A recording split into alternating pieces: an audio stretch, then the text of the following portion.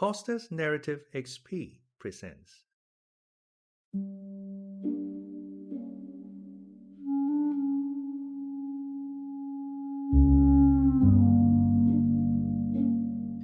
The Murder of Roger Ackroyd by Agatha Christie.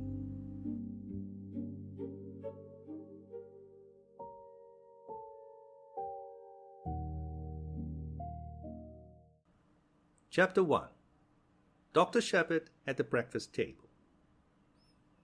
Mrs. Ferrars died on the night of the 16th to 17th September, a Thursday. I was sent for at 8 o'clock on the morning of Friday the 17th. There was nothing to be done. She had been dead some hours.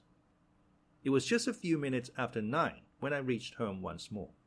I opened the front door with my latchkey and purposely delayed a few moments in the hall, hanging up my hat and the light overcoat that I had deemed a wise precaution against the chill of an early autumn morning. To tell the truth, I was considerably upset and worried. I am not going to pretend that at that moment I foresaw the events of the next few weeks. I emphatically did not do so, but my instinct told me that there were stirring times ahead. From the dining room on my left there came the rattle of teacups and a short, dry cough of my sister Caroline. "Is that you, James?" she called. An unnecessary question, since who else could it be? To tell the truth, it was precisely my sister Caroline who was the cause of my few minutes' delay. The motto of the mongoose family, so Mr. Kipling tells us, is, "Go and find out." If Caroline ever adopts a crest, I should certainly suggest a mongoose rampant. One might omit the first part of the motto. Caroline can do any amount of finding out by sitting placidly at home. I don't know how she manages it, but there it is. I suspect that the servants and the tradesmen constitute her intelligence core. When she goes out, it is not to gather in information, but to spread it. At that, too, she is amazingly expert. It was really this last-named trait of hers which was causing me these pangs of indecision. Whatever I told Caroline now concerning the demise of Mrs. Ferrars would be common knowledge all over the village within the space of an hour and a half. As a professional man, I naturally aim at discretion. Therefore, I have got into the habit of continually withholding all information possible from my sister.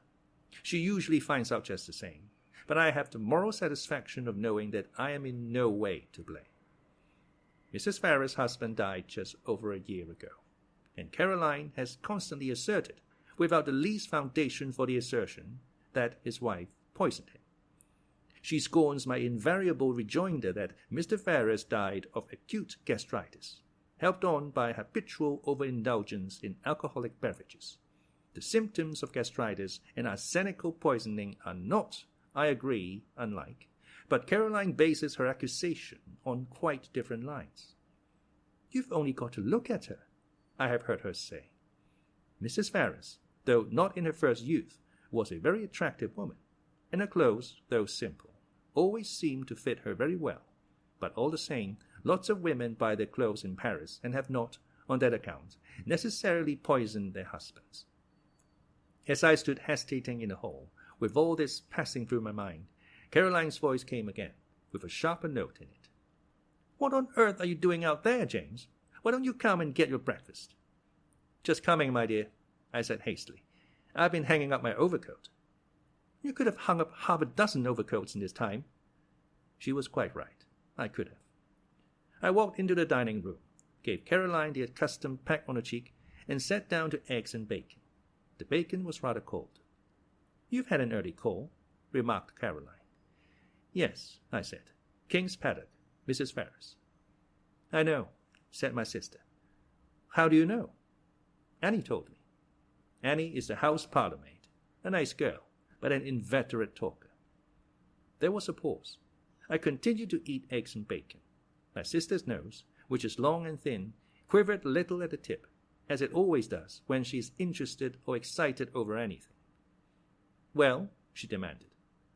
"A bad business. Nothing to be done. Must have died in her sleep." "I know," said my sister again. This time I was annoyed. "You can't know," I snapped. "I didn't know myself until I got there, and I haven't mentioned it to a soul yet. If that girl Annie knows, she must be a clairvoyant." It wasn't Annie who told me. It was the milkman. He had it from the Ferrers' cook. As I say, there is no need for Caroline to go out to get information. She sits at home, and it comes to her. My sister continued. What did she die of? Heart failure? Didn't the milkman tell you that? I inquired sarcastically.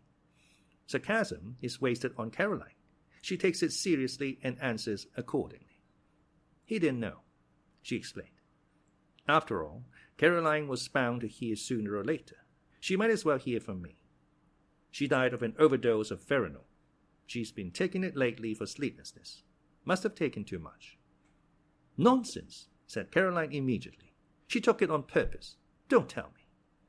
It is odd how, when you have a secret belief of your own which you do not wish to acknowledge, the voicing of it by someone else will rouse you to a fury of denial. I burst immediately into indignant speech. There you go again, I said, rushing along without rhyme or reason. Why on earth should Mrs. Ferrers wish to commit suicide? A widow, fairly young still, very well off, good health, and nothing to do but enjoy life. It's absurd. Not at all. Even you must have noticed how different she has been looking lately. It's been coming on for the last 6 months. She's looked positively hag-ridden, and you have just admitted that she hasn't been able to sleep. What is your diagnosis? I demanded coldly. An unfortunate love affair, I suppose. My sister shook her head. Remorse, she said, with great gusto. Remorse? Yes. You never would believe me when I told you she poisoned her husband. I'm more than ever convinced of it now. I don't think you're very logical, I objected. Surely if a woman committed crime like murder, she'd be sufficiently cold-blooded to enjoy the fruits of it without any weak-minded sentimentality such as repentance. Caroline shook her head. There probably are women like that, but Mrs. Ferrers wasn't one of them. She was a mass of nerves. An overmastering impulse drove her on to get rid of her husband because she was the sort of person who simply can't endure suffering of any kind. And there's no doubt that the wife of a man like Ashley Ferrers must have had to suffer a good deal. I nodded. And ever since she's been haunted by what she did, I can't help feeling sorry for her. I don't think Caroline ever felt sorry for Mrs. Ferrers while she was alive. Now that she has gone where Paris frocks can no longer be worn, Caroline is prepared to indulge in the softer emotions of pity and comprehension. I told her firmly that her whole idea was nonsense. I was all the more firm because I secretly agreed with some part, at least, of what she had said. But it is all wrong that Caroline should arrive at the truth simply by a kind of inspired guesswork. I wasn't going to encourage that sort of thing. She will go round the village airing her views, and everyone will think that she's doing so on medical data supplied by me. Life is very trying. Nonsense, said Caroline, in reply to my strictures. You'll see. 10 to 1, she's left a letter confessing everything. She didn't leave a letter of any kind, I said sharply, and not seeing where the admission was going to land me. Oh, said Caroline. So you did inquire about that, did you? I believe, James, that in your heart of hearts you think very much as I do. You're a precious old humbug. One always has to take the possibility of suicide into consideration, I said repressively. Will there be an inquest? There may be. It all depends.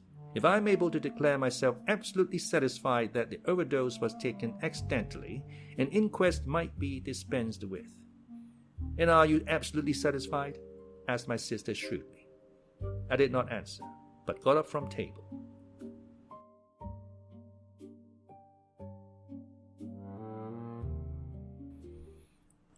Chapter 2. Who's Who in King's Abbot. Before I proceed further with what I said to Caroline and what Caroline said to me, it may be as well to give some idea of what I should describe as our local geography. Our village, King's Abbot, is, I imagine, very much like any other village. Our big town is Cranchester, 9 miles away. We have a large railway station, a small post office, and 2 rival general stores. Able-bodied men are apt to leave the place early in life, but we are rich in unmarried ladies and retired military officers. Our hobbies and recreations can be summed up in the one word: gossip. There are only 2 houses of any importance in King's Abbot. One is King's Paddock, left to Mrs. Ferrers by her late husband. The other, Fernly Park, is owned by Roger Ackroyd.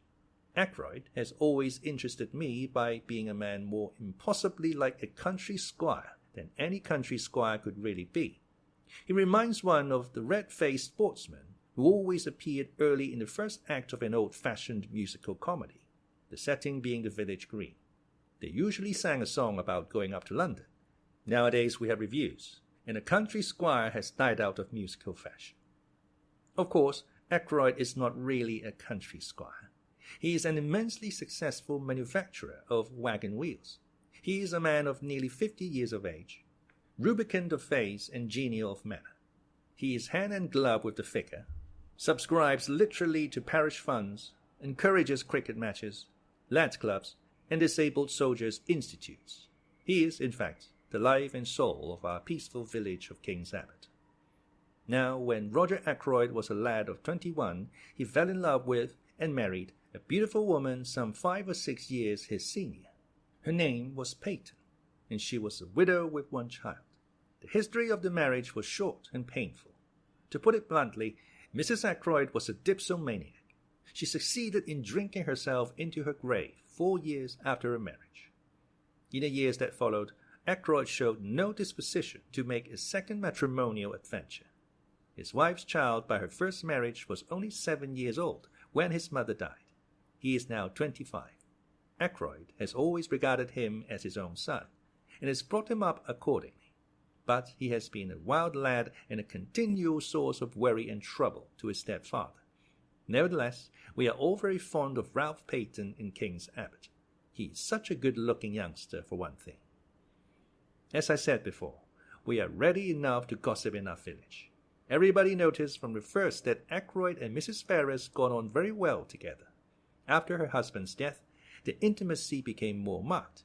They were always seen about together, and it was freely conjectured that at the end of her period of mourning, Mrs. Ferrers would become Mrs. Roger Ackroyd. It was felt, indeed, that there was a certain fitness in the thing. Roger Ackroyd's wife had admittedly died of drink. Ashley Ferrers had been a drunkard for many years before his death. It was only fitting that these 2 victims of alcoholic excess should make up to each other for all that they had previously endured at the hands of their former spouses. The Ferrers only came to live here just over a year ago, but a halo of gossip has surrounded Ackroyd for many years past. All the time that Ralph Peyton was growing up to manhood, a series of lady housekeepers presided over Ackroyd's establishment, and each in turn was regarded with lively suspicion by Caroline and her cronies. It is not too much to say that for at least 15 years the whole village has confidently expected Ackroyd to marry one of his housekeepers. The last of them, a redoubtable lady called Miss Russell, has reigned undisputed for 5 years, twice as long as any of her predecessors. It is felt that but for the advent of Mrs. Ferrers, Ackroyd could hardly have escaped. That, and one other factor, the unexpected arrival of a widowed sister-in-law with her daughter from Canada. Mrs. Cecil Ackroyd, widow of Ackroyd's ne'er-do-well younger brother, has taken up her residence at Fernly Park, and has succeeded, according to Caroline, in putting Miss Russell in her proper place. I don't know exactly what a proper place constitutes.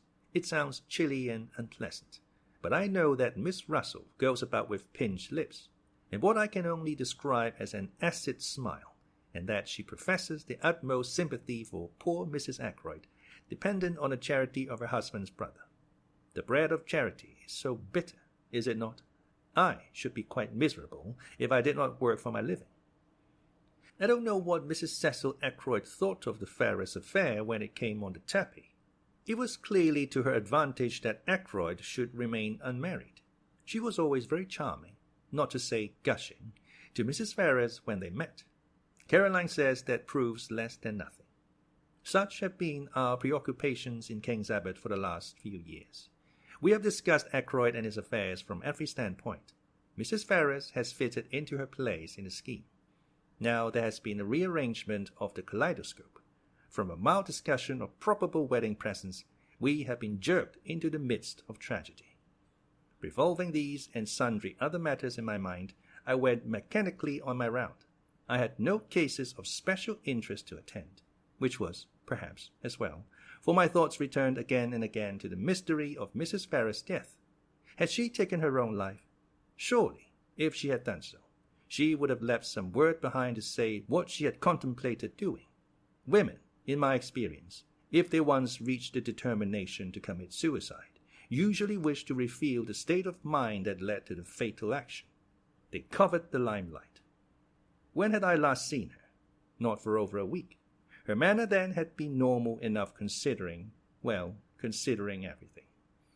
Then I suddenly remembered that I had seen her, though not to speak to, only yesterday. She had been walking with Ralph Peyton, and I had been surprised because I had had no idea that he was likely to be in King's Abbot.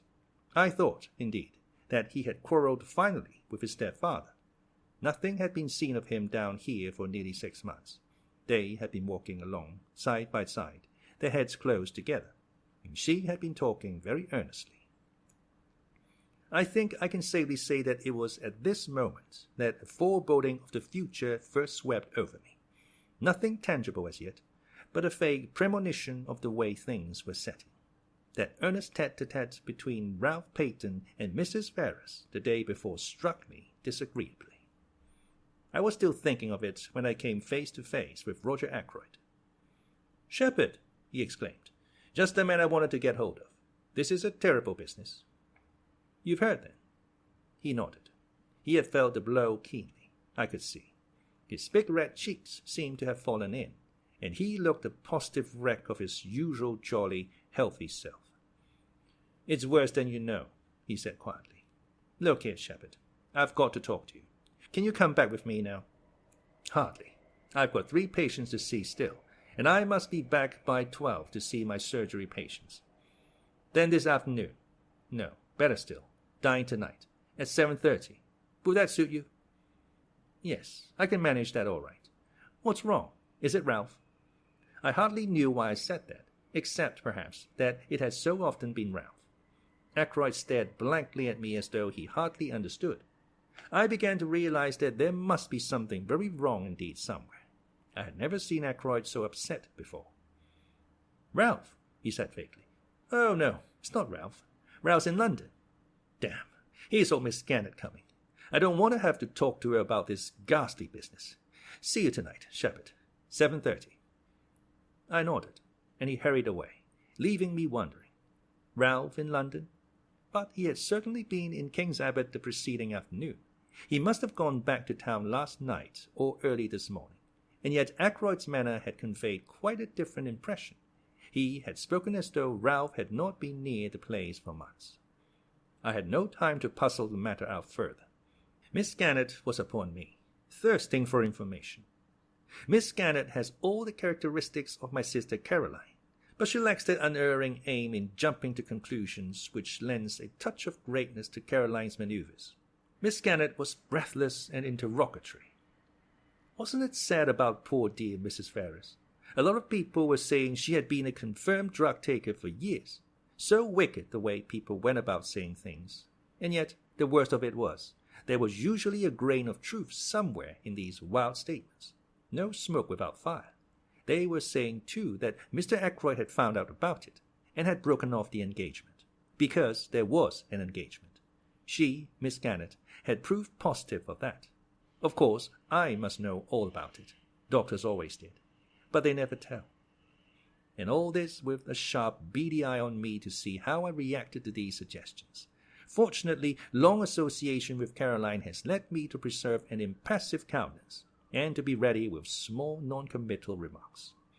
On this occasion, I congratulated Miss Gannett on not joining in ill-natured gossip. Rather a neat counterattack, I thought. It left her in difficulties, and before she could pull herself together, I had passed on. I went home thoughtful, to find several patients waiting for me in the surgery. I had dismissed the last of them, as I thought, and was just contemplating a few minutes in the garden before lunch when I perceived one more patient waiting for me. She rose and came towards me as I stood somewhat surprised. I don't know why I should have been, except that there is a suggestion of cast iron about the Miss Russell, a something that is about the ills of the flesh. Ackroyd's housekeeper is a tall woman, handsome but forbidding in appearance. She has a stern eye and lips that shut tightly, and I feel that if I were an under-housemaid or a kitchen maid, I should run for my life whenever I heard her coming. "Good morning, Dr. Sheppard," said Miss Russell. "I should be much obliged if you would take a look at my knee." I took a look, but, truth to tell, I was very little wiser when I had done so.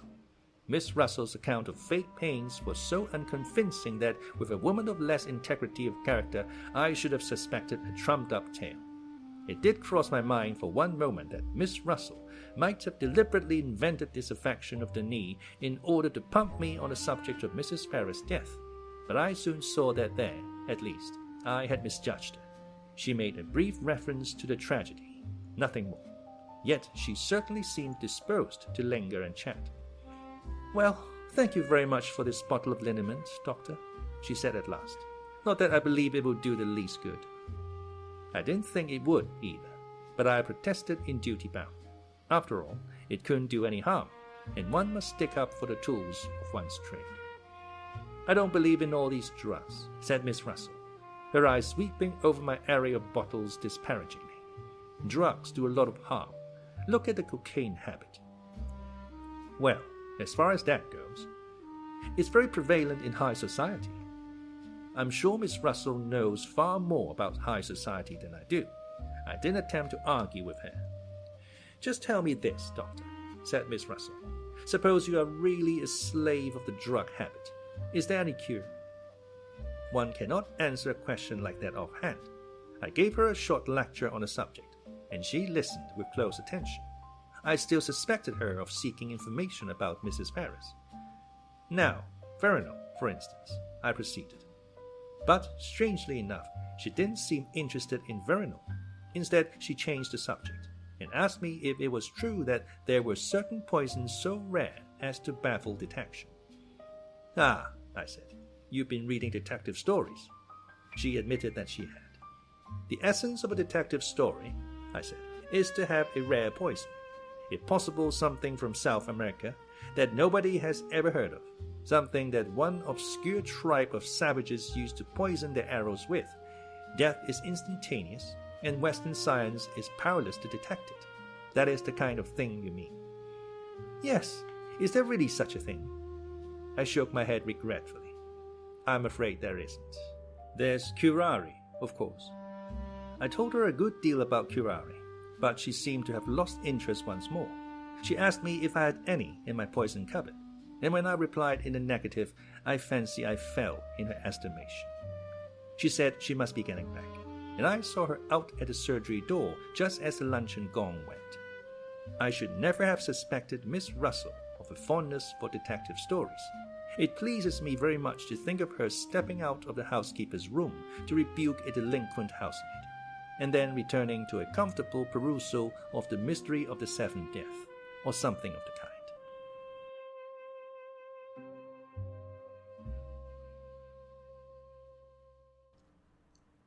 Chapter 3.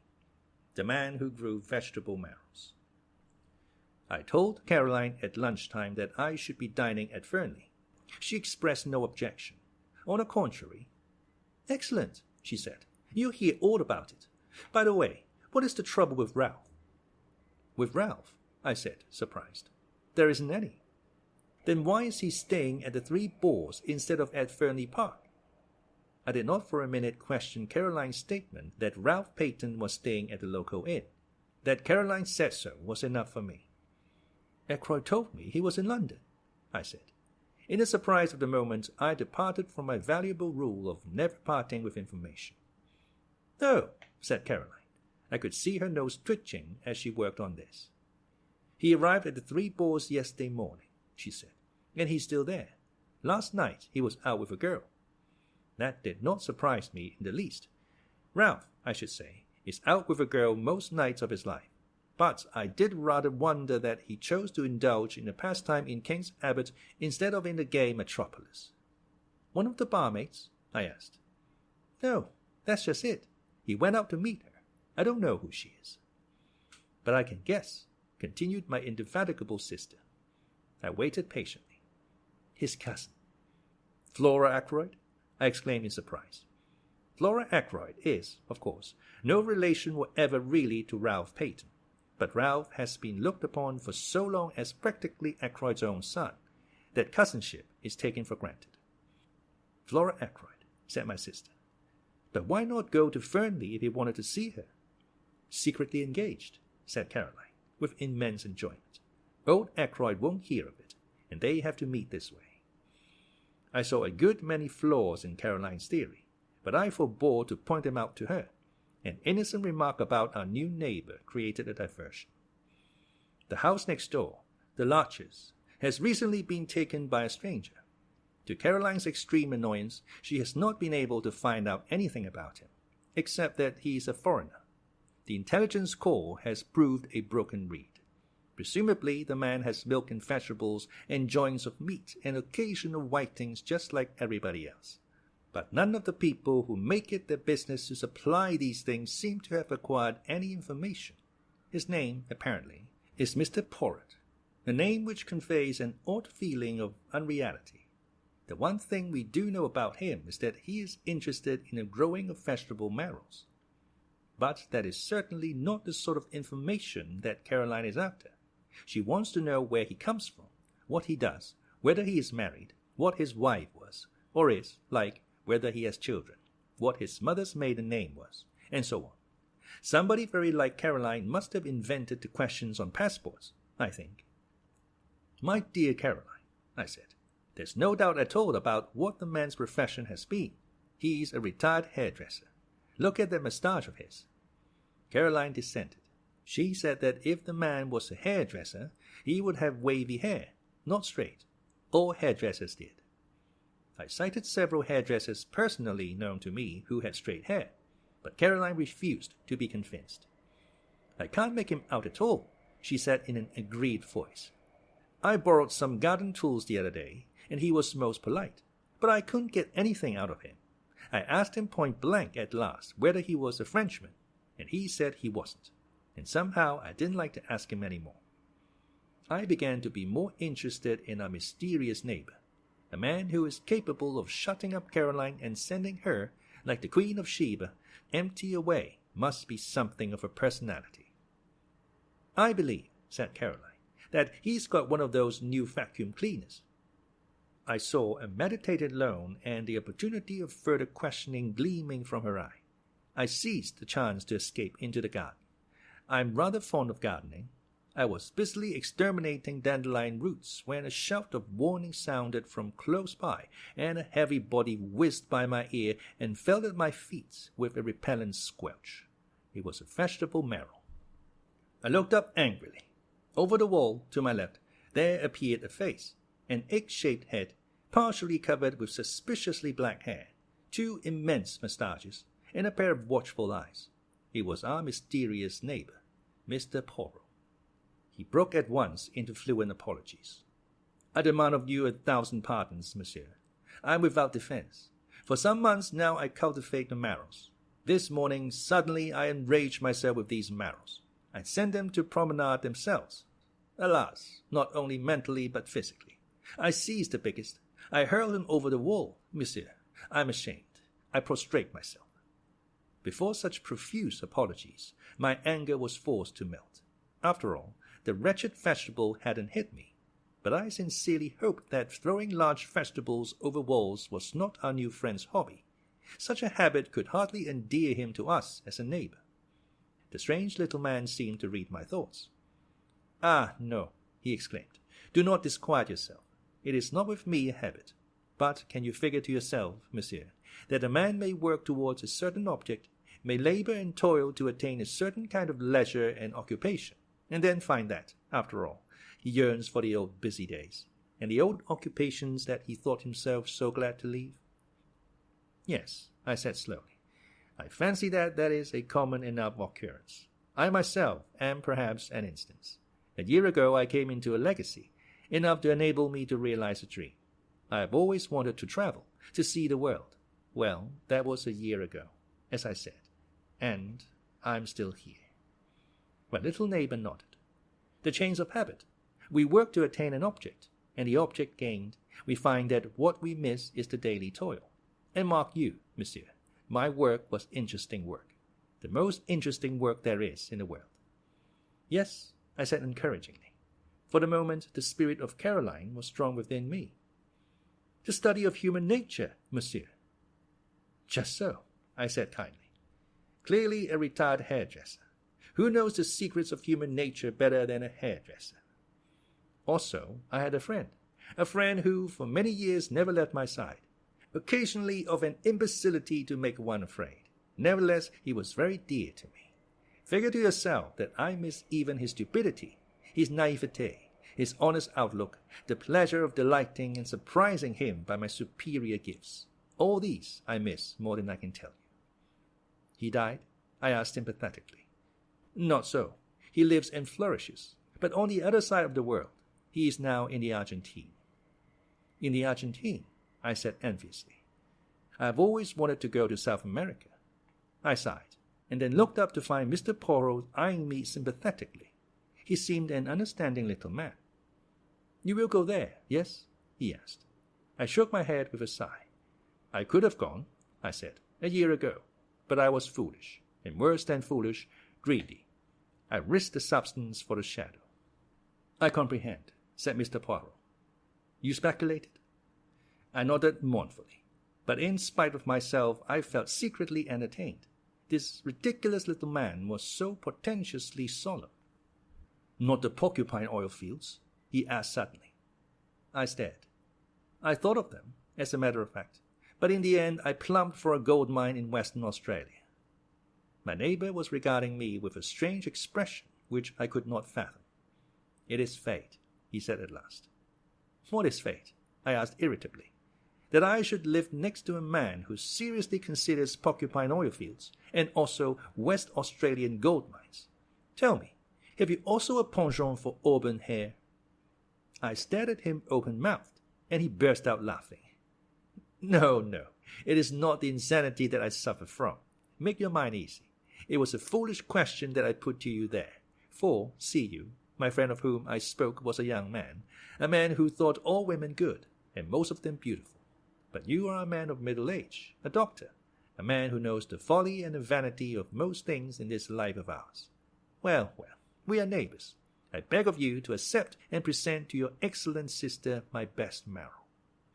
He stooped, and with a flourish produced an immense specimen of the tribe, which I duly accepted in the spirit in which it was offered. Indeed, said the little man cheerfully, this has not been a wasted morning. I have made the acquaintance of a man who in some ways resembles my far-off friend. By the way, I should like to ask you a question. You doubtless know everyone in this tiny village. Who is the young man with the very dark hair and eyes, and a handsome face? He walks with his head flung back, and an easy smile on his lips. The description left me in no doubt. That must be Captain Ralph Peyton, I said slowly. I have not seen him about here before. No, he has not been here for some time, but he is the son, adopted son, rather, of Mr. Ackroyd of Fernly Park.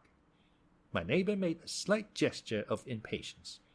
Of course, I should have guessed. Mr. Ackroyd spoke of him many times. You know Mr. Ackroyd? I said, slightly surprised. Mr. Ackroyd knew me in London, when I was at work there. I have asked him to say nothing of my profession down here. I see, I said, rather amused by this patent snobbery, as I thought it. But the little man went on with an almost grandiloquent smirk. One prefers to remain incognito. I am not anxious for notoriety. I have not even troubled to correct the local version of my name. Indeed, I said, not knowing quite what to say. Captain Ralph Peyton, mused Mr. Poirot. And so he is engaged to Mr. Ackroyd's niece, the charming Miss Flora. Who told you so? I asked, very much surprised. Mr. Ackroyd, about a week ago. He is very pleased about it. Has long desired that such a thing should come to pass, or so I understood from him. I even believe that he brought some pressure to bear upon the young man. That is never wise. A young man should marry to please himself, not to please a stepfather from whom he has expectations. My ideas were completely upset. I could not see Ackroyd taking a hairdresser into his confidence, and discussing the marriage of his niece and stepson with him. Ackroyd extends a genial patronage to the lower orders, but he has a very great sense of his own dignity. I began to think that Poirot couldn't be a hairdresser after all. To hide my confusion, I said the first thing that came into my head. What made you notice Ralph Peyton? His good looks? No, not that alone. Though he is unusually good-looking for an Englishman, what your lady novelists would call a Greek god. No, there was something about that young man that I did not understand. He said the last sentence in a musing tone of voice which made an indefinable impression upon me. It was as though he was summing up the boy by the light of some inner knowledge that I did not share. It was that impression that was left with me, for at that moment my sister's voice called me from the house. I went in. Caroline had her hat on, and had evidently just come in from the village. She began without preamble. I met Mr. Ackroyd. Yes, I said. I stopped him, of course, but he seemed in a great hurry, and anxious to get away. I have no doubt but that was the case. He would feel towards Caroline much as he had felt towards Miss Gannett earlier in the day, perhaps more so. Caroline is less easy to shake off. I asked him at once about Ralph. He was absolutely astonished, had no idea the boy was down here. He actually said he thought I must have made a mistake. Aye, a mistake. Ridiculous, I said. He ought to have known you better. Then he went on to tell me that Ralph and Flora are engaged. I know that too, I interrupted, with modest pride. Who told you? Our new neighbor. Caroline visibly wavered for a second or two, much as a roulette ball might coyly hover between two numbers. Then she declined the tempting red herring. I told Mr. Ackroyd that Ralph was staying at the Three Boars. Caroline, I said, do you never reflect that you might do a lot of harm with this habit of yours of repeating everything indiscriminately? Nonsense, said my sister. People ought to know things. I consider it my duty to tell them. Mr. Ackroyd was very grateful to me. Well, I said, for there was clearly more to come. I think he went straight off to the Three Boars, but if so, he didn't find Ralph there. No, because as I was coming back through the wood— Coming back through the wood, I interrupted. Caroline had the grace to blush. It was such a lovely day, she exclaimed. I thought I would make a little round. The woods with their autumnal tints are so perfect at this time of year. Caroline does not care a hang for woods at any time of year. Normally she regards them as places where you get your feet damp, and where all kinds of unpleasant things may drop on your head. No, it was good sound mongoose instinct which took her to our local wood. It is the only place adjacent to the village of King's Abbot where you can talk with a young woman unseen by the whole of the village. It adjoins the park of Fernly. Well, I said, go on. As I say, I was just coming back through the wood when I heard voices. Caroline paused. Yes? One was Ralph Peyton's. I knew it at once. The other was a girl's. Of course I didn't mean to listen. Of course not, I interjected, with patent sarcasm, which was, however, wasted on Caroline. But I simply couldn't help overhearing. The girl said something. I didn't quite catch what it was, and Ralph answered. He sounded very angry. My dear girl, he said, don't you realize that it is quite on the cards the old man will cut me off with a shilling? He's been pretty fed up with me for the last few years. A little more would do it. We need the dips, my dear. I shall be a very rich man when the old fellow pops off. He's mean as they make him, but he's rolling in money really. I don't want him to go altering his will. You leave it to me, and don't worry. Those were his exact words. I remember them perfectly. Unfortunately, just then I stepped on a dry twig or something, and they lowered their voices and moved away. I couldn't, of course, go rushing after them, so wasn't able to see who the girl was. That must have been most vexing, I said. I suppose, though, you hurried on to the Three Boars, felt faint, and went into the bar for a glass of brandy, and so were able to see if both the barmaids were on duty. It wasn't a barmaid, said Caroline unhesitatingly. In fact, I'm almost sure that it was Flora Ackroyd. Only it doesn't seem to make sense, I agreed. But if it wasn't Flora, who could it have been? Rapidly my sister ran over a list of maidens living in the neighborhood, with profuse reasons for and against. When she paused for breath, I murmured something about a patient, and slipped out.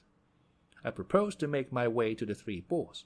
It seemed likely that Ralph Peyton would have returned there by now. I knew Ralph very well, better, perhaps, than anyone else in King's Abbot, for I had known his mother before him, and therefore I understood much in him that puzzled others. He was, to a certain extent, the victim of heredity. He had not inherited his mother's fatal propensity for drink, but nevertheless he had in him a strain of weakness. As my new friend of this morning had declared, he was extraordinarily handsome, just on 6 feet, perfectly proportioned, with the easy grace of an athlete. He was dark like his mother, with a handsome, sunburnt face always ready to break into a smile. Ralph Peyton was of those born to charm easily and without effort. He was self-indulgent and extravagant, with no veneration for anything on earth, but he was lovable nevertheless, and his friends were all devoted to him. Could I do anything with the boy? I thought I could. On inquiry at the Three Boars, I found that Captain Peyton had just come in. I went up to his room and entered unannounced. For a moment, remembering what I had heard and seen, I was doubtful of my reception, but I need have had no misgivings. "Why, it's Sheppard. Glad to see you." He came forward to meet me, hand outstretched, a sunny smile lighting up his face. "The one person I'm glad to see in this infernal place." I raised my eyebrows. "What's the place been doing?" He gave a vexed laugh. "It's a long story. Things haven't been going well with me, Doctor. But have a drink, won't you?" "Thanks," I said. "I will."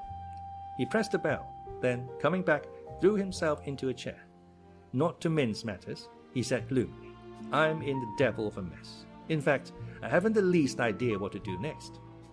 "What's the matter?" I asked sympathetically. "It's my confounded stepfather." "What has he done?" "It isn't what he's done yet, but what he's likely to do." The bell was answered, and Ralph ordered the drinks. When the man had gone again, he sat hunched in the armchair, frowning to himself.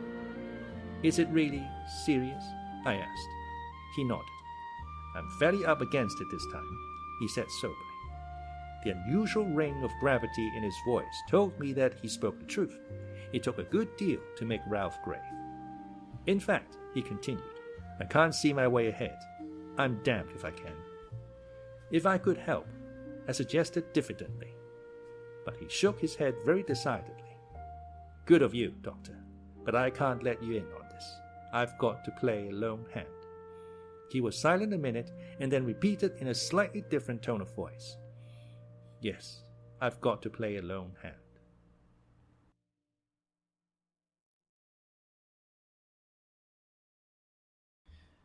Chapter 4. Dinner at Fernly. It was just a few minutes before 7:30 when I rang the front door bell of Fernly Park. The door was opened with admirable promptitude by Parker, the butler. The night was such a fine one that I had preferred to come on foot. I stepped into the big square hall and Parker relieved me of my overcoat. Just then, Ackroyd's secretary, a pleasant young fellow by the name of Raymond, passed through the hall on his way to Ackroyd's study, his hands full of papers. "Good evening, Doctor. Coming to dine, or is this a professional call?" The last was in allusion to my black bag, which I had laid down on the oak chest. I explained that I expected a summons to a confinement case at any moment, and so had come out prepared for an emergency call. Raymond nodded, and went on his way, calling over his shoulder, "Go into the drawing-room. You know the way. The ladies will be down in a minute. I must just take these papers to Mr. Ackroyd, and I'll tell him you're here." On Raymond's appearance, Parker had withdrawn, so I was alone in the hall. I settled my tie, glanced in a large mirror which hung there, and crossed to the door directly facing me, which was, as I knew, the door of the drawing-room. I noticed, just as I was turning the handle, a sound from within, the shutting down of a window. I took it to be. I noted it, I must say, quite mechanically, without attaching any importance to it at the time. I opened the door and walked in. As I did so, I almost collided with Miss Russell, who was just coming out. We both apologized. For the first time I found myself appraising the housekeeper and thinking what a handsome woman she must once have been. Indeed, as far as that goes, still was. Her dark hair was unstreaked with grey, and when she had a colour, as she had at this minute, the stern quality of her looks was not so apparent. Quite subconsciously I wondered whether she had been out, for she was breathing hard, as though she had been running. "I'm afraid I'm a few minutes early," I said. "Oh, I don't think so. It's gone 7:30, Dr. Sheppard," she paused a minute before saying. "I didn't know you were expected to dinner tonight. Mr. Ackroyd didn't mention it." I received a vague impression that my dining there displeased her in some way, but I couldn't imagine why. "How's the knee?" I inquired. "Much the same, thank you, Doctor. I must be going now. Mrs. Ackroyd will be down in a moment. I only came in here to see if the flowers were all right." She passed quickly out of the room. I strolled to the window, wondering at her evident desire to justify her presence in the room.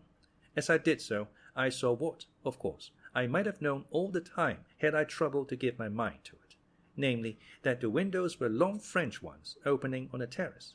The sound I had heard, therefore, could not have been that of a window being shut down.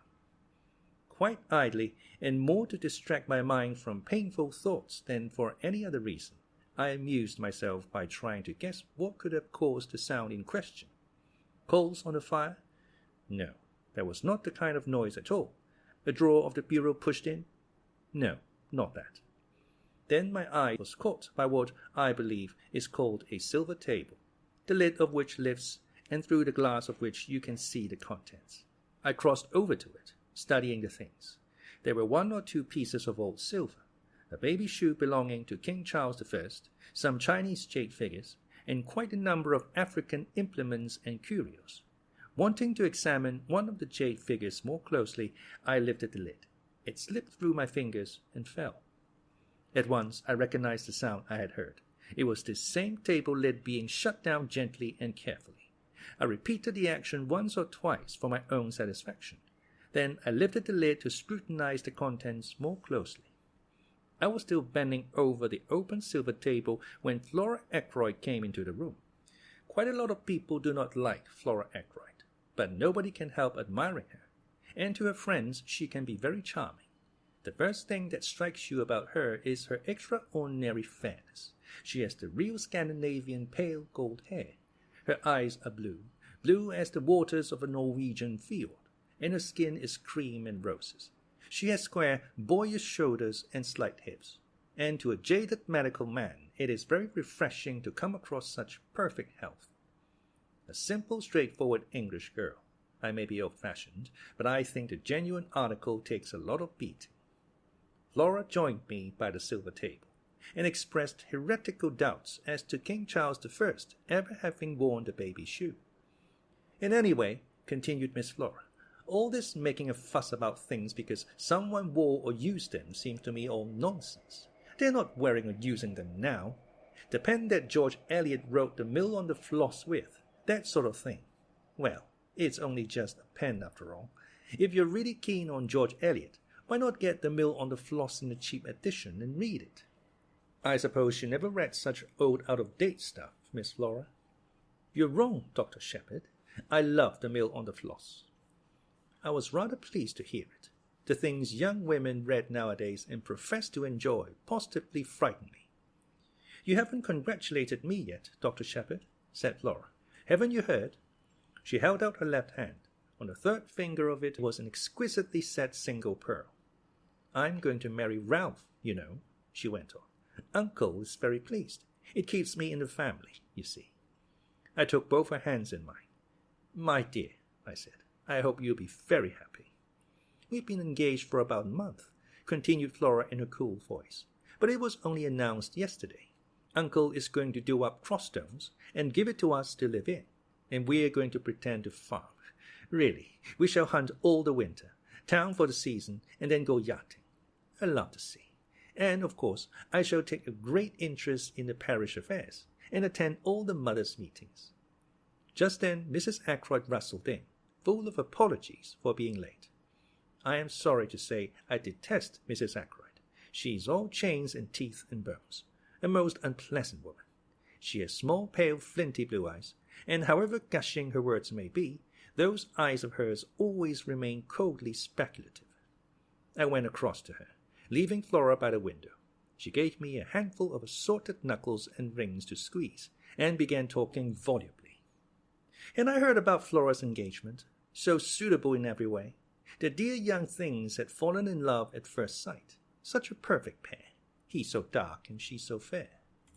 I can't tell you, my dear Dr. Sheppard, the relief to a mother's heart. Mrs. Ackroyd sighed, a tribute to her mother's heart, whilst her eyes remained shrewdly observant of me. I was wondering, you are such an old friend of dear Roger's. We know how much he trusts to your judgment. So difficult for me, in my position, as poor Cecil's widow. But there are so many tiresome things, settlements, you know, all that. I fully believe that Roger intends to make settlements upon dear Flora, but, as you know, he is just a little peculiar about money. Very usual, I've heard, amongst men who are captains of industry. I wondered, you know, if you could just sound him on a subject. Flora is so fond of you.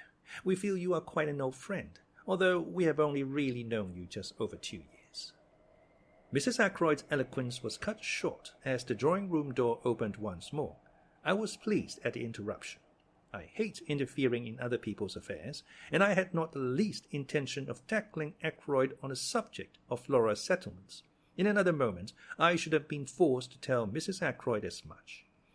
You know Major Blunt, don't you, Doctor? Yes, indeed, I said. A lot of people know Hector Blunt, at least by repute. He has shot more wild animals in unlikely places than any man living, I suppose. When you mention him, people say, Blunt, you don't mean the big game man, do you? His friendship with Ackroyd has always puzzled me a little. The two men are so totally dissimilar. Hector Blunt is perhaps 5 years Ackroyd's junior. They made friends early in life, and though their ways have diverged, the friendship still holds. About once in 2 years, Blunt spends a fortnight at Fernly, in an immense animal's head, with an amazing number of horns which fixes you with a glazed stare as soon as you come inside the front door. It's a permanent reminder of the friendship. Blunt had entered the room now with his own peculiar, deliberate, yet soft-footed tread. He is a man of medium height, sturdily and rather stockily built. His face is almost mahogany-colored and is peculiarly expressionless. He has grey eyes that give the impression of always watching something that is happening very far away. He talks little, and what he does say is said jerkily, as though the words were forced out of him unwillingly. He said now, "How are you, Sheppard?" in his usual abrupt fashion, and then stood squarely in front of the fireplace looking over our heads as though he saw something very interesting happening in Timbuktu. "Major Blunt," said Flora, "I wish you'd tell me about these African things. I'm sure you know what they all are." I have heard Hector Blunt described as a woman-hater, but I noticed that he joined Flora at the silver table with what might be described as alacrity. They bent over it together. I was afraid Mrs. Ackroyd would begin talking about settlements again, so I made a few hurried remarks about the new sweet pea. I knew there was a new sweet pea because the Daily Mail had told me so that morning. Mrs. Ackroyd knows nothing about horticulture, but she is the kind of woman who likes to appear well informed about the topics of the day, and she, too, reads the Daily Mail. We were able to converse quite intelligently until Ackroyd and his secretary joined us, and immediately afterwards Parker announced dinner. My place at table was between Mrs. Ackroyd and Flora. Blunt was on Mrs. Ackroyd's other side, and Geoffrey Raymond next to him. Dinner was not a cheerful affair. Ackroyd was visibly preoccupied. He looked wretched, and ate next to nothing. Mrs. Ackroyd, Raymond, and I kept the conversation going. Flora seemed affected by her uncle's depression, and Blunt relapsed into his usual taciturnity. Immediately after dinner, Ackroyd slipped his arm through mine and led me off to his study. "Once we've had coffee, we shan't be disturbed again," he explained. "I told Raymond to see to it that we shouldn't be interrupted." I studied him quietly without appearing to do so. He was clearly under the influence of some strong excitement. For a minute or two he paced up and down the room. Then, as Parker entered with the coffee tray, he sank into an armchair in front of the fire. The study was a comfortable apartment. Bookshelves lined one wall of it. The chairs were big and covered in dark blue leather. A large desk stood by the window and was covered with papers neatly docketed and filed. On a round table, with various magazines and sporting papers. "I've had a return of that pain after food lately," remarked Ackroyd casually, as he helped himself to coffee. "You must give me some more of those tablets of yours." It struck me that he was anxious to convey the impression that our conference was a medical one. I played up accordingly. "I thought as much. I brought some up with me." "Good man. Hand them over now." "They're in my bag in the hall. I'll get them." Ackroyd arrested me. "Don't you trouble. Parker will get them. Bring in the doctor's bag, will you, Parker?" "Very good, sir." Parker withdrew. As I was about to speak, Ackroyd threw up his hand. "Not yet. Wait. Don't you see I'm in such a state of nerves that I can hardly contain myself?" I saw that plainly enough, and I was very uneasy. All sorts of forebodings assailed me.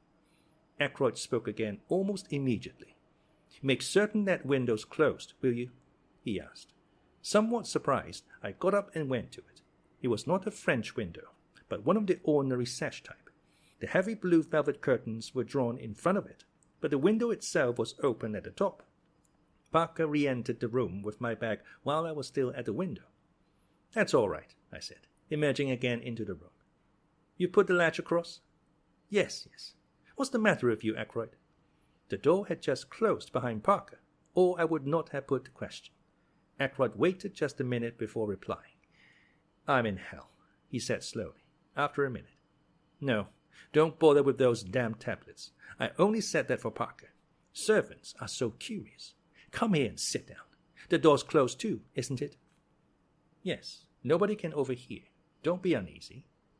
"Sheppard, nobody knows what I've gone through in the last 24 hours. If a man's house ever fell in ruins about him, mine is about me. This business of Rows is the last straw, but we won't talk about that now. It's the other. I don't know what to do about it, and I've got to make up my mind soon." "What's the trouble?" Ackroyd remained silent for a minute or two. He seemed curiously averse to begin.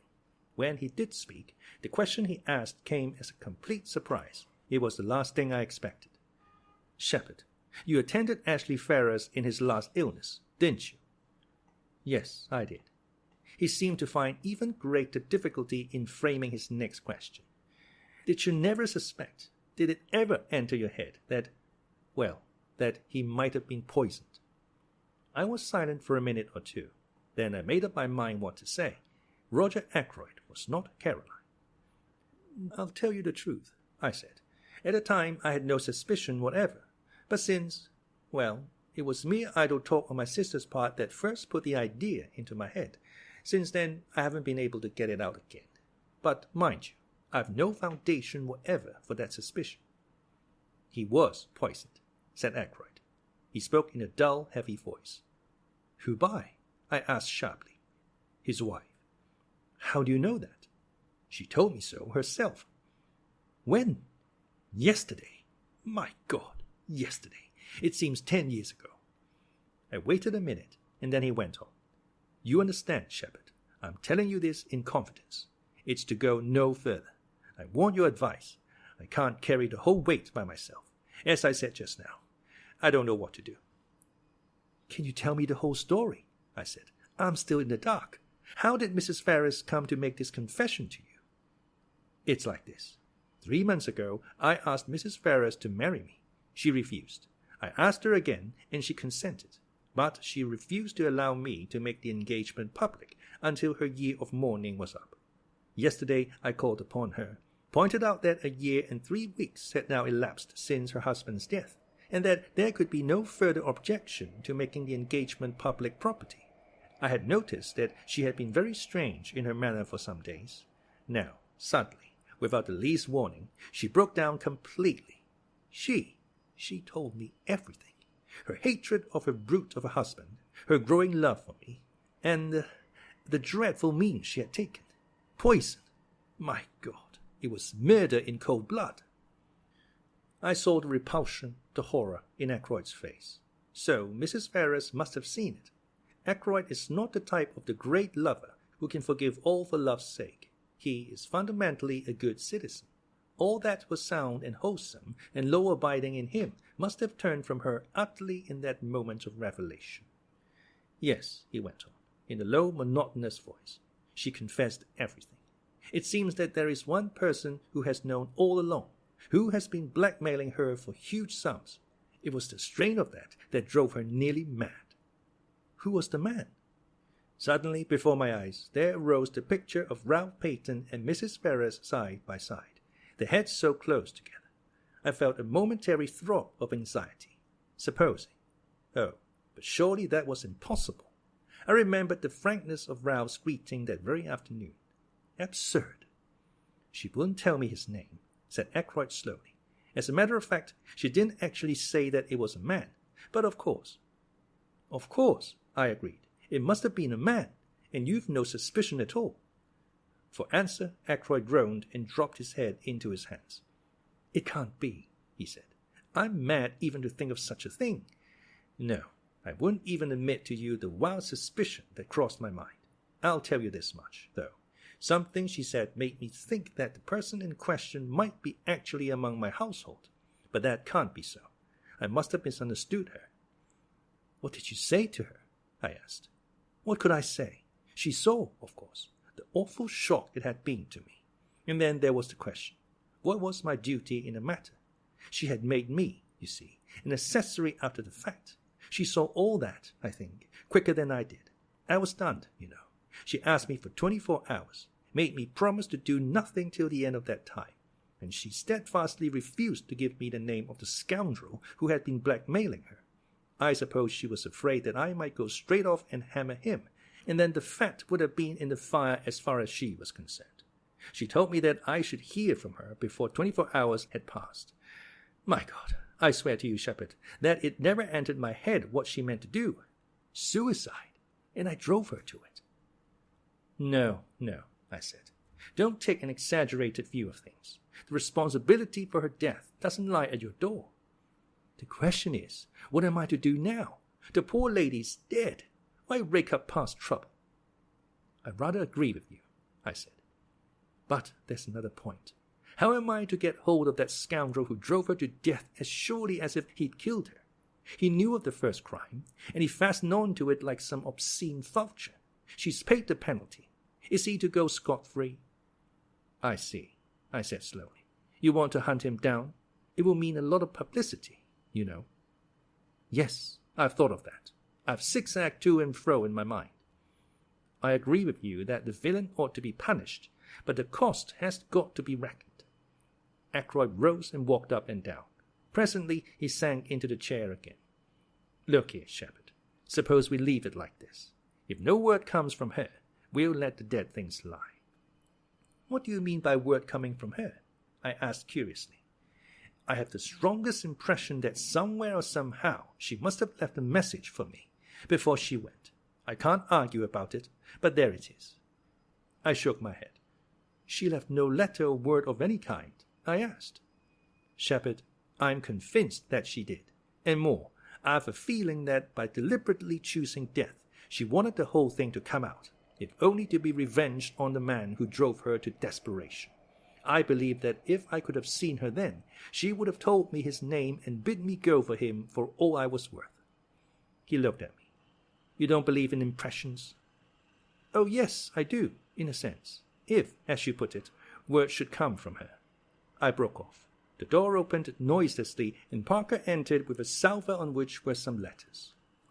The Evening Post, sir, he said, handing a salver to Ackroyd.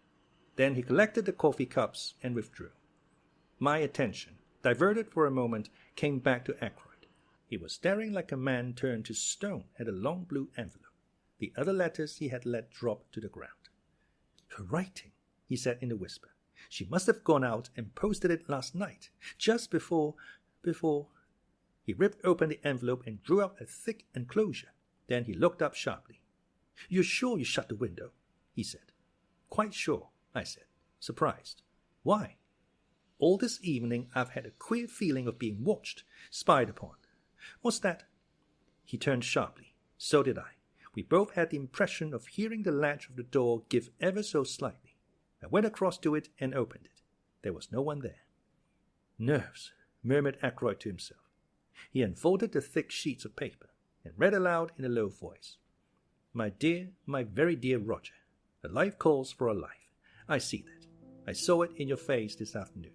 So I am taking the only road open to me. I leave to you the punishment of the person who has made my life a hell upon earth for the last year. I would not tell you the name this afternoon, but I propose to write it to you now. I have no children or near relations to be spared, so do not fear publicity. If you can, Roger, my very dear Roger, forgive me the wrong I meant to do you, since when the time came, I could not do it after all. Ackroyd, his finger on the sheet to turn it over, paused. Sheppard, forgive me, but I must read this alone, he said unsteadily. It was meant for my eyes, and my eyes only. He put the letter in the envelope and laid it on a table. Later, when I am alone. No, I cried impulsively. Read it now. Ackroyd stared at me in some surprise. I beg your pardon, I said, reddening. I do not mean read it aloud to me, but read it through whilst I'm still here. Ackroyd shook his head. No, I'd rather wait. But for some reason, obscure to myself, I continued to urge him. At least, read the name of the man, I said. Now, Ackroyd is essentially pig-headed. The more you urge him to do a thing, the more determined he is not to do it. All my arguments were in vain. The letter had been brought in at 20 minutes to 9. It was just on 10 minutes to 9 when I left him, the letter still unread. I hesitated with my hand on the door handle, looking back and wondering if there was anything I had left undone. I could think of nothing.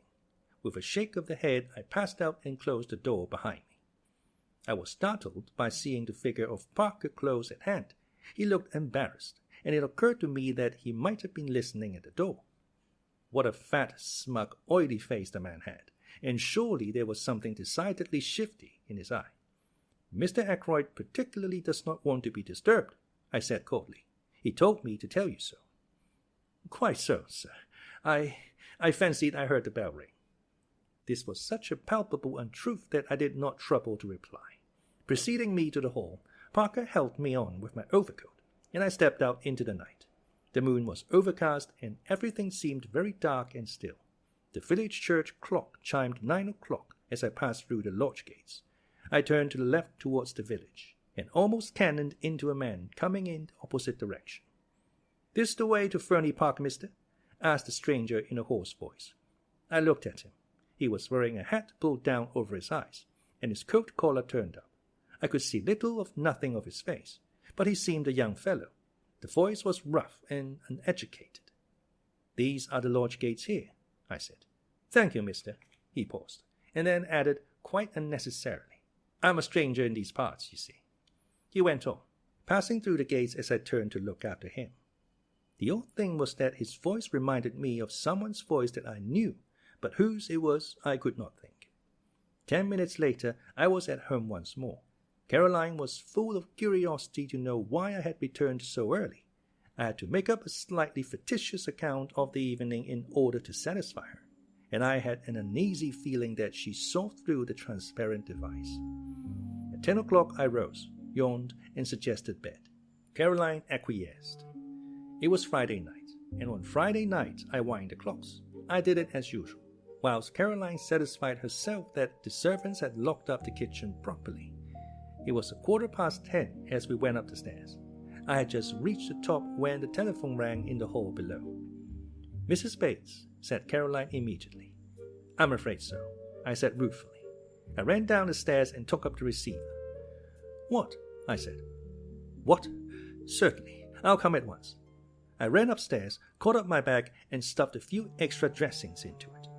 "Parker telephoning," I shouted to Caroline. "From Fernly. They've just found Roger Ackroyd murdered."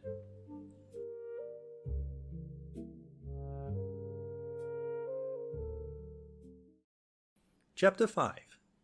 Murder. I got out of the car in next to no time, and drove rapidly to Fernly. Jumping out, I pulled the bell impatiently. There was some delay in answering, and I rang again. Then I heard the rattle of the chain, and Parker, his impassivity of countenance quite unmoved, stood in the open doorway. I pushed past him into the hall. "Where is he?" I demanded sharply. "I beg your pardon, sir." "Your master, Mr. Ackroyd. Don't stand there staring at me, man. Have you notified the police?" "The police, sir? Did you say the police?" Parker stared at me as though I were a ghost.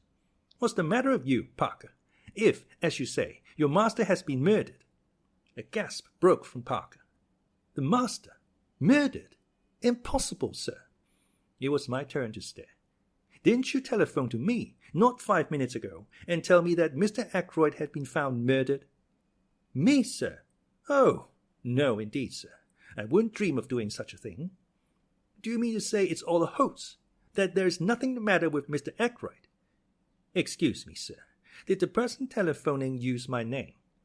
"I'll give you the exact words I heard. Is that Dr. Sheppard, Parker, the butler at Fernly, speaking? Will you please come at once, sir? Mr. Ackroyd has been murdered." Parker and I stared at each other blankly. "A very wicked joke to play, sir," he said at last, in a shocked tone. "Fancy saying a thing like that." "Where is Mr. Ackroyd?" I asked suddenly. "Still in the study, I fancy, sir. The ladies have gone to bed, and Major Blunt and Mr. Raymond are in the billiard-room." "I think I'll just look in and see him for a minute," I said. "I know he didn't want to be disturbed again, but this odd practical joke has made me uneasy.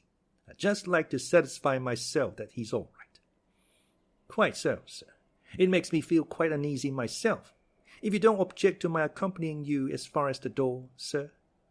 "Not at all," I said. "Come along."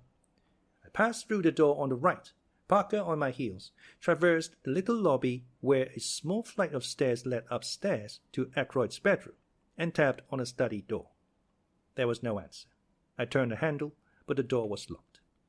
"Allow me, sir," said Parker. Very nimbly, for a man of his build, he dropped on one knee and applied his eye to the keyhole. "Key is in the lock all right, sir," he said, rising. "On the inside. Mr. Ackroyd must have locked himself in and possibly just dropped off to sleep." I bent down and verified Parker's statement. "It seems all right," I said. "But all the same, Parker, I'm going to wake your master up. I shouldn't be satisfied to go home without hearing from his own lips that he's quite all right." So saying, I rattled the handle and called out, "Ackroyd! Ackroyd! Just a minute!" But still there was no answer. I glanced over my shoulder. "I don't want to alarm the household," I said hesitatingly. Parker went across and shut the door from the big hall through which we had come. "I think that will be all right now, sir. The billiard-room is at the other side of the house, and so are the kitchen quarters and the ladies' bedrooms." I nodded comprehendingly. Then I banged once more frantically on the door, and stooping down, fairly bawled through the keyhole, "Ackroyd! Ackroyd! It's Sheppard! Let me in!" And still silence. Not a sign of life from within the locked room. Parker and I glanced at each other. "Look here, Parker," I said. "I'm going to break this door in. Or rather, we are. I'll take the responsibility." "If you say so, sir," said Parker, rather doubtfully. "I do say so. I'm seriously alarmed about Mr. Ackroyd." I looked round the small lobby and picked up a heavy oak chair. Parker and I held it between us and advanced to the assault. Once, twice, and 3 times we hurled it against the lock, and the third blow it gave, and we staggered into the room. Ackroyd was sitting as I had left him in the armchair before the fire. His head had fallen sideways, and clearly visible just below the collar of his coat was a shining piece of twisted metalwork. Parker and I advanced till we stood over the recumbent figure. I heard the butler draw in his breath with a sharp hiss. "Stabbed from behind," he murmured. "Horrible!" He wiped his moist brow with his handkerchief, then stretched out a hand gingerly towards the hilt of the dagger. "You mustn't touch that," I said sharply. "Go at once to the telephone and ring up the police station. Inform them of what has happened. Then tell Mr. Raymond and Major Blunt." "Very good, sir." Parker hurried away, still wiping his perspiring brow. I did what little had to be done. I was careful not to disturb the position of the body, and not to handle the dagger at all. No object was to be attained by moving it. Ackroyd had clearly been dead some little time. Then I heard young Raymond's voice, horror-stricken and incredulous, outside. "What do you say? Oh, impossible! Where's the doctor?" He appeared impetuously in the doorway, then stopped dead, his face very white. A hand put him aside, and Hector Blunt came past him into the room. "My God!" said Raymond from behind him. "It's true, then." Blunt came straight on till he reached the chair. He bent over the body, and I thought that, like Parker, He was going to lay hold of the dagger hilt. I drew him back with one hand. "Nothing must be moved," I explained. "The police must see him exactly as he is now." Blunt nodded in instant comprehension. His face was expressionless as ever, but I thought I detected signs of emotion beneath the stolid mask. Geoffrey Raymond had joined us now, and stood peering over Blunt's shoulder at the body. "This is terrible," he said in a low voice. He had regained his composure, but as he took off the pince-nez he habitually wore and polished them, I observed that his hand was shaking. "Robbery, I suppose," he said. "How did the fellow get in? Through the window? Has anything been taken?" He went towards the desk. "You think it's burglary?" I said slowly. "What else could it be? There's no question of suicide, I suppose." "No man could stab himself in such a way," I said confidently. "It's murder right enough, but with what motive?" "Roger hadn't an enemy in the world," said Blunt quietly. "Must have been burglars. But what was the thief after? Nothing seems to be disarranged." He looked around the room. Raymond was still sorting the papers on a desk. "There seems nothing missing, and none of the drawers show signs of having been tampered with," the secretary observed at last. "It's very mysterious." Blunt made a slight motion with his head. "There are some letters on the floor here," he said. I looked down. 3 or 4 letters still lay where Ackroyd had dropped them earlier in the evening. But the blue envelope containing Mrs. Ferrars's letter had disappeared. I half opened my mouth to speak, but at that moment the sound of a bell pealed through the house.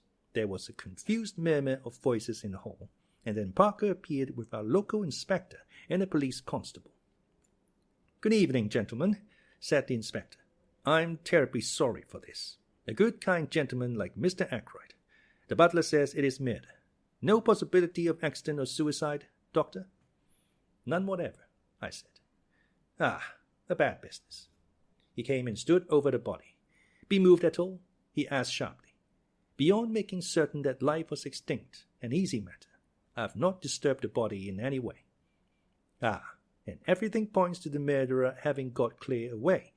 For the moment, that is. Now then, let me hear all about it. Who found the body?" I explained the circumstances carefully. "A telephone message, you say, from the butler?" "A message that I never sent," declared Parker earnestly. "I've not been near the telephone the whole evening. The others can bear me out that I haven't." "Very odd, that.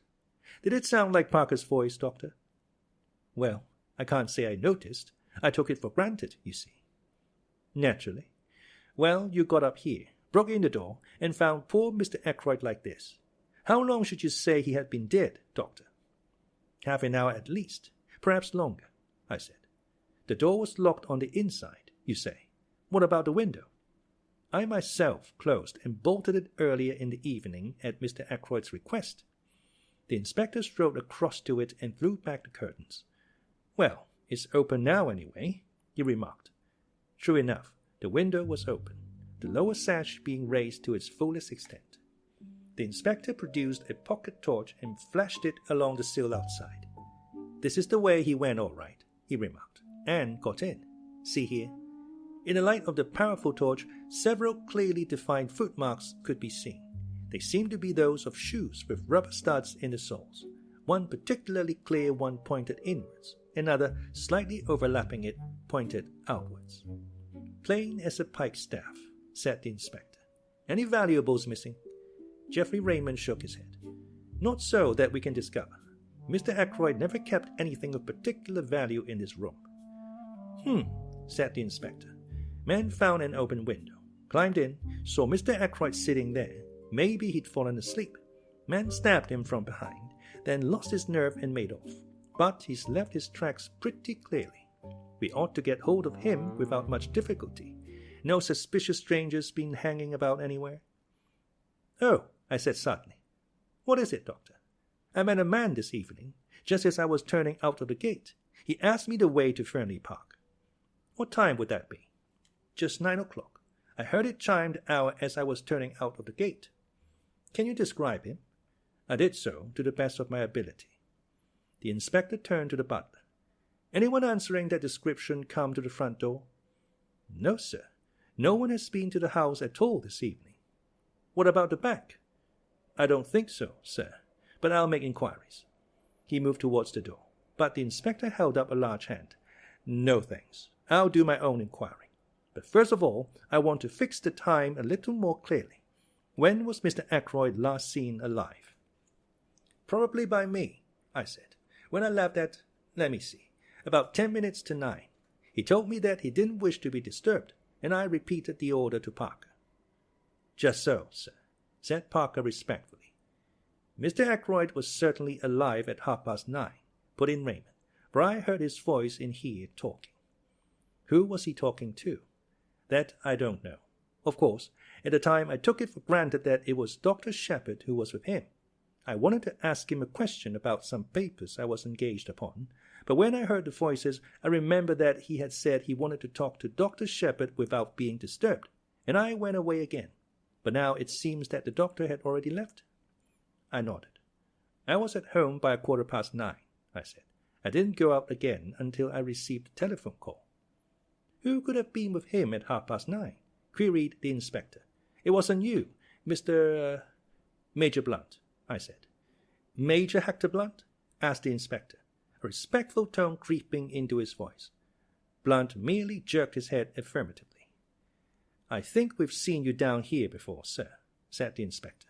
"I didn't recognize you for the moment, but you were staying with Mr. Ackroyd a year ago last May." "June," corrected Blunt. "Just so. June it was. Now, as I was saying, it wasn't you with Mr. Ackroyd at 9:30 this evening." Blunt shook his head. "Never saw him after dinner," he volunteered. The inspector turned once more to Raymond. "You didn't overhear any of the conversation going on, did you, sir?" "I did catch just a fragment of it," said the secretary. "And supposing as I did that it was Dr. Sheppard who was with Mr. Ackroyd, that fragment struck me as distinctly odd. As far as I can remember, the exact words were these: 'Mr. Ackroyd was speaking. The calls on my purse have been so frequent of late,' that is what he was saying, 'of late, that I fear it is impossible for me to accede to your request.' I went away again at once, of course, so did not hear any more, but I rather wondered because Dr. Sheppard does not ask for loans for himself or subscriptions for others," I finished. "A demand for money," said the inspector musingly. "It may be that here we have a very important clue." He turned to the butler. "You say, Parker, that nobody was admitted by the front door this evening?" "That's what I say, sir." "Then it seems almost certain that Mr. Ackroyd himself must have admitted the stranger, but I don't quite see—" The inspector went into a kind of daydream for some minutes. "One thing's clear," he said at length, rousing himself from his absorption. "Mr. Ackroyd was alive and well at 9:30. That is the last moment at which he is known to have been alive." Parker gave vent to an apologetic cough which brought the inspector's eyes on him at once. "Well," he said sharply, "if you excuse me, sir, Miss Flora saw him after that." "Miss Flora?" "Yes, sir. About 9:45 that would be. It was after that she told me Mr. Ackroyd wasn't to be disturbed again tonight." "Did he send her to you with that message?" "Not exactly, sir. I was bringing a tray with soda and whiskey when Miss Flora, who was just coming out of this room, stopped me and said her uncle didn't want to be disturbed." The inspector looked at the butler with rather closer attention than he had bestowed on him up to now. "You'd already been told that Mr. Ackroyd didn't want to be disturbed, hadn't you?" Parker began to stammer. His hand shook. Yes, sir. Yes, sir. Quite so, sir." "And yet you were proposing to do so." "I'd forgotten, sir. At least, I always bring the whiskey and soda about that time, sir, and ask if there's anything more, and I thought, well, I was doing as usual without thinking." It was at this moment that it began to dawn upon me that Parker was most suspiciously flustered. The man was shaking and twitching all over. Said the inspector. "I must see Miss Ackroyd at once. For the moment, we'll leave this room exactly as it is. I can return here after I've heard what Miss Ackroyd has to tell me. I shall just take the precaution of shutting and bolting the window." This precaution accomplished, he led the way into the hall, and we followed him. He paused a moment, as he glanced up at the little staircase, then spoke over his shoulder to the constable. "Jones, you'd better stay here. Don't let anyone go into that room." Parker interposed deferentially. "If you excuse me, sir, if you were to lock the door into the main hall, Nobody could gain access to this part. That staircase leads only to Mr. Ackroyd's bedroom and bathroom. There is no communication with the other part of the house. There once was a door through, but Mr. Ackroyd had it blocked up. He liked to feel that his suite was entirely private. To make things clear and explain the position, I have appended a rough sketch of the right-hand wing of the house. The small staircase leads, as Parker explained, to a big bedroom and an adjoining bathroom and lavatory. The inspector took in the position at a glance. We went through into the large hall, and he locked the door behind him, slipping the key into his pocket. Then he gave the constable some low-voiced instructions, and the latter prepared to depart. "We must get busy on those shoe tracks," explained the inspector. "But first of all, I must have a word with Miss Ackroyd. She was the last person to see her uncle alive. Does she know yet?" Raymond shook his head. "Well, no need to tell her for another 5 minutes. She can answer my questions better without being upset by knowing the truth about her uncle. Tell her there's been a burglary, and ask her if she would mind dressing and coming down to answer a few questions." It was Raymond who went upstairs on this errand. "Miss Ackroyd will be down in a minute," he said, when he returned. "I told her just what you suggested." In less than 5 minutes, Flora descended the staircase. She was wrapped in a pale pink silk kimono. She looked anxious and excited. The inspector stepped forward. "Good evening, Miss Ackroyd," he said civilly. "We're afraid there's been an attempt at robbery, and we want you to help us. What's this room? The billiard room. Come in here and sit down." Flora sat down composedly on the wide divan which ran the length of the wall, and looked up at the inspector. "I don't quite understand. What has been stolen? What do you want me to tell you?" "It's just this, Miss Ackroyd. Parker here says you came out of your uncle's study at about 9:45. Is that right?" "Quite right. I had been to say good night to him." "And the time is correct?" "Well, it must have been about then. I can't say exactly. It might have been later." "Was your uncle alone, or was there anyone with him?" "He was alone. Dr. Sheppard had gone." "Did you happen to notice whether the window was open or shut?" Flora shook her head. "I can't say. The curtains were drawn." "Exactly. And your uncle seemed quite as usual?" "I think so. Do you mind telling us exactly what passed between you?" Flora paused a minute, as though to collect her recollections. "I went in and said, 'Good night, Uncle. I'm going to bed now. I'm tired tonight.' He gave a sort of grunt, and I went over and kissed him, and he said something about my looking nice in the frock I had on, and then he told me to run away as he was busy. So I went." "Did he ask specially not to be disturbed?" "Oh, yes, I forgot. He said, 'Tell Parker I don't want anything more tonight, and that he's not to disturb me.' I met Parker just outside the door and gave him Uncle's message." "Just so," said the inspector. "Won't you tell me what it is that has been stolen?" "We're not quite certain," said the inspector hesitatingly. A wide look of alarm came into the girl's eyes. She started up. "What is it? You're hiding something from me." Moving in his usual unobtrusive manner, Hector Blunt came between her and the inspector. She half stretched out her hand, and he took it in both of his, patting it as though she were a very small child, and she turned to him as though something in his stolid, rock-like demeanor promised comfort and safety. "It's bad news, Flora," he said quietly. "Bad news for all of us. Your Uncle Roger." "Yes? It will be a shock to you, bound to be. Poor Roger's dead." Flora drew away from him, her eyes dilating with horror.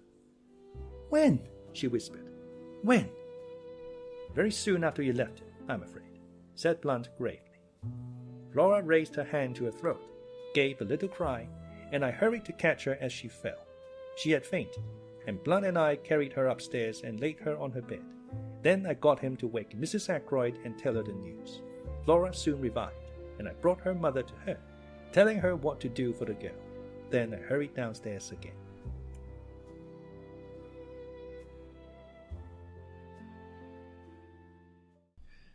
Chapter 6. The Tunisian Dagger. I met the inspector just coming from the door which led into the kitchen quarters. "How's the young lady, Doctor?" "Coming round nicely. Her mother's with her." "That's good. I've been questioning the servants. They all declare that no one has been to the back door tonight. Your description of that stranger was rather vague. Can't you give us something more definite to go upon?" "I'm afraid not," I said regretfully. It was a dark night, you see, and the fellow had his coat collar well pulled up and his hat squashed down over his eyes. Said the inspector. Looked as though he wanted to conceal his face. "Sure it was no one you know?" I replied in the negative, but not as decidedly as I might have done. I remembered my impression that the stranger's voice was not unfamiliar to me. I explained this rather haltingly to the inspector. It was a rough, uneducated voice, you say. I agreed, but it occurred to me that the roughness had been of an almost exaggerated quality. If, as the inspector thought, the man had wished to hide his face, he might equally well have tried to disguise his voice. "Do you mind coming into the study with me again, Doctor? There are one or two things I want to ask you." I acquiesced.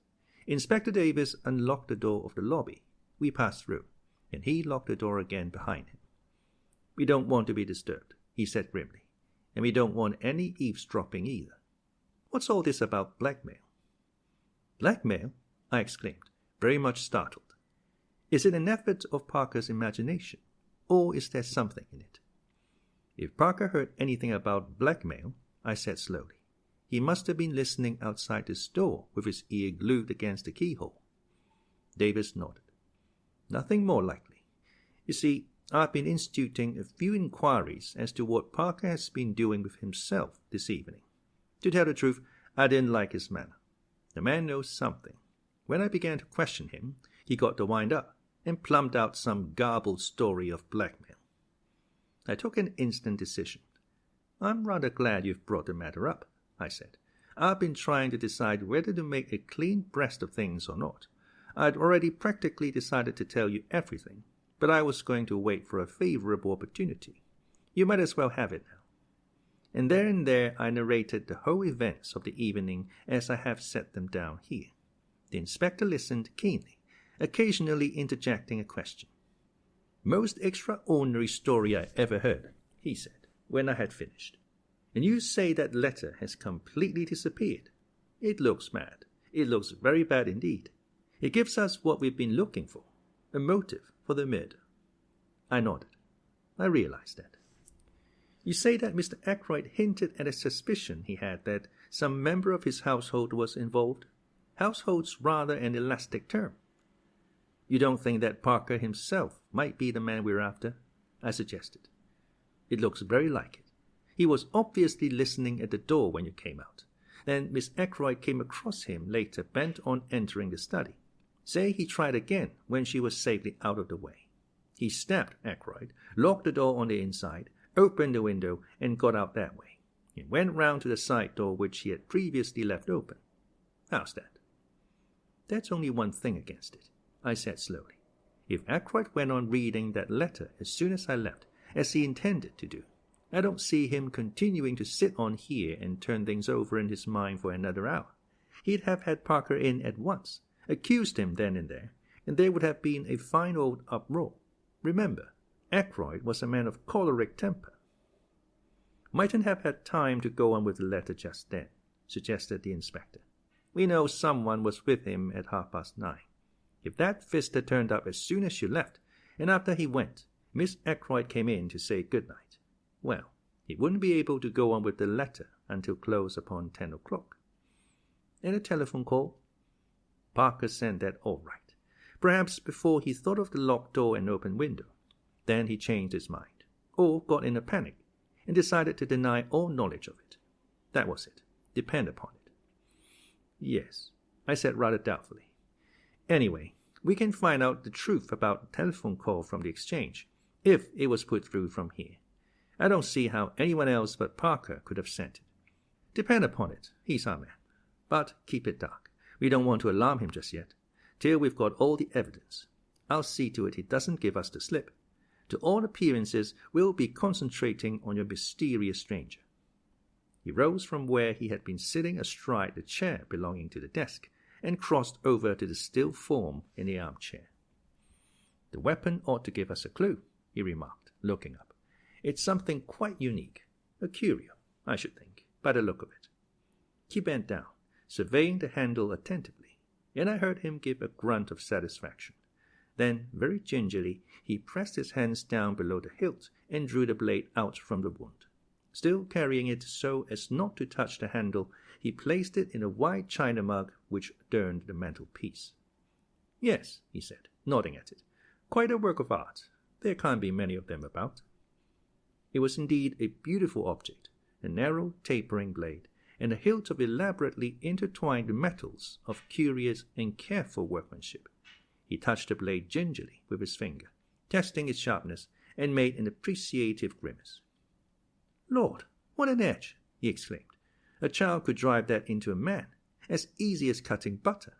A dangerous sort of toy to have about." "May I examine the body properly now?" I asked. He nodded. "Go ahead." I made a thorough examination. "Well," said the inspector, when I had finished, "I'll spare you the technical language," I said. "We'll keep that for the inquest. The blow was delivered by a right-handed man standing behind him, and death must have been instantaneous. By the expression on the dead man's face, I should say that the blow was quite unexpected. He probably died without knowing who his assailant was." "Butlers can creep about as soft-footed as cats," said Inspector Davis. "There's not going to be much mystery about this crime. Take a look at the hilt of that dagger." I took the look. "I dare say they're not apparent to you, but I can see them clearly enough." He lowered his voice. "Fingerprints." He stood off a few steps to judge of his effect. "Yes," I said mildly, "I guess that. I do not see why I should be supposed to be totally devoid of intelligence. After all, I read detective stories and the newspapers, and am a man of quite average ability. If there had been toe marks on a dagger handle, now, that would have been quite a different thing. I would then have registered any amount of surprise and awe." I think the inspector was annoyed with me for declining to get thrilled. He picked up the china mug and invited me to accompany him to the billiard room. "I want to see if Mr. Raymond can tell us anything about this dagger," he explained. Locking the outer door behind us again, we made our way to the billiard room, where we found Geoffrey Raymond. The inspector held up his exhibit. "Ever seen this before, Mr. Raymond?" "Why, I'm almost sure that it's a curio given to Mr. Ackroyd by Major Blunt. It comes from Morocco. No, Tunis. So the crime was committed with that? What an extraordinary thing. It seems almost impossible, and yet there could hardly be two daggers the same. May I fetch Major Blunt?" Without waiting for an answer, he hurried off. "Nice young fellow, that," said the inspector. "Something honest and ingenuous about him." I agreed. In the 2 years that Geoffrey Raymond has been secretary to Ackroyd, I have never seen him ruffled or out of temper. And he has been, I know, a most efficient secretary. In a minute or two, Raymond returned, accompanied by Blunt. "I was right," said Raymond excitedly. "It is the Tunisian dagger." "Major Blunt hasn't looked at it yet," objected the inspector. "Saw it the moment I came into the study," said the quiet man. "You recognized it then?" Blunt nodded. "You said nothing about it," said the inspector suspiciously. "Wrong moment," said Blunt. "Lot of harm done by blurting out things at the wrong time." He returned the inspector's stare placidly enough. The latter grunted at last and turned away. He brought the dagger over to Blunt. "You are quite sure about it, sir? You identified it positively?" "Absolutely. No doubt whatever." "Where was this, curio usually kept? Can you tell me that, sir?" It was the secretary who answered. "In the silver table in the drawing-room." "What?" I exclaimed. The others looked at me. "Yes, doctor?" said the inspector encouragingly. "It's nothing." "Yes, doctor?"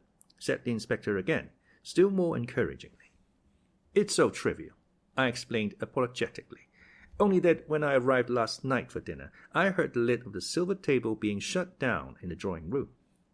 I saw profound skepticism and a trace of suspicion on the inspector's countenance. "How did you know it was the silver table lid?" I was forced to explain in detail, a long, tedious explanation which I would infinitely rather not have had to make. The inspector heard me to the end. "Was the dagger in its place when you were looking over the contents?" he asked. "I don't know," I said. "I can't say I remember noticing it, but, of course, it may have been there all the time." "We'd better get hold of the housekeeper," remarked the inspector, and pulled the bell. A few minutes later, Miss Russell, summoned by Parker, entered the room. "I don't think I went near the silver table," she said, when the inspector had posed his question. "I was looking to see that all the flowers were fresh. Oh, yes, I remember now. The silver table was open, which it had no business to be, and I shut the lid down as I passed." She looked at him aggressively. "I see," said the inspector. "Can you tell me if this dagger was in its place, then?" Miss Russell looked at the weapon composedly. "I can't say I'm sure," she replied. "I didn't stop to look. I knew the family would be down any minute, and I wanted to get away." "Thank you," said the inspector. There was just a trace of hesitation in his manner, as though he would have liked to question her further, but Miss Russell clearly accepted the words as a dismissal and glided from the room. "Rather a Tartar, I should fancy, eh?" said the inspector, looking after her. "Let me see. This silver table is in front of one of the windows, I think you said, Doctor." Raymond answered for me. "Yes, the left-hand window." "And the window was open?" "They were both ajar." "Well, I don't think we need go into the question much further. Somebody, I'll just say somebody, could get that dagger any time he liked, and exactly when he got it doesn't matter in the least. I'll be coming up in the morning with the chief constable, Mr. Raymond. Until then, I'll keep the key of that door. I want Colonel Marrows to see everything exactly as it is. I happen to know that he's dining out the other side of the county, and, I believe, staying the night." We watched the inspector take up the jar. "I shall have to pack this carefully," he observed. "It's going to be an important piece of evidence in more ways than one." A few minutes later, as I came out of the billiard room with Raymond, the latter gave a low chuckle of amusement. I felt the pressure of his hand on my arm, and followed the direction of his eyes. Inspector Davis seemed to be inviting Parker's opinion of a small pocket diary. "A little obvious," murmured my companion. "So Parker is the suspect, is he? Shall we oblige Inspector Davis with a set of our fingerprints also?" He took 2 cards from a card tray, wiped them with his silk handkerchief, then handed one to me and took the other himself. Then, with a grin, he handed them to the police inspector. "Souvenirs," he said. "Number 1, Dr. Sheppard. Number 2, my humble self. One from Major Blunt will be forthcoming in the morning." Youth is very buoyant. Even the brutal murder of his friend and employer could not dim Geoffrey Raymond's spirits for long. Perhaps that is as it should be. I do not know. I have lost the quality of resilience long since myself. It was very late when I got back, and I hoped that Caroline would have gone to bed. I might have known better.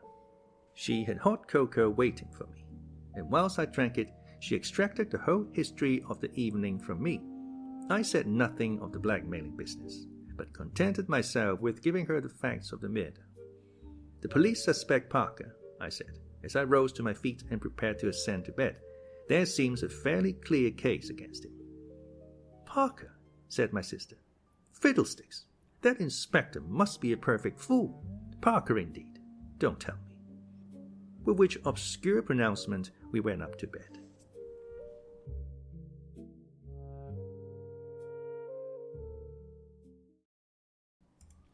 Chapter 7. I learned my neighbor's profession. On the following morning, I hurried unforgivably over my round. My excuse can be that I had no very serious cases to attend. On my return, Caroline came into the hall to greet me. "Flora Ackroyd is here," she announced in an excited whisper. "What?" I concealed my surprise as best I could. "She's very anxious to see you. She's been here half an hour." Caroline led the way into our small sitting room, and I followed. Flora was sitting on a sofa by the window. She was in black, and she sat nervously twisting her hands together. I was shocked by the sight of her face. All the color had faded away from it, but when she spoke, her manner was as composed and resolute as possible. "Dr. Sheppard, I have come to ask you to help me." "Of course he'll help you, my dear," said Caroline. I don't think Flora really wished Caroline to be present at the interview. She would, I'm sure, have infinitely preferred to speak to me privately, but she also wanted to waste no time, so she made the best of it. "I want you to come to the Larches with me." "The Larches?" I queried, surprised. "To see that funny little man?" exclaimed Caroline. "Yes, you know who he is, don't you?" We fancied, I said, that he might be a retired hairdresser. Flora's blue eyes opened very wide. Why, he's Hercule Poirot. You know who I mean, the private detective. They say he's done the most wonderful things, just like detectives do in books. A year ago he retired and came to live down here. Uncle knew who he was, but he promised not to tell anyone, because Monsieur Poirot wanted to live quietly without being bothered by people. So that's who he is, I said slowly. You've heard of him, of course. I'm rather an old fogey, as Caroline tells me, I said, but I have just heard of him. Extraordinary, commented Caroline. I don't know what she was referring to, possibly her own failure to discover the truth. You want to go and see him? I asked slowly. Now why? To get him to investigate this murder, of course, said Caroline sharply. Don't be so stupid, James. I was not really being stupid. Caroline does not always understand what I'm driving at. You haven't got confidence in Inspector Davis, I went on. Of course she hasn't, said Caroline. I haven't either. Anyone would have thought it was Caroline's uncle who had been murdered. And how do you know he would take up the case? I asked. Remember, he is retired from active work. That's just it, said Flora simply. I've got to persuade him. You are sure you are doing wisely? I asked gravely. Of course she is, said Caroline. I'll go with her myself if she likes. I'd rather the doctor came with me, if you don't mind, Miss Sheppard, said Flora. She knows the value of being direct on certain occasions. Any hints would certainly have been wasted on Caroline. You see, she explained, following the directness of tact, Dr. Sheppard being the doctor, and having found a body, he would be able to give all the details to Monsieur Poirot. Yes, said Caroline grudgingly. I see that. I took a turn or two up and down the room. Flora, I said gravely, be guided by me. I advise you not to drag this detective into the case. Flora sprang to her feet. The color rushed into her cheeks. I know why you say that, she cried, but it's exactly for that reason I'm so anxious to go. You're afraid, but I'm not. I know Ralph better than you do. Ralph, said Caroline. What has Ralph got to do with it? Neither of us heeded her. Ralph may be weak, continued Flora. He may have done foolish things in the past, wicked things even, but he wouldn't murder anyone. No, I exclaimed. I never thought it of him. Then why did you go to the Three Boars last night? Demanded Flora. On your way home, after Uncle's body was found. I was momentarily silenced. I had hoped that that visit of mine would remain unnoticed. How did you know about that? I counted. I went there this morning, said Flora. I heard from the servants that Ralph was staying there. I interrupted her. You had no idea that he was in King's Abbot? No, I was astounded. I couldn't understand it. I went there and asked for him. They told me, what I suppose they told you last night, that he went out at about 9 o'clock yesterday evening, and never came back. Her eyes met mine defiantly, and as though answering something in my look, she burst out. Well, why shouldn't he? He might have gone anywhere. He may even have gone back to London. Leaving his luggage behind? I asked gently. Flora stamped her foot. I don't care. There must be a simple explanation. And that's why you want to go to Hercule Poirot. Isn't it better to leave things as they are? The police don't suspect Ralph in the least, remember. They're working on quite another tack. But that's just it, cried the girl. They do suspect him. A man from Cranchester turned up this morning. Inspector Raglan. A horrid, weaselly little man. I found he had been to the Three Boars this morning before me. They told me all about his having been there, and the questions he had asked. He must think Ralph did it. That's a change of mind from last night, if so, I said slowly. He doesn't believe in David's theory that it was Parker then. Parker indeed, said my sister, and snorted. Flora came forward and laid her hand on my arm. Let us go at once to this Monsieur Poirot. He will find out the truth. My dear Flora, I said gently, laying my hands on hers, are you quite sure it is the truth we want? She looked at me, nodding her head gravely. You're not sure, she said. I am. I know Ralph better than you do. Of course he didn't do it, said Caroline, who had been keeping silent with great difficulty. Ralph may be extravagant, but he's a dear boy, and has the nicest manners. I wanted to tell Caroline that large numbers of murderers have had nice manners, but the presence of Flora restrained me. Since the girl was determined, I was forced to give in to her, and we started at once, getting away before my sister was able to fire off any more pronouncements, beginning with her favorite words, "Of course." An old woman with an immense Breton cap opened the door of the larches to us. Monsieur Poirot was at home, it seemed. We were ushered into a little sitting room arranged with formal precision, and there, after the lapse of a minute or so, my friend of yesterday came to us. "Monsieur le Docteur," he said, smiling. "Mademoiselle." He bowed to Flora. "Perhaps," I began, "you have heard of the tragedy which occurred last night?" His face grew grave. "But certainly I have heard. It is horrible. I offer Mademoiselle all my sympathy. In what way can I serve you?" "Miss Ackroyd," I said, "wants you to find the murderer," said Flora in a clear voice. "I see," said the little man. "But the police will do that, will they not?" "They might make a mistake," said Flora. "They are on their way to make a mistake now, I think. Please, Monsieur Poirot, won't you help us? If it is a question of money." Poirot held up his hand. "Not that, I beg of you, mademoiselle. Not that I do not care for money." His eyes showed a momentary twinkle. "Money, it means much to me and always has done. No, if I go into this, you must understand one thing clearly. I shall go through with it to the end. The good dog, he does not leave the scent, remember. You may wish that, after all, you had left it to the local police." "I want the truth," said Flora, looking him straight in the eyes. "All the truth?" "All the truth." "Then I accept," said the little man quietly, "and I hope you will not regret those words. Now, tell me all the circumstances." "Dr. Sheppard had better tell you," said Flora. "He knows more than I do." Thus enjoined, I plunged into a careful narrative, embodying all the facts I had previously set down. Poirot listened carefully, inserting a question here and there, but for the most part sitting in silence, his eyes on a ceiling. I brought my story to a close with the departure of the inspector and myself from Fernly Park the previous night. "And now," said Flora, as I finished, "tell him all about Ralph." I hesitated, but her imperious glance drove me on. "You went to this inn, this Three Boars, last night on your way home?" asked Poirot, as I brought my tale to a close. "Now, exactly why was that?" I paused a moment to choose my words carefully.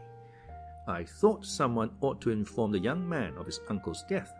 It occurred to me after I had left Fernly that possibly no one but myself and Mr. Ackroyd were aware that he was staying in the village. Poirot nodded.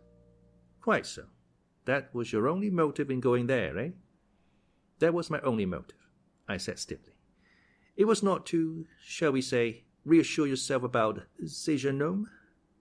"Reassure myself? I think, Monsieur le Docteur, that you know very well what I mean, though you pretend not to do so. I suggest that it would have been a relief to you if you had found that Captain Peyton had been at home all the evening." "Not at all," I said sharply.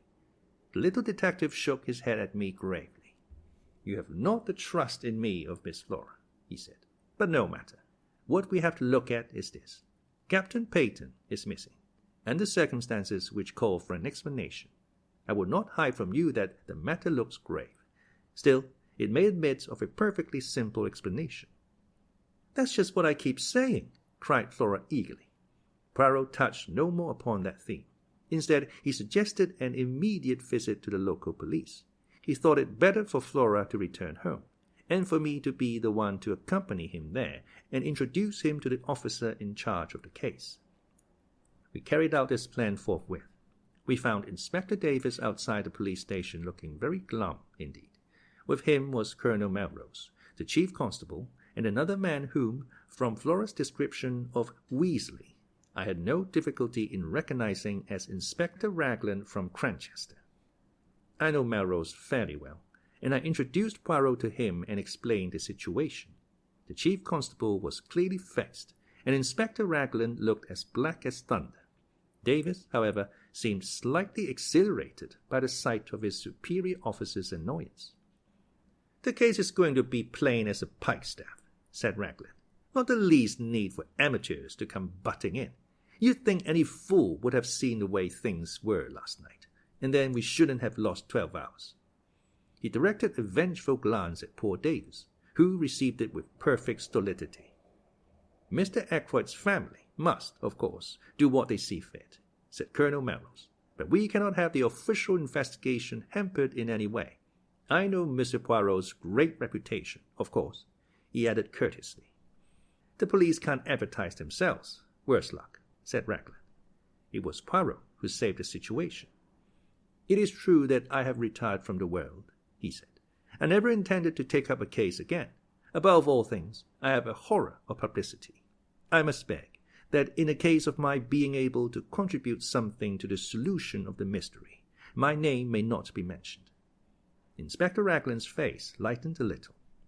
I've heard of some very remarkable successes of yours, observed the colonel, thawing. I have had much experience, said Poirot quietly, but most of my successes have been obtained by the aid of the police. I admire enormously your English police. If Inspector Raglan permits me to assist him, I shall be both honored and flattered. The inspector's countenance became still more gracious. Colonel Marrows drew me aside. From all I hear, this little fellow's done some really remarkable things, he murmured. We're naturally anxious not to have to call in Scotland Yard. Raglan seems very sure of himself, but I'm not quite certain that I agree with him. You see, I know the parties concerned better than he does. This fellow doesn't seem out after kudos, does he? Would work in with us unobtrusively, eh? To the greater glory of Inspector Raglan, I said solemnly. Well, well, said Colonel Marrows breezily in a louder voice. We must put you wise to the latest developments, Monsieur Poirot. I thank you, said Poirot. My friend, Dr. Sheppard, said something of the butler being suspected. That's all bunkum, said Raglan instantly. These high-class servants get in such a funk that they act suspiciously for nothing at all. The fingerprints? I hinted. Nothing like Parker's. He gave a faint smile, and added, and yours and Mr. Raymond's don't fit either, Doctor. What about those of Captain Ralph Peyton? Asked Poirot quietly. I felt a secret admiration for the way he took the bull by the horns. I saw a look of respect creep into the inspector's eye. I see you don't let the grass grow under your feet, Mr. Poirot. It will be a pleasure to work with you, I'm sure. We're going to take that young gentleman's fingerprints as soon as we can lay hands upon him. I can't help thinking you're mistaken, Inspector, said Colonel Marrows warmly. I've known Ralph Peyton from a boy upward. He'd never stoop to murder. Maybe not, said the inspector tonelessly. What have you got against him? I asked. Went out just on 9 o'clock last night. Was seen in the neighborhood of Fernly Park somewhere about 9:30. Not been seen since. Believed to be in serious money difficulties. I've got a pair of his shoes here, shoes with rubber studs in them. He had 2 pairs, almost exactly alike. I'm going up now to compare them with those footmarks. The constable is up there seeing that no one tampers with them.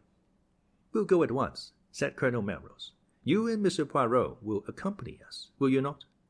We assented, and all drove up in the colonel's car. The inspector was anxious to get at once to the footmarks, and asked to be put down at the lodge. About halfway up the drive, on the right, a path branched off which led round to the terrace and the window of Ackroyd's study. Would you like to go with the inspector, Monsieur Poirot? Asked the chief constable. Or would you prefer to examine the study? Poirot chose the latter alternative. Parker opened the door to us. His manner was smug and deferential, and he seemed to have recovered from his panic of the night before. Colonel Marrows took a key from his pocket, and unlocking the door which led into the lobby, he ushered us through into the study. Except for the removal of the body, Monsieur Poirot, this room is exactly as it was last night. And the body was found where? As precisely as possible, I described Ackroyd's position. The armchair still stood in front of the fire. Poirot went and sat down in it. The blue letter you speak of, where was it when you left the room? Mr. Ackroyd had laid it down on this little table at his right hand. Poirot nodded. Except for that, everything was in its place? Yes, I think so. Colonel Marrows, would you be so extremely obliging as to sit down in this chair a minute? I thank you. Now, Monsieur le Docteur, will you kindly indicate to me the exact position of the dagger? I did so. whilst the little man stood in the doorway. The hilt of the dagger was plainly visible from the door then. Both you and Parker could see it at once? Yes. Poirot went next to the window. The electric light was on, of course. When you discovered the body? He asked over his shoulder. I assented, and joined him where he was studying the marks on the windowsill. The rubber studs are the same pattern as those in Captain Peyton's shoes, he said quietly. Then he came back once more to the middle of the room. His eye travelled round, searching everything in the room with a quick, trained glance. Are you a man of good observation, Dr. Sheppard? He asked at last. I think so, I said, surprised. There was a fire in the grate, I see. When you broke the door down and found Mr. Ackroyd dead, how was the fire? Was it low? I gave a vexed laugh. I really can't say. I didn't notice. Perhaps Mr. Raymond or Major Blunt. The little man opposite me shook his head with a faint smile. One must always proceed with method. I made an error of judgment in asking you that question. To each man his own knowledge. You could tell me the details of the patient's appearance. Nothing there would escape you. If I wanted information about the papers on that desk, Mr. Raymond would have noticed anything there was to see. To find out about the fire, I must ask the man whose business it is to observe such things. You permit... He moved swiftly to the fireplace and rang the bell. After a lapse of a minute or two, Parker appeared. The bell rang, sir, he said hesitatingly. Come in, Parker, said Colonel Marrows. This gentleman wants to ask you something. Parker transferred a respectful attention to Poirot. Parker, said the little man, when you broke down the door with Dr. Sheppard last night and found your master dead, what was the state of the fire? Parker replied without a pause. It had burned very low, sir. It was almost out. Ah, said Poirot. The exclamation sounded almost triumphant. He went on. Look round you, my good Parker. Is this room exactly as it was then? The butler's eyes swept round. It came to rest on the windows. The curtains were drawn, sir, and the electric light was on. Poirot nodded approval. Anything else? Yes, sir. This chair was drawn out a little more. He indicated a big grandfather chair to the left of the door between it and the window. I appended a plan of the room with the chair in question marked with an X. Just show me, said Poirot. The butler drew the chair in question out a good 2 feet from the wall, turning it so that the seat faced the door. Voilà ce qui est curieux, murmured Poirot. No one would want to sit in a chair in such a position, I fancy. Now, who pushed it back into place again, I wonder? Did you, my friend? No, sir, said Parker. I was too upset with seeing the master and all. Poirot looked across at me. Did you, Doctor? I shook my head. It was back in position when I arrived with the police, sir, put in Parker. I'm sure of that. Curious, said Poirot again. Raymond or Blunt must have pushed it back, I suggested. Surely it isn't important. It is completely unimportant, said Poirot. That is why it is so interesting, he added softly. Excuse me a minute, said Colonel Marrows. He left the room with Parker. Do you think Parker is speaking the truth? I asked. About the chair? Yes. Otherwise I do not know. You will find, Monsieur le Docteur, if you have much to do with cases of this kind, that they all resemble each other in one thing. What is that? I asked curiously. Everyone concerned in them has something to hide. Have I? I asked, smiling. Poirot looked at me attentively. I think you have, he said quietly. But have you told me everything known to you about this young man Peyton? He smiled as I grew red. Oh, do not fear. I will not press you. I shall learn it in good time. I wish you'd tell me something of your methods, I said hastily, to cover my confusion. The point about the fire, for instance.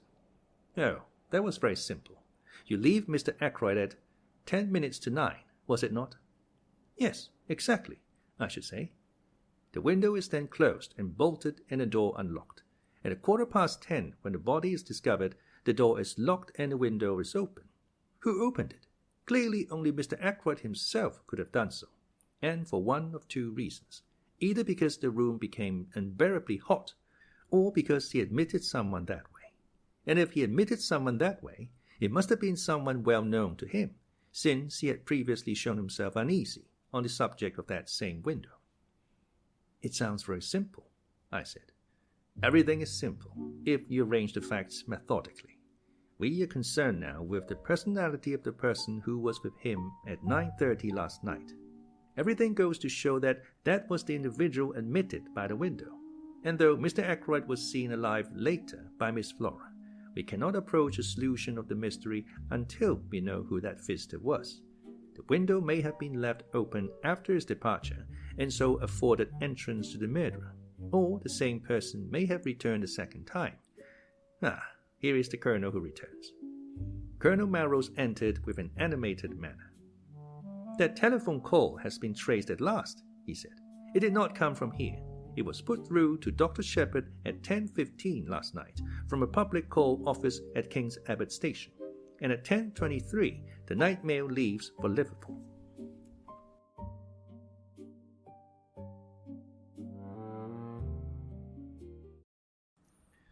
Chapter 8. Inspector Raglan is confident. We looked at each other. You have inquiries made at the station, of course, I said. Naturally, but I'm not over-sanguine as to the result. You know what that station is like. I did. King's Abbot is a mere village, but its station happens to be an important junction. Most of the big expresses stop there, and trains are shunted, resorted, and made up. It has 2 or 3 public telephone boxes, and at time of night 3 local trains come in close upon each other to catch the connection with the express for the north, which comes in at 10:19 and leaves at 10:23. The whole place is in a bustle, and the chances of one particular person being noticed telephoning or getting into the express are very small indeed. But why telephone at all? Demanded Melrose. That is what I find so extraordinary. There seems no rhyme or reason in the thing. Poirot carefully straightened a china ornament on one of the bookcases. Be sure there was a reason, he said over his shoulder. But what reason could it be? When we know that, we shall know everything. This case is very curious and very interesting. There was something almost indescribable in the way he said those last words. I felt that he was looking at the case from some peculiar angle of his own, and what he saw I could not tell. He went to the window and stood there, looking out. You say it was 9 o'clock, Dr. Sheppard, when you met this stranger outside the gate? He asked the question without turning round. Yes, I replied. I heard the church clock chime the hour. How long would it take him to reach the house? To reach this window, for instance? 5 minutes at the outside. 2 or 3 minutes only if he took the path at the right of the drive and came straight here. But to do that, he would have to know the way. How can I explain myself? It would mean that he had been here before, that he knew his surroundings. That is true, replied Colonel Marrows. We could find out, doubtless, if Mr. Ackroyd had received any strangers during the past week. Young Raymond could tell us that, I said. Or Parker, suggested Colonel Marrows. Ou tous les deux, suggested Poirot, smiling. Colonel Marrows went in search of Raymond, and I rang the bell once more for Parker. Colonel Marrows returned almost immediately, accompanied by the young secretary, whom he introduced to Poirot. Geoffrey Raymond was fresh and debonair as ever. He seemed surprised and delighted to make Poirot's acquaintance. No idea you'd been living among us incognito, Monsieur Poirot, he said. It will be a great privilege to watch you at work. Hello, what's this? Poirot had been standing just to the left of the door. Now he moved aside suddenly, and I saw that while my back was turned, he must have swiftly drawn out the armchair till it stood in a position Parker had indicated. Want me to sit in the chair while she take a blood test? Asked Raymond good-humoredly. What's the idea? Monsieur Raymond, this chair was pulled out, so, last night, when Mr. Ackroyd was found killed, someone moved it back again into place. Did you do so? The secretary's reply came without a second's hesitation. No, indeed I didn't. I don't even remember that it was in that position, but it must have been if you say so. Anyway, somebody else must have moved it back to its proper place. Have they destroyed a clue in doing so? Too bad. It is of no consequence. said the detective. "Of no consequence whatever. What I really want to ask you is this, Mr. Raymond. Did any stranger come to see Mr. Ackroyd during this past week?" The secretary reflected for a minute or two, knitting his brows, and during the pause Parker appeared in answer to the bell. "No," said Raymond at last. "I can't remember anyone. Can you, Parker?" "I beg your pardon, sir." "Any stranger coming to see Mr. Ackroyd this week?" The butler reflected for a minute or two. "There was the young man who came on Wednesday, sir," he said at last. "From Curtis and Trout. I understood he was." Raymond moved this aside with an impatient hand. "Oh, yes, I remember. But that is not the kind of stranger this gentleman means." He turned to Poirot. "Mr. Ackroyd has some idea of purchasing a dictaphone," he explained. "It would have enabled us to get through a lot more work in a limited time. The firm in question sent down their representative, but nothing came of it.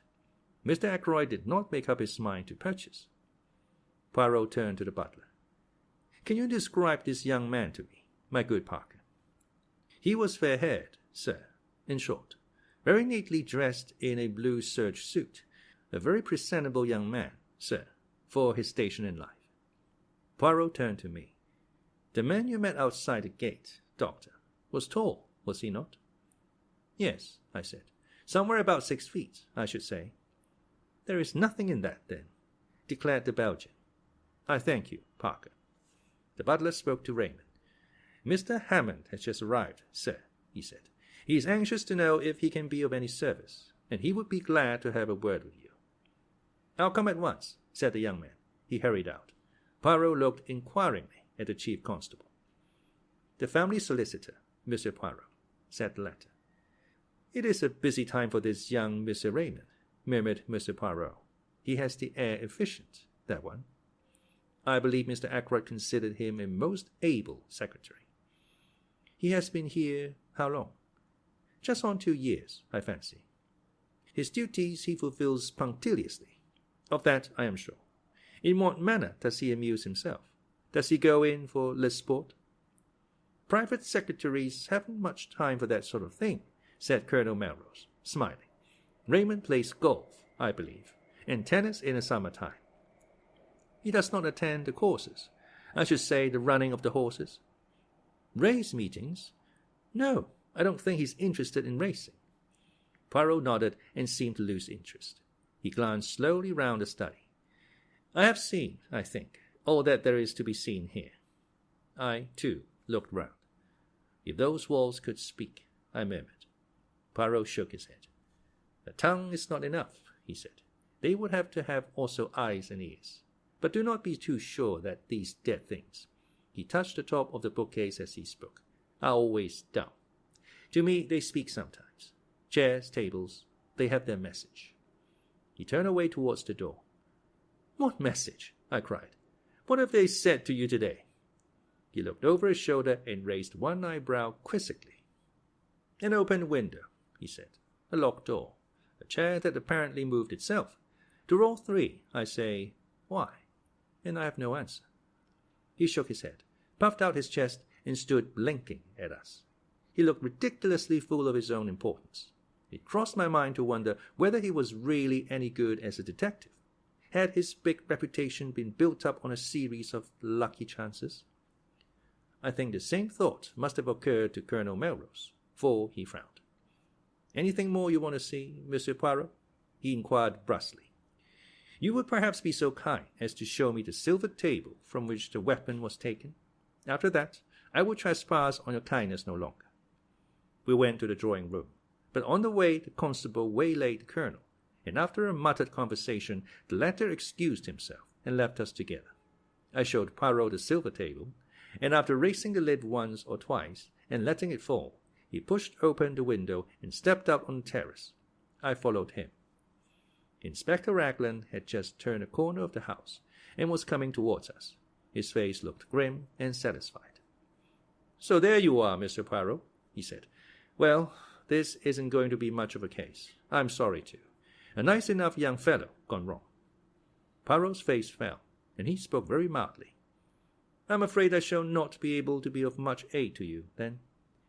"Next time, perhaps," said the inspector soothingly, though we don't have murders every day in this quiet little corner of the world. Poirot's gaze took on an admiring quality. "You have been of a marvellous promptness," he observed. "How exactly did you go to work, if I may ask?" "Certainly," said the inspector. "To begin with, method. That's what I always say. Method." "Ah," cried the other, "that, too, is my watchword. Method, order, and a little grey cells." "The cells?" said the inspector, staring. "The little grey cells of the brain," explained the Belgian. "Oh, of course. Well, we all use them, I suppose." "In a greater or lesser degree," murmured Poirot. "And there are, too, differences in quality. Then there is the psychology of a crime. One must study that." "Ah," said the inspector, "you've been bitten with all this psychoanalysis stuff. Now, I'm a plain man." "Mrs. Raglan would not agree, I'm sure, to that," said Poirot, making him a little bow. Inspector Raglan, a little taken aback, bowed. "You don't understand," he said, grinning broadly. "Lord, what a lot of difference language makes. I'm telling you how I set to work. First of all, method. Mr. Ackroyd was last seen alive at 9:45 by his niece, Miss Flora Ackroyd. That's fact number 1, isn't it?" "If you say so." "Well, it is. At 10:30, the doctor here says that Mr. Ackroyd has been dead at least half an hour. You stick to that, doctor?" "Certainly," I said. "Half an hour or longer." "Very good. That gives us exactly a quarter of an hour in which the crime must have been committed. I make a list of everyone in the house and work through it, setting down opposite their names where they were and what they were doing between the hour of 9:45 and 10 p.m. He handed a sheet of paper to Poirot. I read it over his shoulder. It ran as follows, written in a neat script. Major Blunt, in billiard room with Mr. Raymond. Mr. Raymond, billiard room. Mrs. Ackroyd, 9:45, watching billiard match. Went up to bed 9:55. Miss Ackroyd went straight from her uncle's room upstairs. Servants. Parker went straight to butler's pantry. Miss Russell, as above, spoke to housemaid Elsie Dale upstairs at 9:45.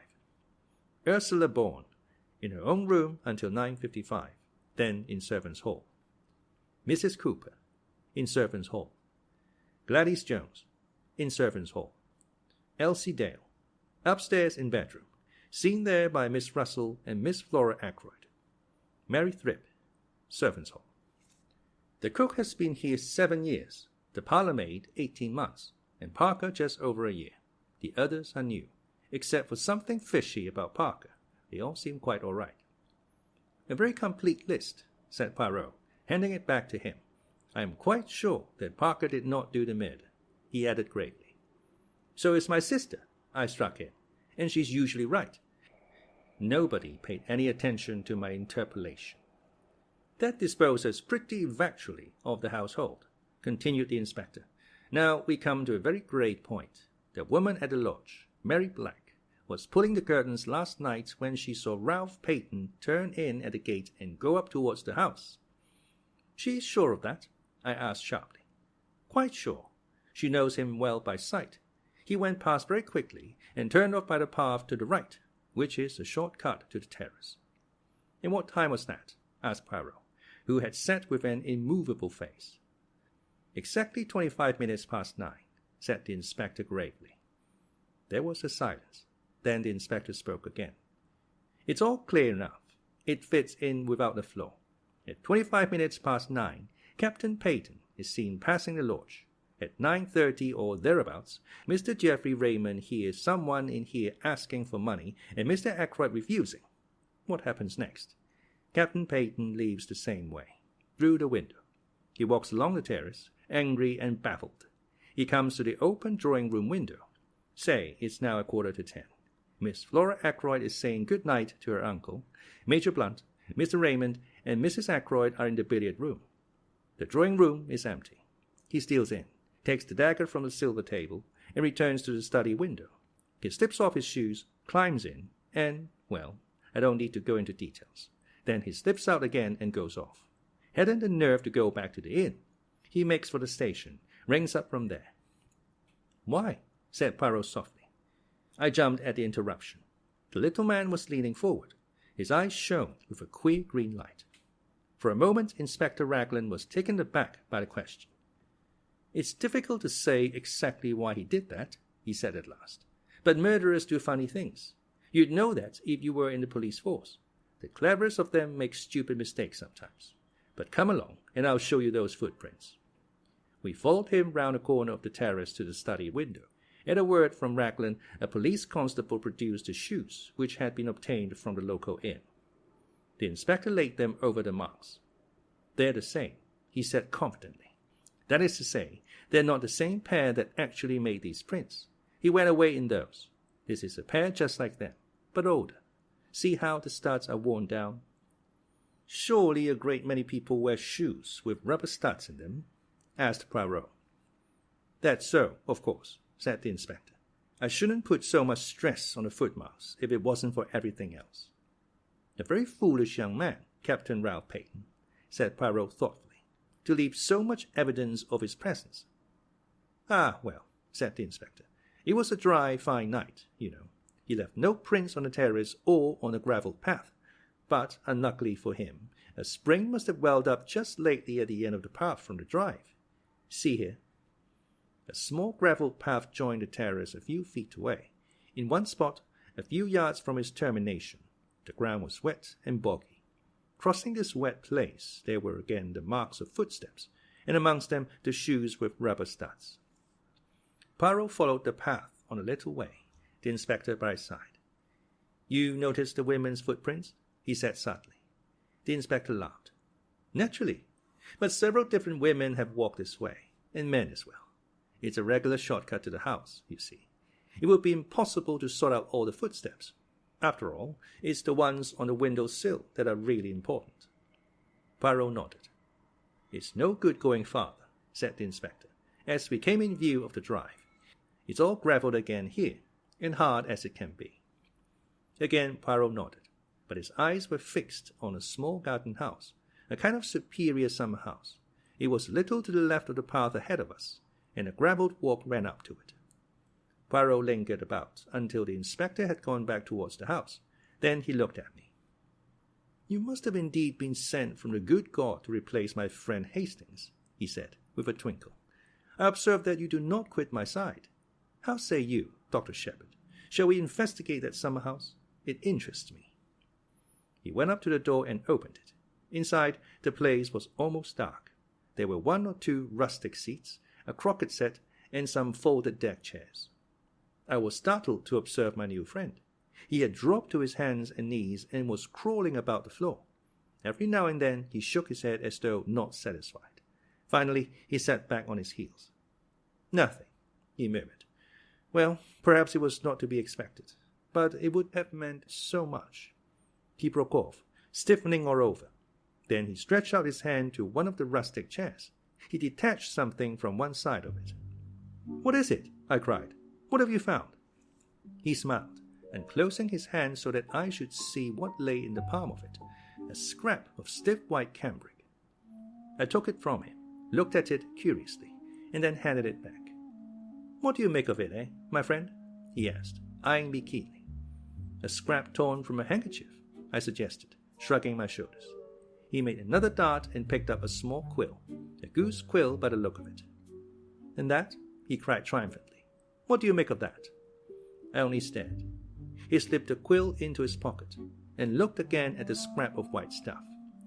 "A fragment of a handkerchief," he mused. "Perhaps you are right, but remember this, a good laundry does not starch a handkerchief." He nodded at me triumphantly. Then he put away the scrap carefully in his pocketbook.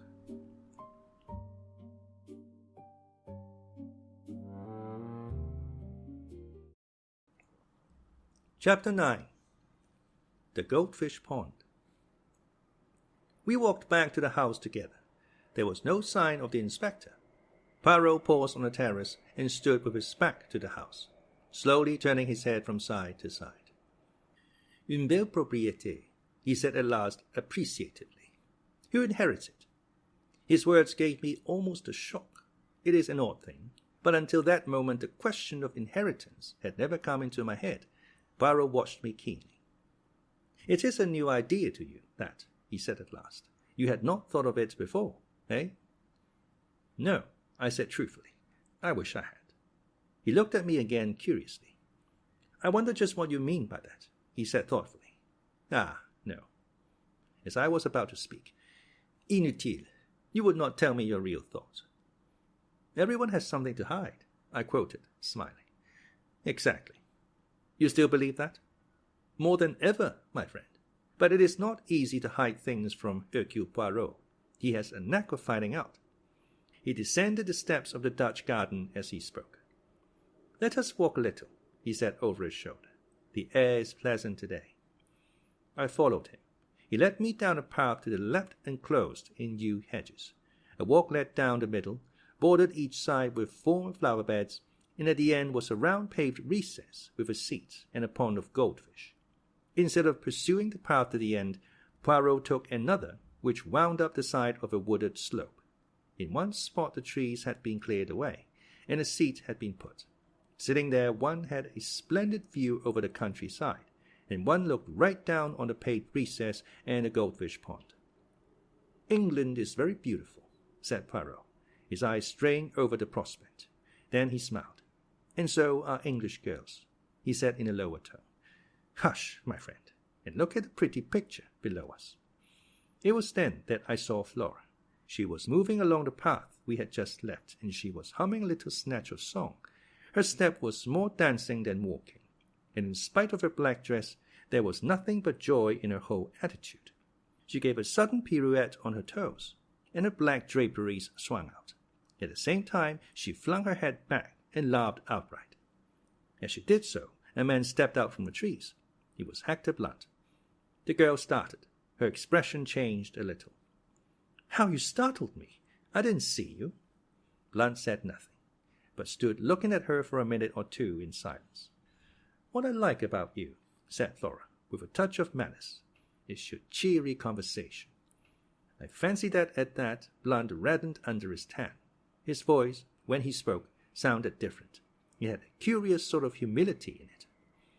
Never was much of a fellow for talking, not even when I was young. That was a very long time ago, I suppose, said Flora gravely. I caught the undercurrent of laughter in her voice, but I don't think Blunt did. Yes, he said simply, it was. How does it feel to be Methuselah? Asked Flora. This time the laughter was more apparent, but Blunt was following out an idea of his own. Remember the Johnny who sold his soul to the devil in return for being made young again? That's an opera about it. Faust, you mean? That's the beggar. Rum story. Some of us would do it if we could. Anyone would think you were creaking at the joints to hear you talk, cried Flora, half vexed, half amused. Blunt said nothing for a minute or two. Then he looked away from Flora into the middle distance and observed to an adjacent tree trunk that it was about time he got back to Africa. Are you going to another expedition, shooting things? Expect so. Usually do, you know. Shoot things, I mean. You shot that head in the hole, didn't you? Blunt nodded. Then he jerked out, going rather red, as he did so. Care for some decent skins any time? If so, I could get them for you. Oh, please do, cried Flora. Will you really? You won't forget? I shan't forget, said Hector Blunt. He added, in a sudden burst of communicativeness. Time I went. I'm no good in this sort of life. Haven't got the manners for it. I'm a rough fellow. No use in society. Never remember the things one's expected to say. Yes, time I went. But you are not going at once, cried Flora. Not while we're in all this trouble. Oh, please, if you go... She turned away a little. You want me to stay? Asked Blunt. He spoke deliberately, but quite simply. We all... I meant you, personally, said Blunt, with directness. Flora turned slowly back again and met his eyes. I want you to stay, she said, if that makes any difference. It makes all the difference, said Blunt. There was a moment's silence. They sat down on the stone seats by the Goldfish Pond. It seemed as though neither of them knew quite what to say next. It's such a lovely morning, said Flora at last. You know, I can't help feeling happy, in spite in spite of everything.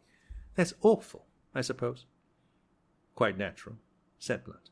"Never saw your uncle until 2 years ago, did you? Can't be expected to grieve very much. Much better to have no humbug about it." "There's something awfully consoling about you," said Flora. "You make things so simple." "Things are simple as a rule," said the big game hunter. "Not always," said Flora. Her voice had lowered itself, and I saw Blunt turn and look at her, bringing his eyes back from the coast of Africa to do so. He evidently put his own construction on a change of tone, for he said, after a minute or two, in rather an abrupt manner, "I say, you mustn't worry. About that young chap, I mean. Inspector's an ass. Everybody knows. Utterly absurd to think he could have done it. Man from outside. Burglar chap. That's the only possible solution." Flora turned to look at him. "You really think so?" "Don't you?" said Blunt quickly. "Oh, yes, of course." Another silence, and then Flora burst out. I'll tell you why I felt so happy this morning. However heartless you think me, I'd rather tell you. It's because the lawyer has been Mr. Hammond. He told us about the will. Uncle Roger has left me £20,000. Think of it, 20,000 beautiful pounds. Blunt looked surprised. "Does it mean so much to you?" "Mean much to me? Why, it's everything. Freedom, life. No more scheming and scraping and lying." "Lying," said Blunt, sharply interrupting. Flora seemed taken aback for a minute. "You know what I mean," she said uncertainly. "Pretending to be thankful for all the nasty cast-off things rich relations give you. Last year's coats and skirts and hats. Don't know much about ladies' clothes. Should have said you were always very well turned out." "It's cost me something, though," said Flora in a low voice. "Don't let's talk of horrid things. I'm so happy. I'm free. Free to do what I like. Free not to—" She stopped suddenly. "Not to what?" asked Blunt quickly. "I forget now. Nothing important." Blunt had a stick in his hand, and he thrust it into the pond, poking at something. "What are you doing, Major Blunt?" "There's something bright down there. Wondered what it was. Looks like a gold brooch. Now I've stirred up mud and it's gone." "Perhaps it's a crown," suggested Flora, "like the one Melisande saw in the water." "Melisande," said Blunt reflectively. "She's in an opera, isn't she?" "Yes, you seem to know a lot about operas." "People take me sometimes," said Blunt sadly. "Funny idea of pleasure. Worse rackets than the natives make with their tom-toms." Flora laughed. "I remember Melisande," continued Blunt. "Married an old chap old enough to be her father." He threw a small piece of flint into the Goldfish Pond. Then, with a change of manner, he turned to Flora. "Miss Ackroyd, can I do anything? About Peyton, I mean. I know how dreadfully anxious you must be." "Thank you," said Flora in a cold voice. "There is really nothing to be done. Ralph will be all right. I've got hold of the most wonderful detective in the world, and he's going to find out all about it." For some time I had felt uneasy as to our position. We were not exactly eavesdropping, since the two in the garden below had only to lift their heads to see us. Nevertheless, I should have drawn attention to our presence before now, had not my companion put a warning pressure on my arm. Clearly, he wished me to remain silent. But now he rose briskly to his feet, clearing his throat. "I demand pardon," he cried. "I cannot allow mademoiselle thus extravagantly to compliment me and not draw attention to my presence. They say the listener hears no good of himself, but that is not the case this time. To spare my blushes, I must join you and apologize." He hurried down the path with me close behind him, and joined the others by the pond. "This is Monsieur Hercule Poirot," said Flora. "I expect you've heard of him." Poirot bowed. "I know Major Blunt by reputation," he said politely. "I am glad to have encountered you, monsieur. I am in need of some information that you can give me." Blunt looked at him inquiringly. "When did you last see Monsieur Ackroyd alive?" "At dinner." "And you neither saw nor heard anything of him after that?" "Didn't see him. Heard his voice." "How was that?" "I strolled out on the terrace." "Pardon me, what time was this?" "About 9:30. I was walking up and down smoking in front of the drawing-room window. I heard Ackroyd talking in his study." Poirot stooped and removed a microscopic weed. "Surely you couldn't hear voices in the study from that part of the terrace," he murmured. He was not looking at Blunt, but I was, and to my intense surprise I saw the latter flush. "Went as far as the corner," he explained unwillingly. "Ah, indeed," said Poirot. In the mildest manner he conveyed an impression that more was wanted. "Thought I saw a woman disappearing into the bushes. Just a gleam of white, you know. Must have been mistaken. It was while I was standing at the corner of the terrace that I heard Ackroyd's voice speaking to that secretary of his." "Speaking to Mr. Geoffrey Raymond?" "Yes, that's what I supposed at the time. Seems I was wrong." "Mr. Ackroyd didn't address him by name?" "Oh, no." "Then, if I may ask, why did you think?" Blunt explained laboriously.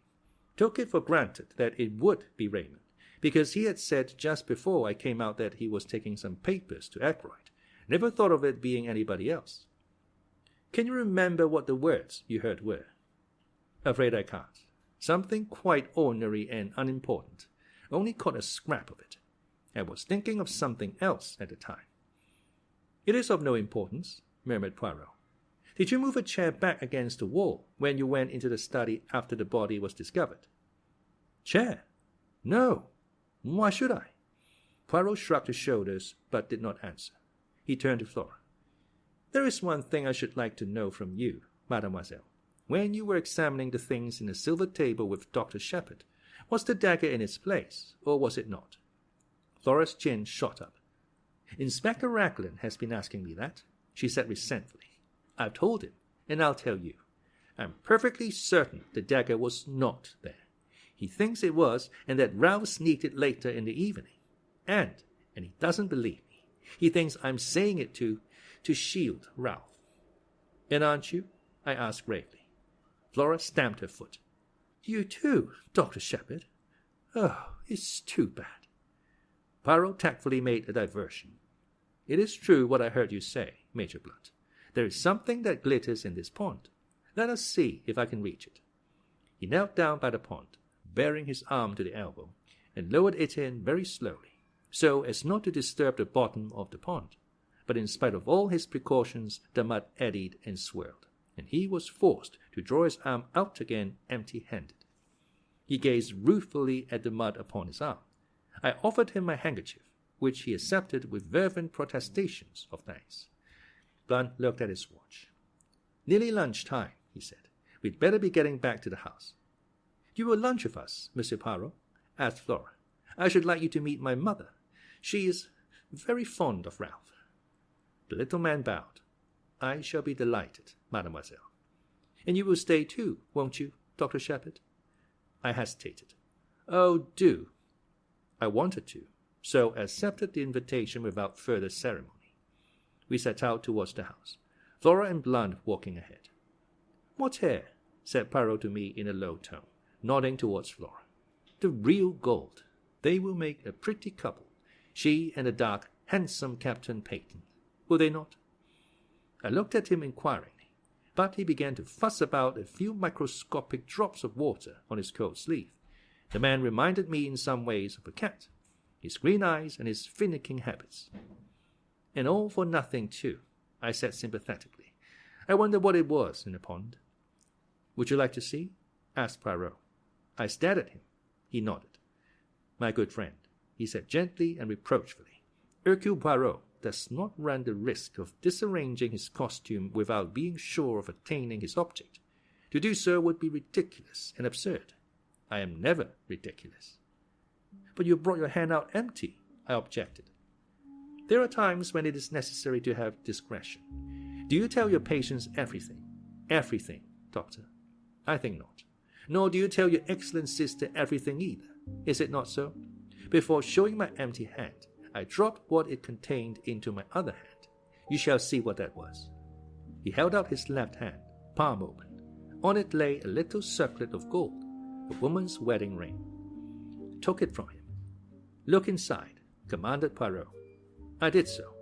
Inside was an inscription in fine writing. "From R, March 13th. I looked at Poirot, but he was busy inspecting his appearance in a tiny pocket glass. He paid particular attention to his moustaches, and none at all to me. I saw that he did not intend to be communicative.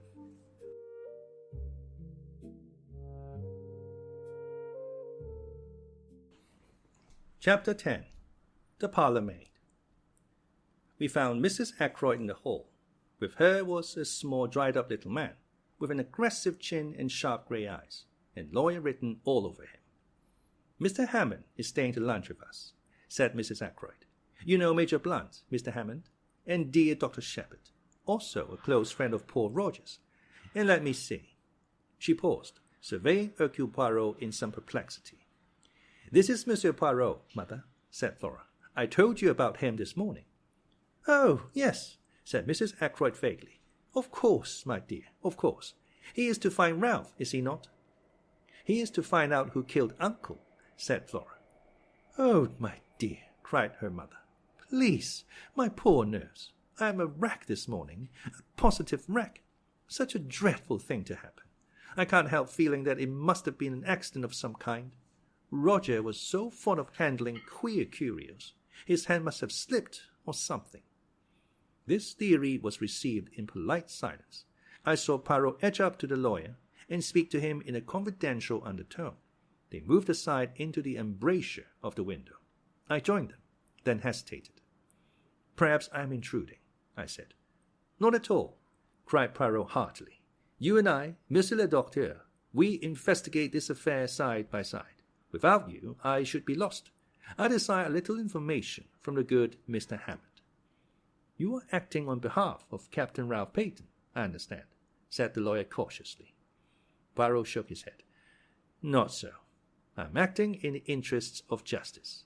Miss Ackroyd has asked me to investigate the death of her uncle." Mr. Hammond seemed slightly taken aback. "I cannot seriously believe that Captain Peyton can be concerned in this crime," he said, "however strong the circumstantial evidence against him may be. The mere fact that he was hard-pressed for money." "Was he hard-pressed for money?" interpolated Poirot quickly. The lawyer shrugged his shoulders. "It was a chronic condition with Ralph Peyton," he said dryly. "Money went through his hands like water. He was always applying to his stepfather." "Had he done so of late? During the last year, for instance?" "I cannot say. Mr. Ackroyd did not mention the fact to me." "I comprehend. Mr. Hammond, I take it that you are acquainted with the provisions of Mr. Ackroyd's will?" "Certainly. That is my principal business here today." "Then, seeing that I am acting for Miss Ackroyd, you will not object to telling me the terms of that will?" "They are quite simple, shorn of legal phraseology, and after paying certain legacies and bequests—" "Such as?" interrupted Poirot. Mr. Hammond seemed a little surprised. £1,000 to his housekeeper, Miss Russell, £50 to the cook, Emma Cooper, £500 to his secretary, Mr. Geoffrey Raymond, then to various hospitals. Poirot held up his hand. "Ah, the charitable bequests. They interest me not." "Quite so. The income on £10,000 worth of shares to be paid to Mrs. Cecil Ackroyd during her lifetime. Miss Flora Ackroyd inherits £20,000 outright. The residue, including this property, and the shares in Ackroyd and Son, to his adopted son, Ralph Peyton." "Mr. Ackroyd possessed a large fortune." "A very large fortune. Captain Peyton will be an exceedingly wealthy young man." There was a silence. Poirot and the lawyer looked at each other. "Mr. Hammond," came Mrs. Ackroyd's voice plaintively from the fireplace. The lawyer answered the summons. Poirot took my arm and drew me right into the window. "Regard the irises," he remarked in rather a loud voice. "Magnificent, are they not? A straight and pleasing effect." At the same time I felt the pressure of his hand on my arm, and he added in a low tone, "Do you really wish to aid me, to take part in this investigation?" "Yes, indeed," I said eagerly. "There is nothing I should like better. You don't know what a dull old fogey's life I lead. Never anything out of the ordinary." "Good. We will be colleagues then. In a minute or two I fancy Major Blunt will join us. He is not happy with the good mamma. Now there are some things I want to know, but I do not wish to seem to want to know them. You comprehend? So it will be your part to ask the questions." "What questions do you want me to ask?" I asked apprehensively. "I want you to introduce the name of Mrs. Ferrars." "Yes. Speak of her in a natural fashion. Ask him if he was down here when her husband died. You understand the kind of thing I mean. And while he replies, watch his face without seeming to watch it. C'est compris?" There was no time for more, for at that minute, as Poirot had prophesied, Blunt left the others in his abrupt fashion and came over to us. I suggested strolling on the terrace, and he acquiesced. Poirot stayed behind. I stopped to examine the late rose. "How things change in the course of a day or two," I observed. "I was up here last Wednesday, I remember, walking up and down this same terrace. Ackroyd was with me, full of spirits. And now, 3 days later, Ackroyd's dead. Poor fellow. Mrs. Ferrars dead. You knew her, didn't you? But of course you did." Blunt nodded his head. "Had you seen her since you've been down this time?" "Went with Ackroyd to call. Last Tuesday, think it was. Fascinating woman, but something queer about her. Deep. One would never know what she was up to." I looked into his steady grey eyes. "Nothing there, surely." I went on. "I suppose you'd met her before?" "Last time I was here. She and her husband had just come here to live." He paused a minute and then added, "Rum thing. She had changed a lot between then and now." "How? Changed?" I asked. "Looked 10 years older."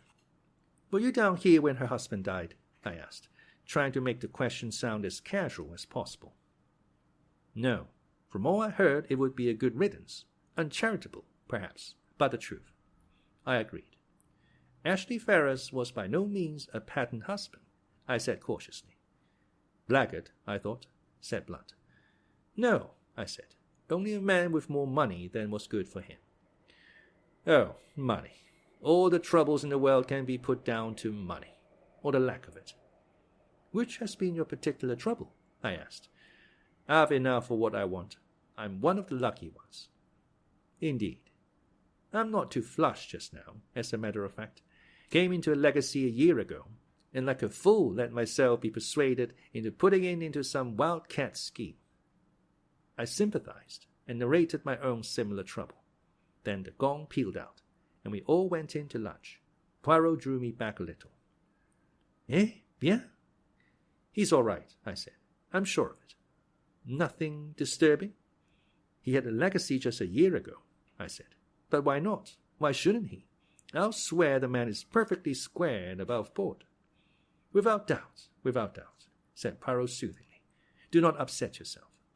He spoke as though to a fractious child. We all trooped into the dining room. It seemed incredible that less than 24 hours had passed since I last sat at that table. Afterwards, Mrs. Ackroyd took me aside and sat down with me on a sofa. "I can't help feeling a little hurt," she murmured, producing a handkerchief of the kind obviously not meant to be cried into. "Hurt, I mean, by Roger's lack of confidence in me.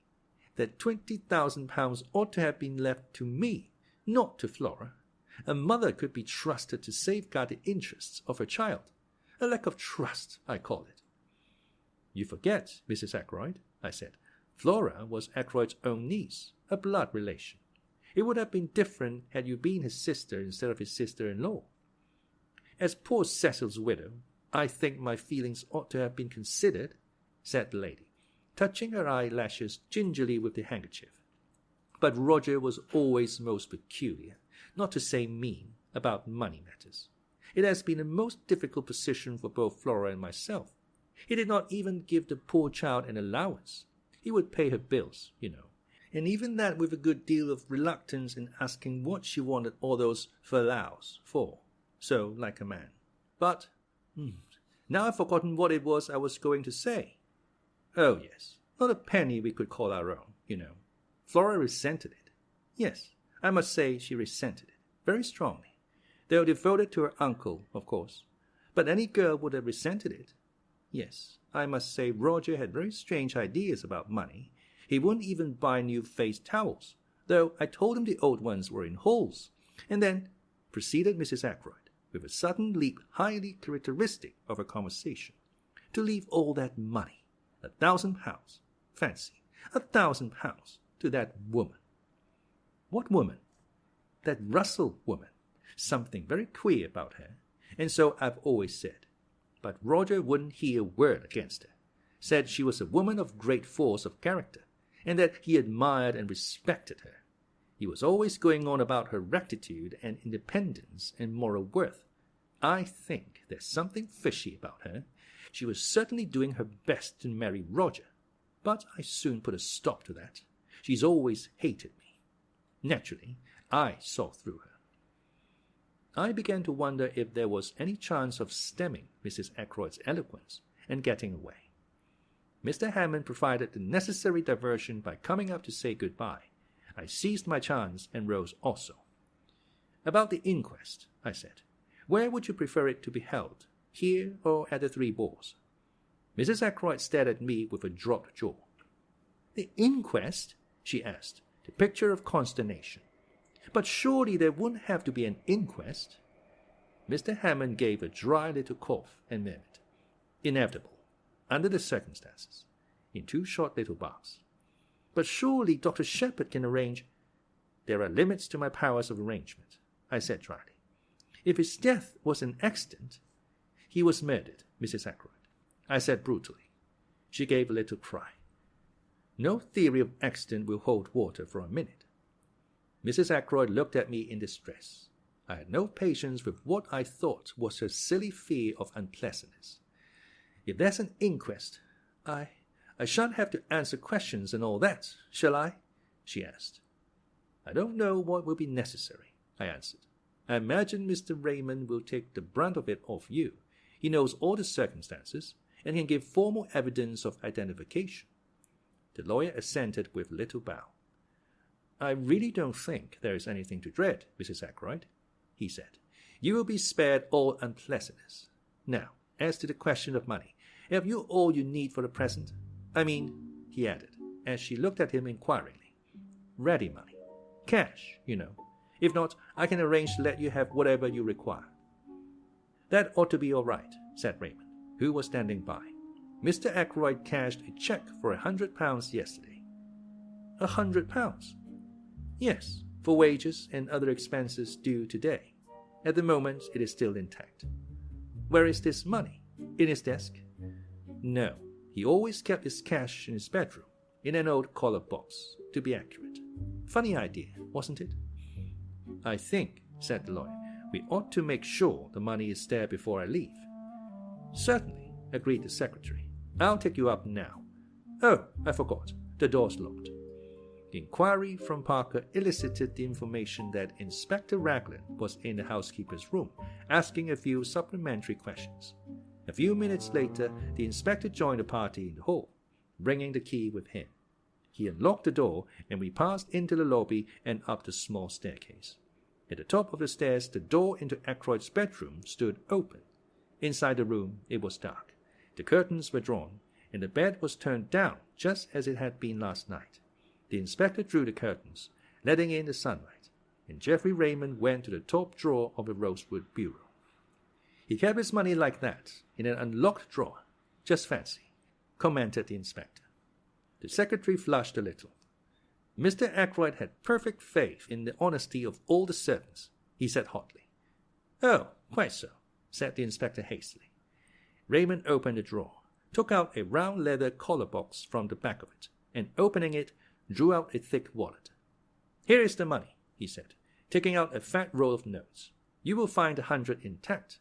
I know, for Mr. Ackroyd put it in a collar box in my presence last night when he was dressing for dinner, and of course it has not been touched since."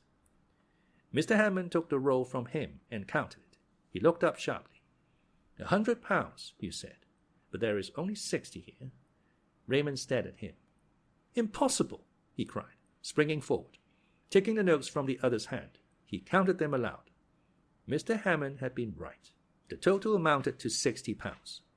"But I can't understand it," cried the secretary, bewildered. Poirot asked a question. "You saw Mr. Ackroyd put this money away last night when he was dressing for dinner? You are sure he had not paid away any of it already?" "I'm sure he hadn't. He even said, 'I don't want to take £100 down to dinner with me. Too bulgy.'" "Then the affair is very simple," remarked Poirot. Either he paid out that £40 some time last evening, or else it has been stolen. That's the matter in a nutshell, agreed the inspector. He turned to Mrs. Ackroyd.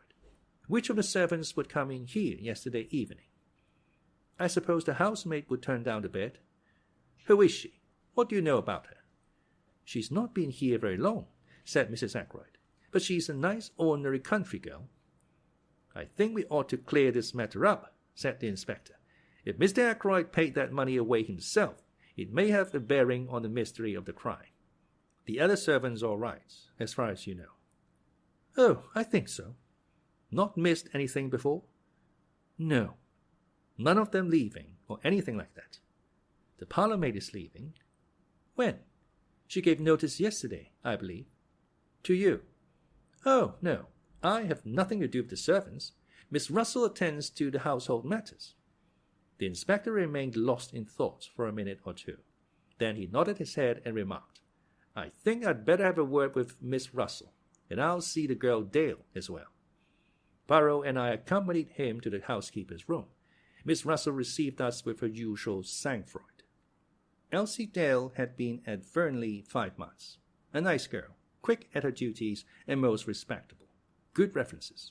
The last girl in the world to take anything not belonging to her. What about the parlourmaid?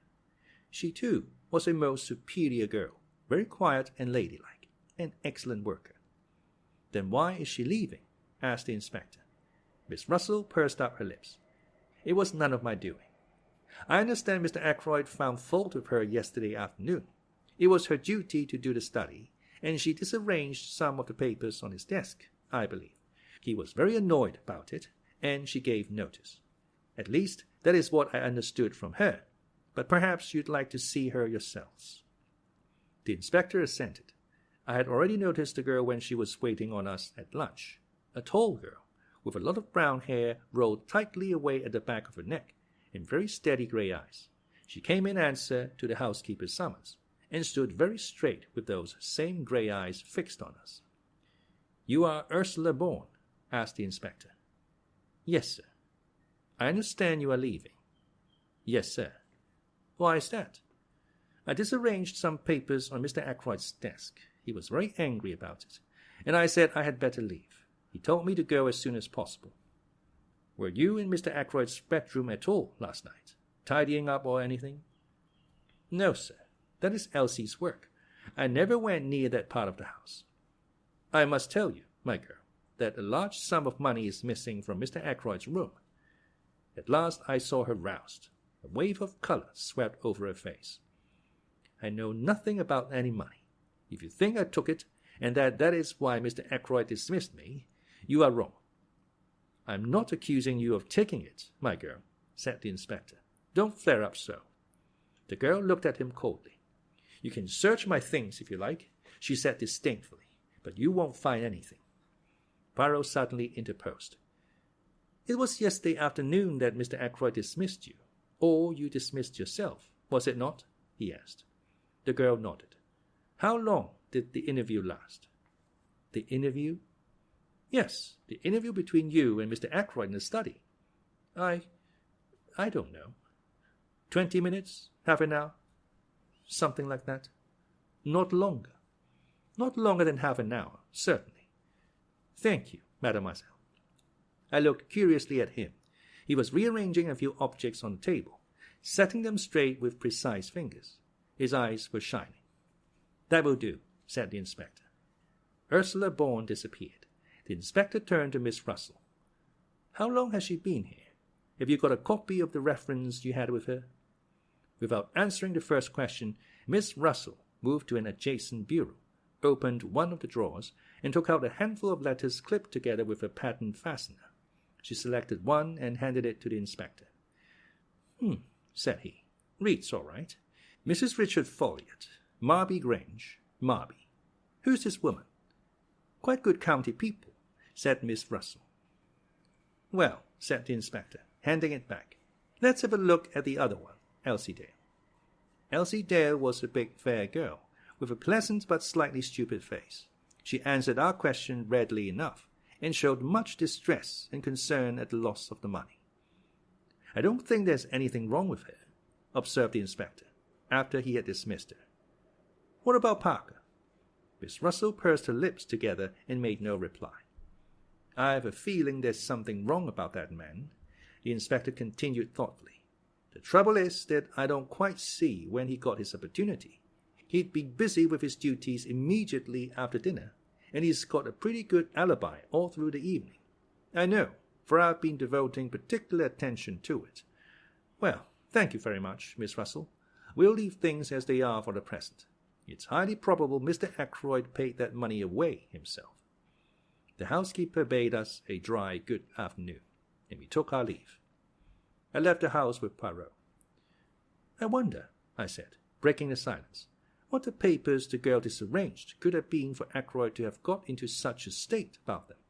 I wonder if there is any clue there to the mystery." "The secretary said that there were no papers of particular importance on the desk," said Poirot quietly. "Yes, but—" I paused. "It strikes you as odd that Ackroyd should have flown into a rage about so trivial a matter?" "Yes, it does rather." "But was it a trivial matter?" "Of course," I admitted. "We don't know what those papers may have been, but Raymond certainly said—" "Leave Monsieur Raymond out of it for a minute. What did you think of that girl?" "Which girl? The parlourmaid?" "Yes, the parlourmaid, Ursula Bourne." "She seemed a nice girl," I said hesitatingly. Poirot repeated my words, but whereas I had laid a slight stress on the fourth word, he put it on a second. "She seemed a nice girl. Yes." Then, after a minute's silence, he took something from his pocket and handed it to me. "See, my friend, I will show you something. Look there." The paper he had handed me was that compiled by the inspector and given him to Poirot that morning. Following the pointing finger, I saw a small cross marked in pencil opposite the name Ursula Bourne. You may not have noticed it at the time, my good friend, but there was one person on this list whose alibi had no kind of confirmation. Ursula Bourne. You don't think— Dr. Sheppard, I dare to think anything. Ursula Bourne may have killed Mr. Ackroyd, but I confess I can see no motive for her doing so. Can you? He looked at me very hard, so hard that I felt uncomfortable. "Can you?" he repeated. "No motive whatsoever," I said firmly. His gaze relaxed. He frowned and murmured to himself. "Since the blackmailer was a man, it follows that she cannot be the blackmailer. Then—" I coughed. "As far as that goes," I began doubtfully. He spun round on me. What? What are you going to say?" "Nothing. Only that, strictly speaking, Mrs. Ferrars in her letter mentioned a person. She didn't actually specify a man, but we took it for granted, Ackroyd and I, that it was a man." Poirot did not seem to be listening to me. He was muttering to himself again. "But then it is possible after all. Yes, certainly it is possible. But then, I must rearrange my ideas. Method, order, never have I needed them more. Everything must fit in its appointed place. Otherwise I am on the wrong tack." He broke off and whirled round upon me again. "Where is Marby?"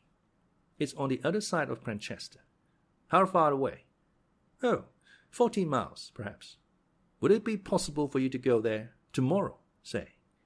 "Tomorrow? Let me see. That's Sunday. Yes, I could arrange it. What do you want me to do there?" "See this Mrs. Folliot. Find out all you can about Ursula Bourne." "Very well, but I don't much care for the job." "It is not the time to make difficulties. A man's life may hang on this." "Poor Ralph," I said with a sigh. "You believe him to be innocent, though." Poirot looked at me very gravely. "Do you want to know the truth?" "Of course." "Then you shall have it. My friend, everything points to the assumption that he is guilty." "What?" I exclaimed. Poirot nodded. "Yes, that stupid inspector, for he is stupid, has everything pointing his way.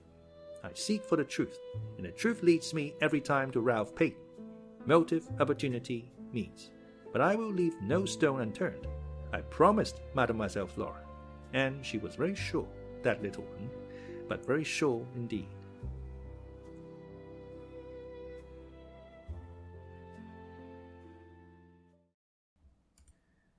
Chapter 11. Poirot pays a call. I was slightly nervous when I rang the bell at Marby Grange the following afternoon. I wondered very much what Poirot expected to find out. He had entrusted the job to me. Why? Was it because, as in the case of questioning Major Blunt, he wished to remain in the background? The wish, intelligible in the first case, seemed to me quite meaningless here. My meditations were interrupted by the advent of a smart parlourmaid. Yes, Mrs. Folliot was at home. I was ushered into a big drawing-room, and looked round me curiously as I waited for the mistress of the house. A large bare room, some good bits of old china, and some beautiful etchings, shabby covers and curtains. A lady's room in every sense of the term. I turned from the inspection of a Bartolozzi on the wall as Mrs. Folliot came into the room.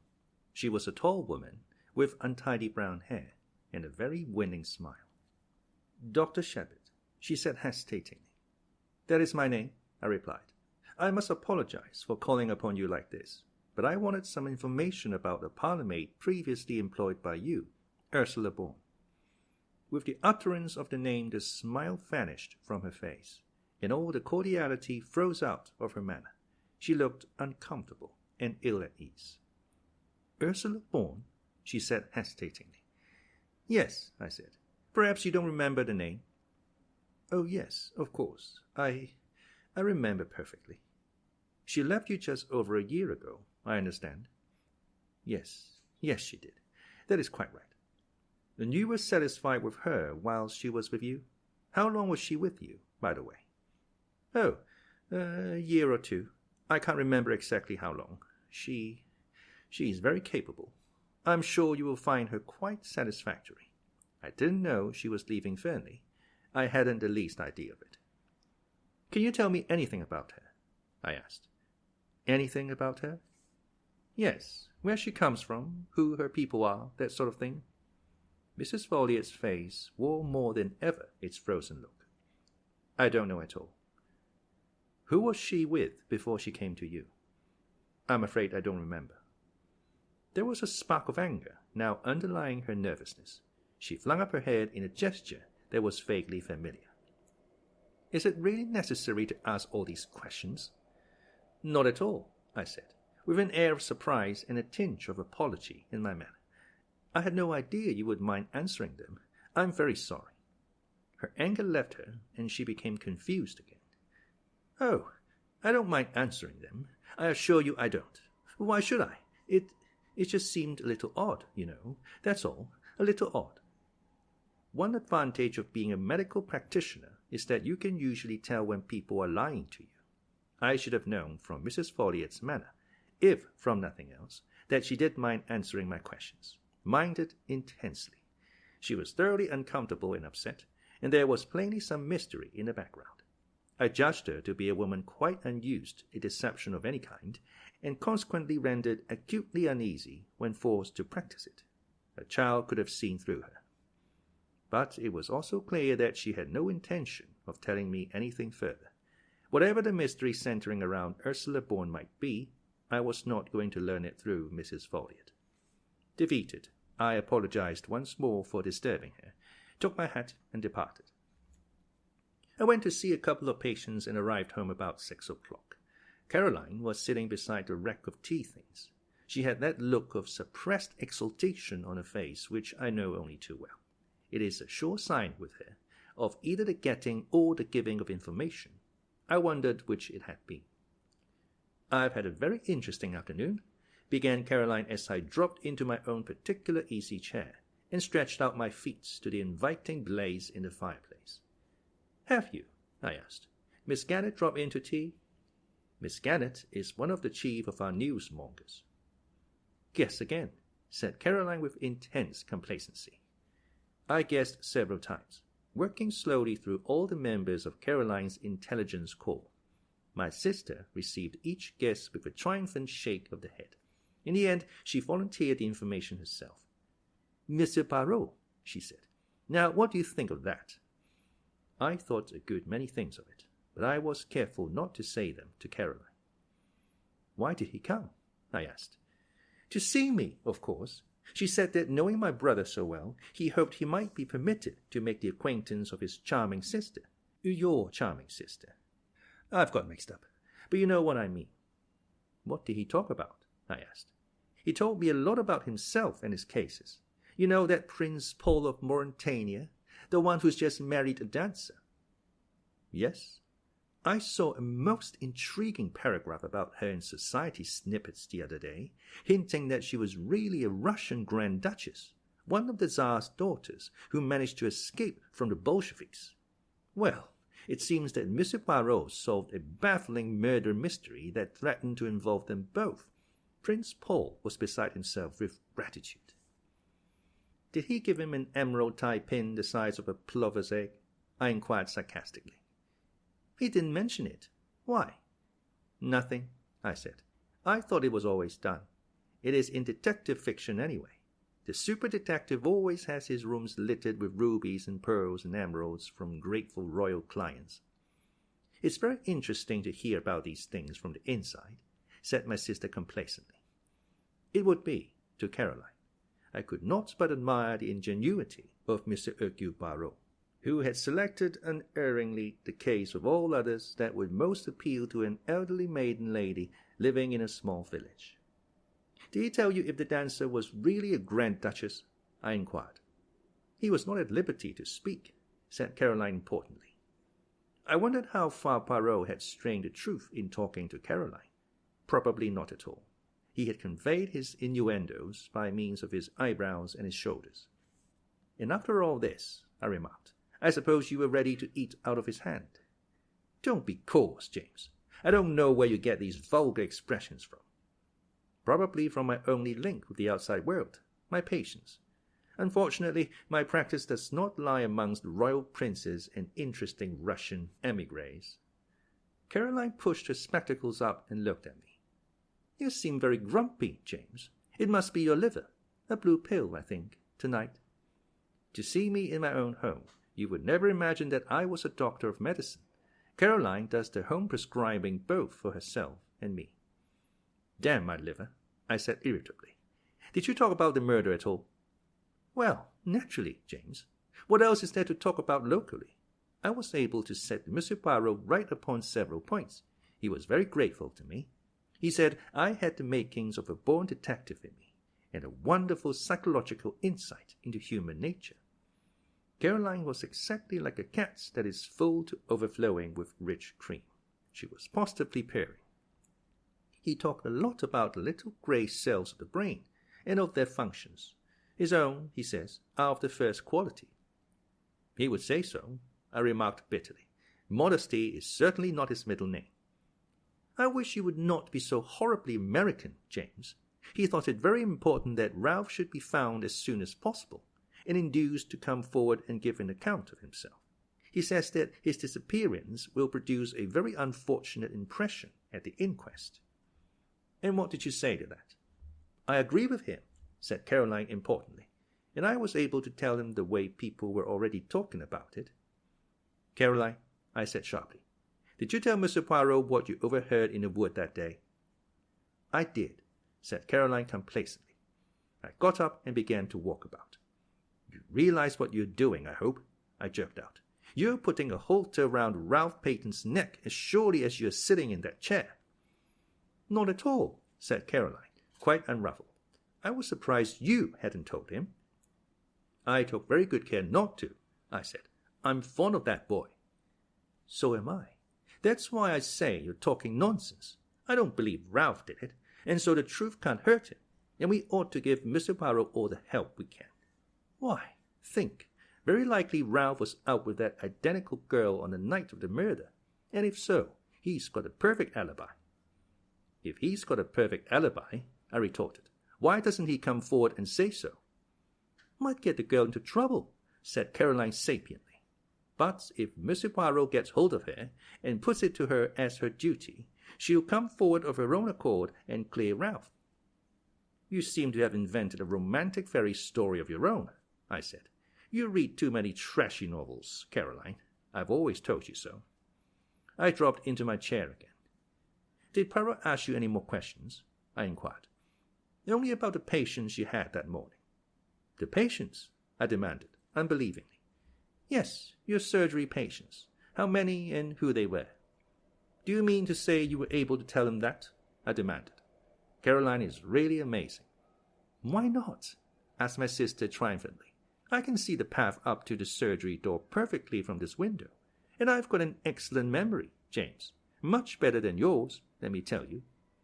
"I'm sure you have," I murmured mechanically. My sister went on, checking the names on her fingers. There was old Mrs. Bennet, and that boy from the farm with the bad finger, Dolly Grice to have a needle out of her finger, that American steward of the liner. Let me see, that's 4. Yes, and old George Evans with his ulcer, and lastly, she paused significantly. "Well?" Caroline brought out her climax triumphantly. She hissed in the most approved style, aided by the fortunate number of S's at her disposal. "Miss Russell." She sat back in her chair and looked at me meaningly. And when Caroline looks at you meaningly, it is impossible to miss it. "I don't know what you mean," I said, quite untruthfully. "Why shouldn't Miss Russell consult me about her bad knee?" "Bad knee," said Caroline. "Fiddlesticks. No more bad knee than you and I. She was after something else." "What?" I asked. Caroline had to admit that she didn't know. "But depend upon it, that was what he was trying to get at, Monsieur Poirot, I mean. There's something fishy about that woman, and he knows it." "Precisely the remark Mrs. Ackroyd made to me yesterday," I said, "that there was something fishy about Miss Russell." "Ah," said Caroline darkly, "Mrs. Ackroyd. There's another." "Another what?" Caroline refused to explain her remarks. She merely nodded her head several times, rolled up her knitting, and went upstairs to don the high mauve silk blouse and the gold locket which she calls dressing for dinner. I stayed there staring into the fire and thinking over Caroline's words. Had Poirot really come to gain information about Miss Russell, or was it only Caroline's tortuous mind that interpreted everything according to her own ideas? There had certainly been nothing in Miss Russell's manner that morning to arouse suspicion, at least. I remembered her persistent conversation on the subject of drug-taking, and from that she had led the conversation to poisons and poisoning. But there was nothing in that. Ackroyd had not been poisoned. Still, it was odd. I heard Caroline's voice, rather exit in note, calling from the top of the stairs. "James, you will be late for dinner." I put some coal on the fire and went upstairs obediently. It is well at any price to have peace in the home.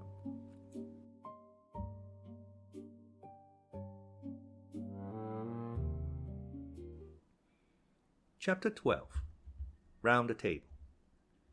A joint inquest was held on Monday. I do not propose to give the proceedings in detail. To do so would only be to go over the same ground again and again.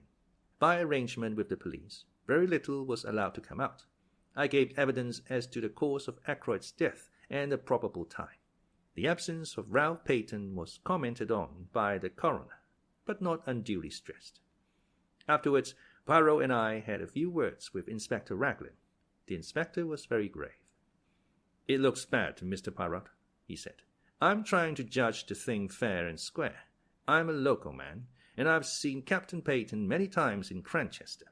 I'm not wanting him to be the guilty one, but it's bad whichever way you look at it. If he's innocent, why doesn't he come forward? We've got evidence against him, but it's possible that that evidence could be explained away. Then why doesn't he give an explanation?" A lot more lay behind the inspector's words than I knew at the time. Ralph's description had been wired to every port and railway station in England. The police everywhere were on the alert. His rooms in town were watched, and any houses he had been known to be in the habit of frequenting. With such a cordon, it seemed impossible that Ralph should be able to evade detection. He had no luggage, and, as far as anyone knew, no money.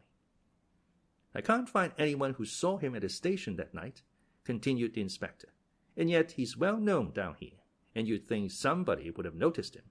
There's no news from Liverpool either." "You think he went to Liverpool?" queried Poirot. "Well, it's on the cards. That telephone message from the station, just 3 minutes before the Liverpool express left. There ought to be something in that." unless it was deliberately intended to throw you off the scent. That might just possibly be the point of the telephone message."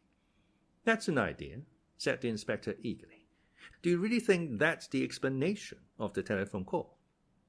"My friend," said Poirot gravely, "I do not know.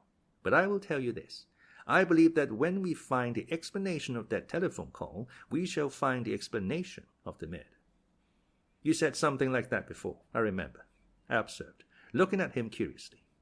Poirot nodded. "I always come back to it," he said seriously. "It seems to me utterly irrelevant," I declared. "I wouldn't say that," demurred the inspector. "But I must confess I think Mr. Poirot here harps on it a little too much. We've better clues than that. The fingerprints on the dagger, for instance." Poirot became suddenly very foreign in manner, as he often did when excited over anything. "Monsieur l'Inspecteur," he said, "beware of the blind. The blind, comment dire, the little street that has no end to it." Inspector Raglan stared, but I was quicker. "You mean a blind alley?" I said. "That is it, the blind street that leads nowhere. So it may be with those fingerprints. They may lead you nowhere." "I don't see how that can well be," said the police officer. "I suppose you're hinting that they're faked. I've read of such things being done, though I can't say I've ever come across it in my experience. But fake or true, they're bound to lead somewhere." Poirot merely shrugged his shoulders, flinging out his arms wide. The inspector then showed us various enlarged photographs of the fingerprints, and proceeded to become technical on the subject of loops and whorls. "Come now," he said at last, annoyed by Poirot's detached manner. "You've got to admit that those prints were made by someone who was in the house that night." "Bien entendu," said Poirot, nodding his head. "Well, I've taken the prints of every member of the household, every one, mind you, from the old lady down to the kitchen maid." I don't think Mrs. Ackroyd would enjoy being referred to as the old lady. She must spend a considerable amount on cosmetics. "Everyone's," repeated the inspector fussily. "Including mine," I said dryly. "Very well, none of them correspond. That leaves us two alternatives. Ralph Peyton, or the mysterious stranger the doctor here tells us about. When we get hold of those two—" "Much valuable time may have been lost," broke in Poirot. "I don't quite get you, Mr. Poirot." "You have taken the prints of everyone in the house, you say," murmured Poirot. "Is that the exact truth you are telling me there, Monsieur l'Inspecteur?" "Certainly. Without overlooking anyone?" "Without looking anyone. The quick or the dead?" For a moment the inspector looked bewildered at what he took to be a religious observation. Then he reacted slowly. "You mean—" "The dead, Monsieur l'Inspecteur." The inspector still took a minute or two to understand. "I am suggesting," said Poirot placidly, "that the fingerprints on the dagger handle are those of Mr. Ackroyd himself. It is an easy matter to verify. His body is still available." "But why? What would be the point of it? You're surely not suggesting suicide, Mr. Poirot." "Ah, no. My theory is that the murderer wore gloves or wrapped something round his hand. After the blow was struck, he picked up the victim's hand and closed it round the dagger handle." "But why?" Poirot shrugged his shoulders again. "To make a confusing case even more confusing." "Well," said the inspector, "I'll look into it. What gave you the idea in the first place? When you were so kind as to show me the dagger and draw attention to the fingerprints.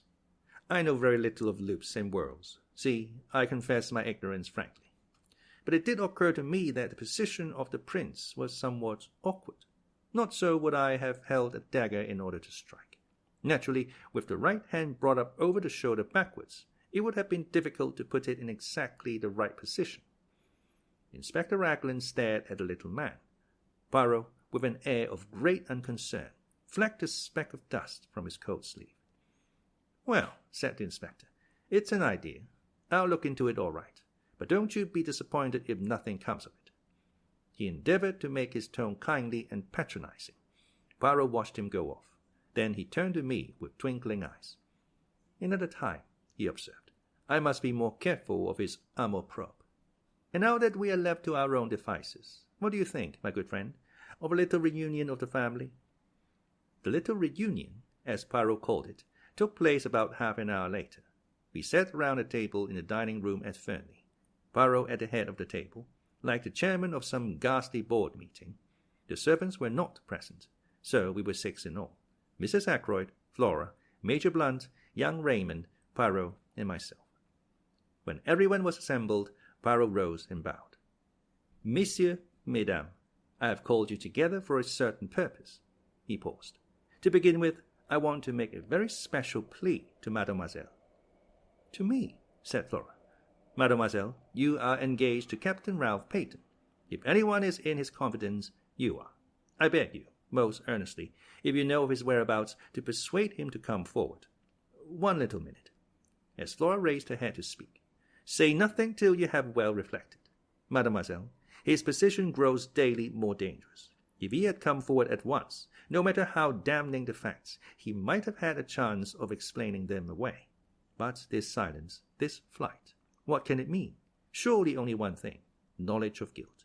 Mademoiselle, if you really believe in his innocence, persuade him to come forward before it is too late." Flora's face had gone very white. "Too late," she repeated, very low. Poirot leaned forward, looking at her. "See now, mademoiselle," he said very gently, "it is Papa Poirot who asks you this, the old Papa Poirot, who has much knowledge and much experience. I would not seek to entrap you, mademoiselle. Will you not trust me, and tell me where Ralph Peyton is hiding?" The girl rose and stood facing him. "Monsieur Poirot," she said in a clear voice, "I swear to you, swear solemnly, that I have no idea where Ralph is, and that I have neither seen him nor heard from him either on the day of the murder or since." She sat down again. Poirot gazed at her in silence for a minute or two. Then he brought his hand down on the table with a sharp rap. "Bien, that is that," he said. His face hardened. "Now I appeal to these others who sit round this table: Mrs. Ackroyd, Major Blunt, Dr. Sheppard, Mr. Raymond. You are all friends and intimates of the missing man. If you know where Ralph Peyton is hiding, speak out." There was a long silence. Poirot looked to each in turn. "I beg of you," he said in a low voice, "speak out." But still there was silence, broken at last by Mrs. Ackroyd. "I must say," she observed in a plaintive voice, "that Ralph's absence is most peculiar indeed. Not to come forward at such a time. It looks, you know, as though there was something behind it. I can't help thinking, Flora dear, that it was a very fortunate thing your engagement was never formally announced." "Mother!" cried Flora angrily. "Providence," declared Mrs. Ackroyd. "I have a devout belief in Providence, a divinity that shapes our ends, as Shakespeare's beautiful line runs." "Surely you don't make the Almighty directly responsible for thick ankles, Mrs. Ackroyd, do you?" asked Geoffrey Raymond, his irresponsible laugh ringing out. His idea was, I think, to loosen the tension, but Mrs. Ackroyd threw him a glance of reproach and took out her handkerchief. "Flora has been saved a terrible amount of notoriety and unpleasantness. Not for a moment that I think dear Ralph had anything to do with poor Roger's death. I don't think so. But then I have a trusting heart. I always have had, ever since a child. I am loath to believe the worst of anyone. But, of course, one must remember that Ralph was in several air raids as a young boy. The results are apparent long after. Sometimes, they say, people are not responsible for their actions in the least. They lose control, you know, without being able to help it." "Mother!" cried Flora. "You don't think Ralph did it?" "Come, Mrs. Ackroyd," said Blunt. "I don't know what to think," said Mrs. Ackroyd tearfully. "It is all very upsetting. What would happen to the estate, I wonder, if Ralph were found guilty?" Raymond pushed his chair away from the table violently. Major Blunt remained very quiet, looking thoughtfully at her. "Like shell-shock, you know," said Mrs. Ackroyd obstinately. "And I dare say Roger kept him very short of money, with the best intentions, of course. I can see you are all against me, but I do think it is very odd that Ralph has not come forward, and I must say I am thankful Flora's engagement was never announced formally." "It will be tomorrow," said Flora in a clear voice. "Flora!" cried her mother, aghast. Flora had turned to the secretary. "Will you send the announcement to the Morning Post and the Times, please, Mr. Raymond?" "If you are sure that it is wise, Miss Ackroyd," he replied gravely. She turned impulsively to Blunt. "You understand," she said. "What else can I do? As things are, I must stand by Ralph. Don't you see that I must?" She looked very searchingly at him, and after a long pause he nodded abruptly. Mrs. Ackroyd burst out into shrill protests. Flora remained unmoved. Then Raymond spoke. "I appreciate your motives, Miss Ackroyd, but don't you think you are being rather precipitate? Wait a day or two." "Tomorrow," said Flora, in a clear voice. "It's no good, Mother, going on like this. Whatever else I am, I'm not disloyal to my friends." "Monsieur Poirot," Mrs. Ackroyd appealed tearfully, "can't you say anything at all?" "Nothing to be said," interpolated Blunt. "She's doing the right thing. I'll stand by her through thick and thin." Flora held out her hand to him. "Thank you, Major Blunt," she said.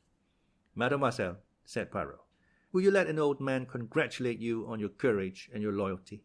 And will you not misunderstand me if I ask you most solemnly, to postpone the announcement you speak of for at least 2 days more?" Flora hesitated. "I ask it in Ralph Peyton's interests as much as in yours, mademoiselle." You frown. You do not see how that can be. But I assure you that it is so. Pas de blague. You put the case into my hands. You must not hamper me now.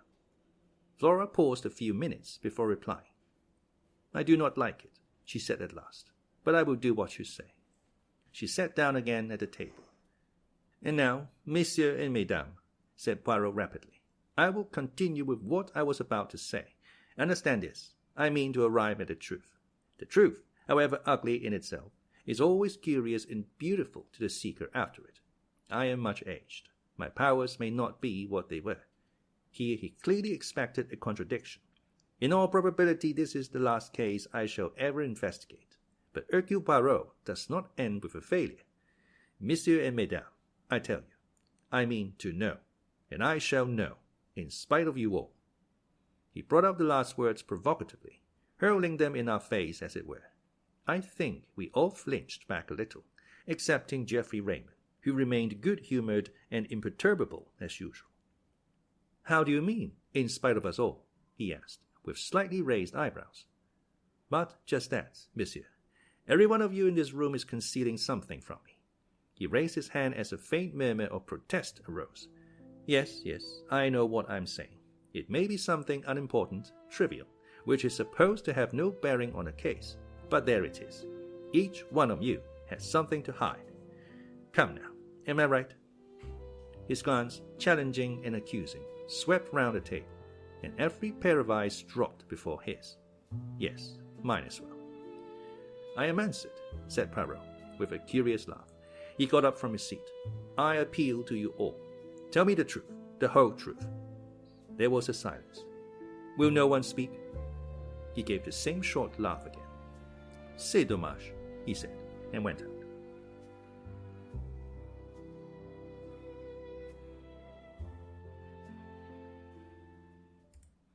Chapter 13. The Goose Quill. That evening, at Poirot's request, I went over to his house after dinner. Caroline saw me depart with visible reluctance. I think she would have liked to have accompanied me.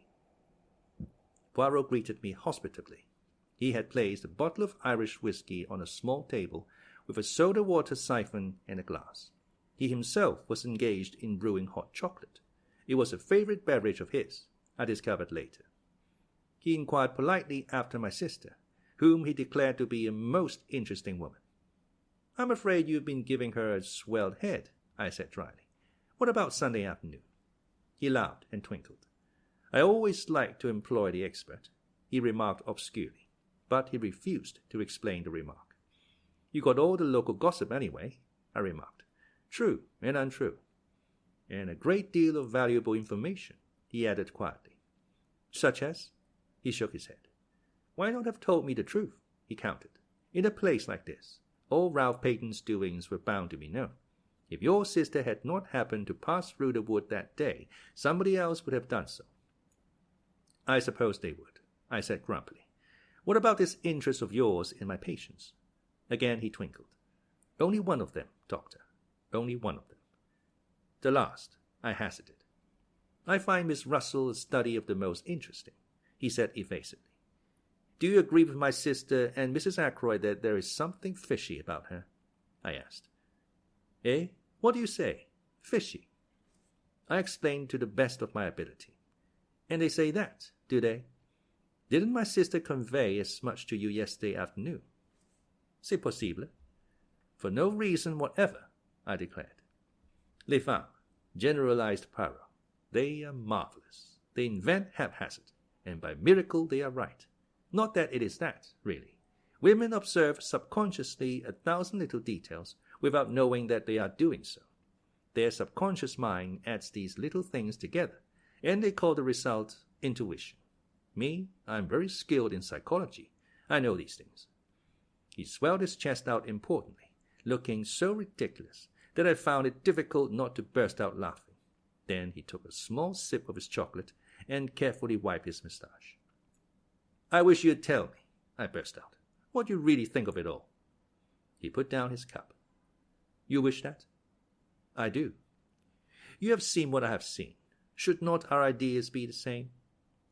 "I'm afraid you're laughing at me," I said stiffly. "Of course, I have no experience of matters of this kind." Poirot smiled at me indulgently. "You are like a little child who wants to know the way the engine works. You wish to see the affair, not as the family doctor sees it, but with the eye of a detective who knows and cares for no one, to whom they are all strangers and all equally liable to suspicion." "You put it very well," I said. "So I give you then a little lecture. The first thing is to get a clear history of what happened that evening. Always bear in mind that the person who speaks may be lying." I raised my eyebrows. Rather a suspicious attitude. "But necessary, I assure you, necessary. Now first, Dr. Sheppard leaves the house at 10 minutes to 9. How do I know that?" "Because I told you so." "But you might not be speaking the truth, or the watch you went by might be wrong. But Parker also says that you left the house at 10 minutes to 9. So we accept that statement and pass on. At 9 o'clock you run into a man, and here we come to what we will call the romance of the mysterious stranger, just outside the park gates. How do I know that that is so?" "I told you so," I began again, but Poirot interrupted me with a gesture of impatience. "Ah, but it is that you are a little stupid tonight, my friend. You know that it is so, but how am I to know? Eh bien, I am able to tell you that the mysterious stranger was not a hallucination on your part, because the maid of a Miss Gannett met him a few minutes before you did, and of her, too, he inquired the way to Fernly Park. We accept his presence, therefore, and we can be fairly sure of 2 things about him: that he was a stranger to the neighborhood, and that whatever his object in going to Fernly, there was no great secrecy about it, since he twice asked the way there." "Yes," I said, "I see that. Now I have made it my business to find out more about this man. He had a drink at the Three Boars, I learned, and the barmaid there says that he spoke with an American accent and mentioned having just come over from the States. Did it strike you that he had an American accent?" "Yes, I think he had," I said, after a minute or two, during which I cast my mind back, "but a very slight one." "Précisément. There is also this which, you will remember, I picked up in the summer house." He held out to me the little quill. I looked at it curiously. Then a memory of something I had read stirred in me. Poirot, who had been watching my face, nodded. "Yes, heroin snow. Drug takers carry it like this, and stiffen up the nose." "Diamorphine hydrochloride," I murmured mechanically. "This method of taking the drug is very common on the other side. Another proof, if we wanted one, that the man came from Canada or the States." "What first attracted your attention to that summer house?" I asked curiously. "My friend the inspector took it for granted that anyone using that path did so as a shortcut to the house. But as soon as I saw the summer house, I realized that the same path would be taken by anyone using the summer house as a rendezvous. Now it seems fairly certain that the stranger came neither to the front nor to the back door. Then did someone from the house go out and meet him? If so, what could be a more convenient place than that little summer house? I searched it with the hope that I might find some clue inside. I found 2, the scrap of cambric and the quill." "And a scrap of cambric?" I asked curiously. "What about that?" Poirot raised his eyebrows. "You do not use your little grey cells," he remarked dryly. "The scrap of starch cambric should be obvious." "Not very obvious to me." I changed the subject. "Anyway," I said, "this man went to the summer house to meet somebody. Who was that somebody?" "Exactly the question," said Poirot. "You will remember that Mrs. Ackroyd and her daughter came over from Canada to live here." "Is that what you meant today when you accused them of hiding the truth?" "Perhaps. Now another point. What did you think of the parlourmaid story?" "What story?" "The story of her dismissal. Does it take half an hour to dismiss a servant? Was the story of those important papers a likely one? And remember, though she says she was in her bedroom from 9:30 until 10 o'clock, there is no one to confirm her statement." "You bewilder me," I said. "To me it rose clearer. But tell me now your own ideas and theories." I drew a piece of paper from my pocket. "I just scribbled down a few suggestions," I said apologetically. "But excellent. You have method. Let us hear them." I read out in a somewhat embarrassed voice. "To begin with, one must look at the thing logically." "Just what my poor Hastings used to say," interrupted Poirot. But alas, he never did so. Point number 1. Mr. Ackroyd was heard talking to someone at 9:30. Point number 2. At some time during the evening, Ralph Peyton must have come in through the window, as evidenced by the prints of his shoes. Point number 3. Mr. Ackroyd was nervous that evening, and would only have admitted someone he knew. Point number 4. The person with Mr. Ackroyd at 9:30 was asking for money. We know Ralph Peyton was in a scrape. These 4 points go to show that the person with Mr. Ackroyd at 9:30 was Ralph Peyton, but we know that Mr. Ackroyd was alive at 9:45. Therefore, it was not Ralph who killed him. Ralph left the window open. Afterwards, the murderer came in that way. "And who was the murderer?" inquired Poirot. "The American stranger. He may have been in league with Parker, and possibly in Parker we have the man who blackmailed Mrs. Ferrars. If so, Parker may have heard enough to realize the game was up, have told his accomplice so, and the latter did the crime with the dagger which Parker gave him." "It is a theory, that," admitted Poirot. "Decidedly you have cells of a kind, but it leaves a good deal unaccounted for." "Such as?" "The telephone call, the pushed-out chair." "Do you really think the latter important?" I interrupted. "Perhaps not," admitted my friend. "It may have been pulled out by accident, and Raymond or Blunt may have shoved it into place unconsciously under the stress of emotion. Then there is the missing £40. Given by Ackroyd to Ralph, I suggested. He may have reconsidered his first refusal." "That still leaves one thing unexplained." "What? Why was Blunt so certain in his own mind that it was Raymond with Mr. Ackroyd at 9:30? "He explained that," I said. "You think so? I will not press the point. Tell me instead, what were Ralph Peyton's reasons for disappearing?" "That's rather more difficult," I said slowly. "I should have to speak as a medical man. Ralph's nerves must have gone fud. If he suddenly found out that his uncle had been murdered within a few minutes of his leaving him, after, perhaps, a rather stormy interview, well, he might get the wind up and clear right out. Men have been known to do that. Act guiltily when they're perfectly innocent." "Yes, that is true," said Poirot. "But we must not lose sight of one thing." "I know what you're going to say," I remarked. "Motive. Ralph Peyton inherits a great fortune by his uncle's death." "That is one motive," agreed Poirot. "One? Mais oui. Do you realize that there are 3 separate motives staring us in the face? Somebody certainly stole the blue envelope and its contents. That is one motive. Blackmail. Ralph Peyton may have been the man who blackmailed Mrs. Ferrars. Remember, as far as Hammond knew, Ralph Peyton had not applied to his uncle for help of late. That looks as though he were being supplied with money elsewhere. Then there is the fact that he was in some, scrape, which he feared might get to his uncle's ears. And finally, there is the one you have just mentioned." "Dear me," I said, rather taken aback. "The case does seem black against him." "Does it?" said Poirot. "That is where we disagree, you and I. 3 motives. It is almost too much. I am inclined to believe that, after all, Ralph Peyton is innocent."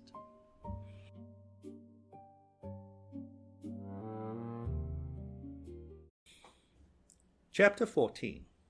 Mrs. Ackroyd. After the evening talk I have just chronicled, the affair seemed to me to enter on a different phase. The whole thing can be divided into two parts, each clear and distinct from the other. Part 1 ranges from Ackroyd's death on a Friday evening to the following Monday night. It is the straightforward narrative of what occurred as presented to Hercule Poirot. I was at Poirot's elbow the whole time. I saw what he saw. I tried my best to read his mind.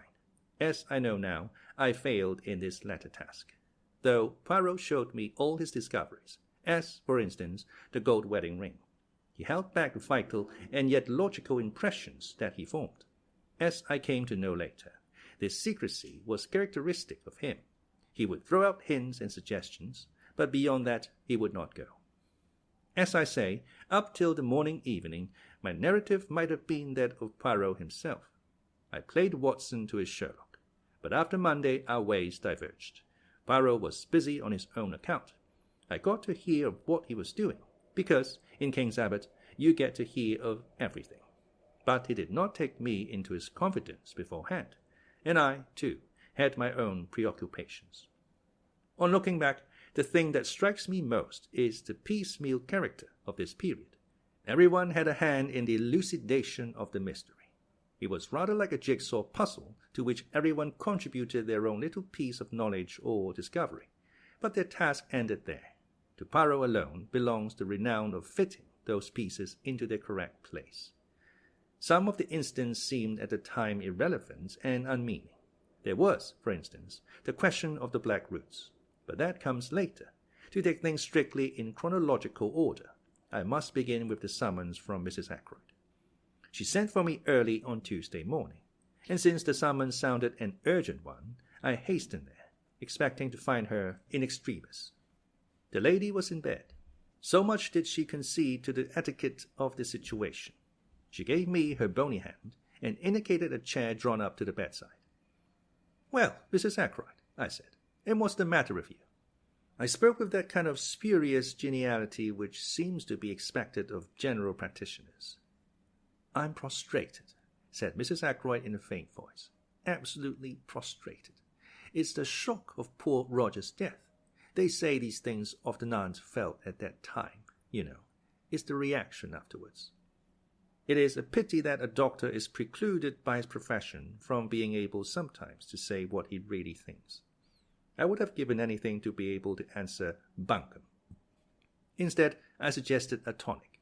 Mrs. Ackroyd accepted the tonic. One move in the game seemed now to be concluded. Not for a moment did I imagine that I had been sent for because of the shock occasioned by Ackroyd's death.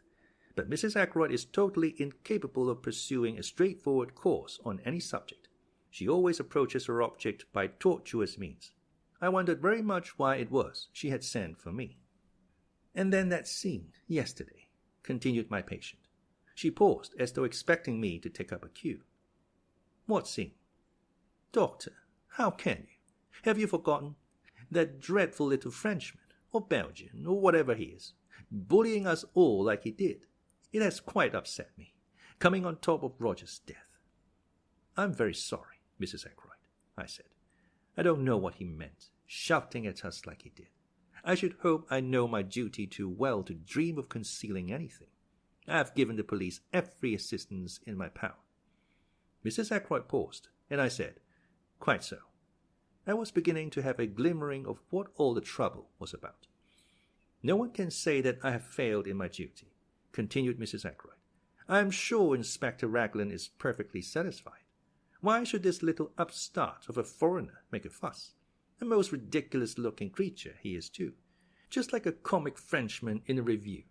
I can't think why Flora insisted on bringing him into the case. She never said a word to me about it. Just went off and did it on her own. Flora is too independent. I'm a woman of the world and her mother. She should have come to me for advice first." I listened to all this in silence. "What does he think? That's what I want to know. Does he actually imagine I'm hiding something? He possibly accused me yesterday." I shrugged my shoulders. "It is surely of no consequence, Mrs. Ackroyd," I said, "since you are not concealing anything. Any remarks he may have made do not apply to you." Mrs. Ackroyd went off at a tangent, after her usual fashion. "Servants are so tiresome," she said. "They gossip and talk amongst themselves, and then it gets round, and all the time there's probably nothing in it at all." "Have the servants been talking?" I asked. "What about?" Mrs. Ackroyd cast a very shrewd glance at me. It quite threw me off my balance. "I was sure you'd know, Doctor, if anyone did. You were with Monsieur Poirot all the time, weren't you?" "I was." "Then of course you know. It was that girl, Ursula Bourne, wasn't it? Naturally, she's leaving. She would want to make all the trouble she could. Spiteful, that's what they are. They're all alike. Now, you being there, Doctor, you must know exactly what she did say. I'm most anxious that no wrong impression should get about. After all, you don't repeat every little detail to the police, do you? There are family matters sometimes, nothing to do with the question of the murder.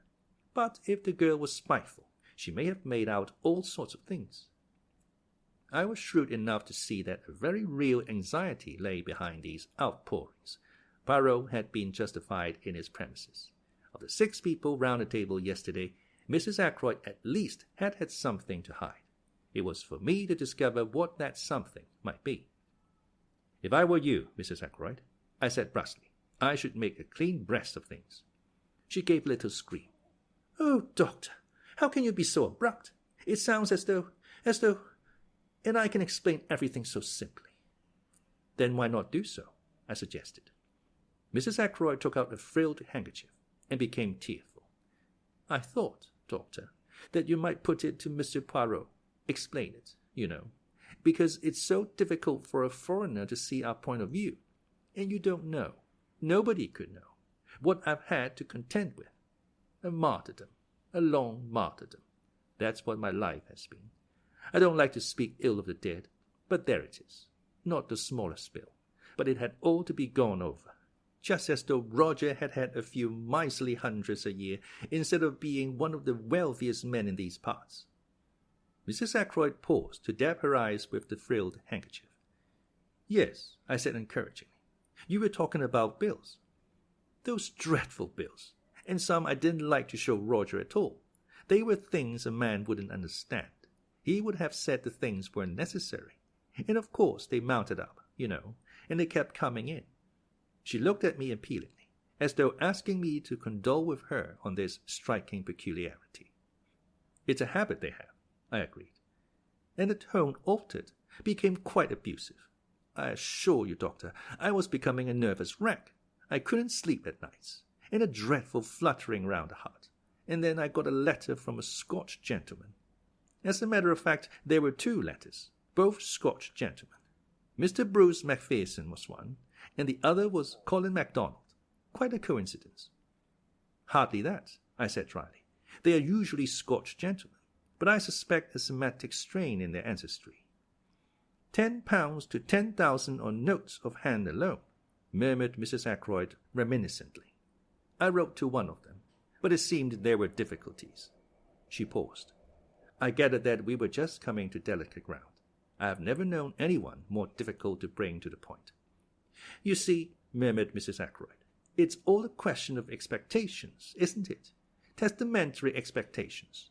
And though, of course, I expected that Roger would provide for me, I didn't know. I thought that if only I could glance over a copy of his will, not in any sense of vulgar prying, but just so that I could make my own arrangements." She glanced sideways at me. The position was now very delicate indeed.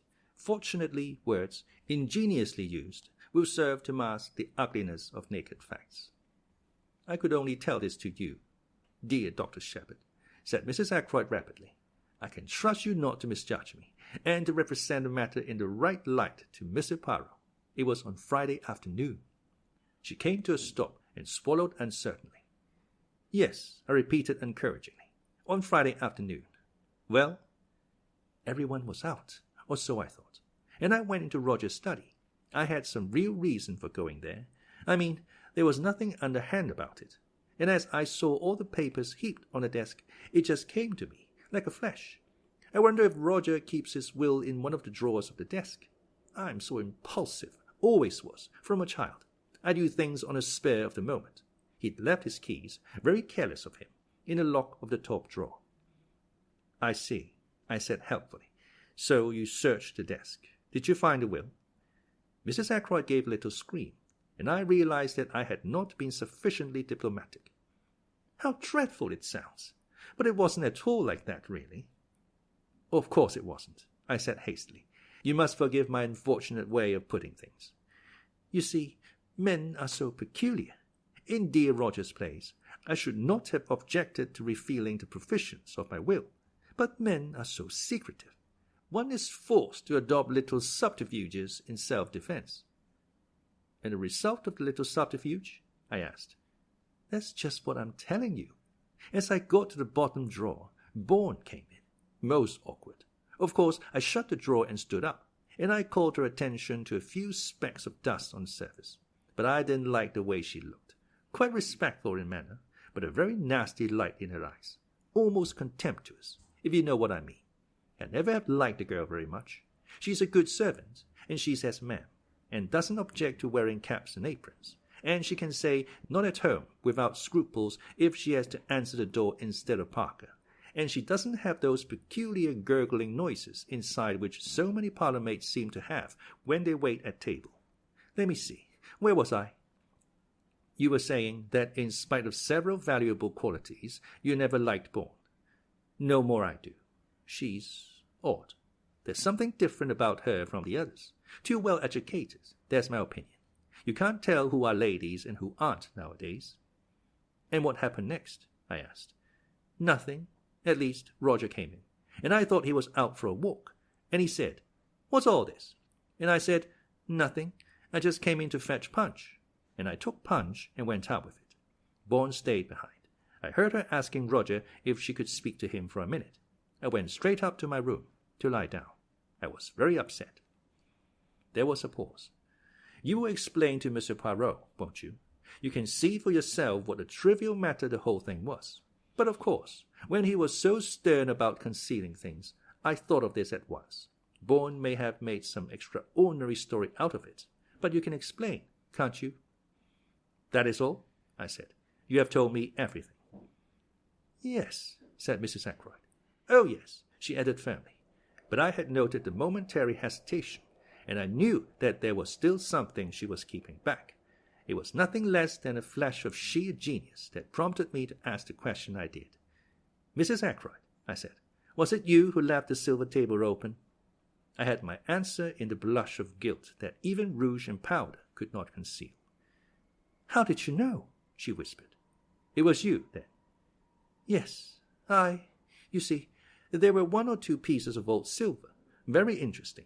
I had been reading up the subject, and there was an illustration of quite a small piece which had fetched an immense sum at Christie's.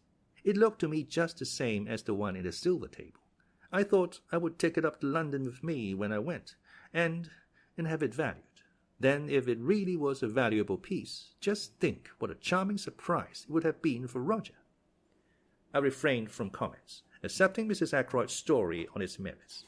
Even forbore to ask her why it was necessary to abstract what she wanted in such a surreptitious manner. Why did you leave the lid open? I asked. Did you forget? I was startled, said Mrs. Ackroyd. I heard footsteps coming along the terrace outside. I hastened out of the room and just got up the stairs before Parker opened the front door to you.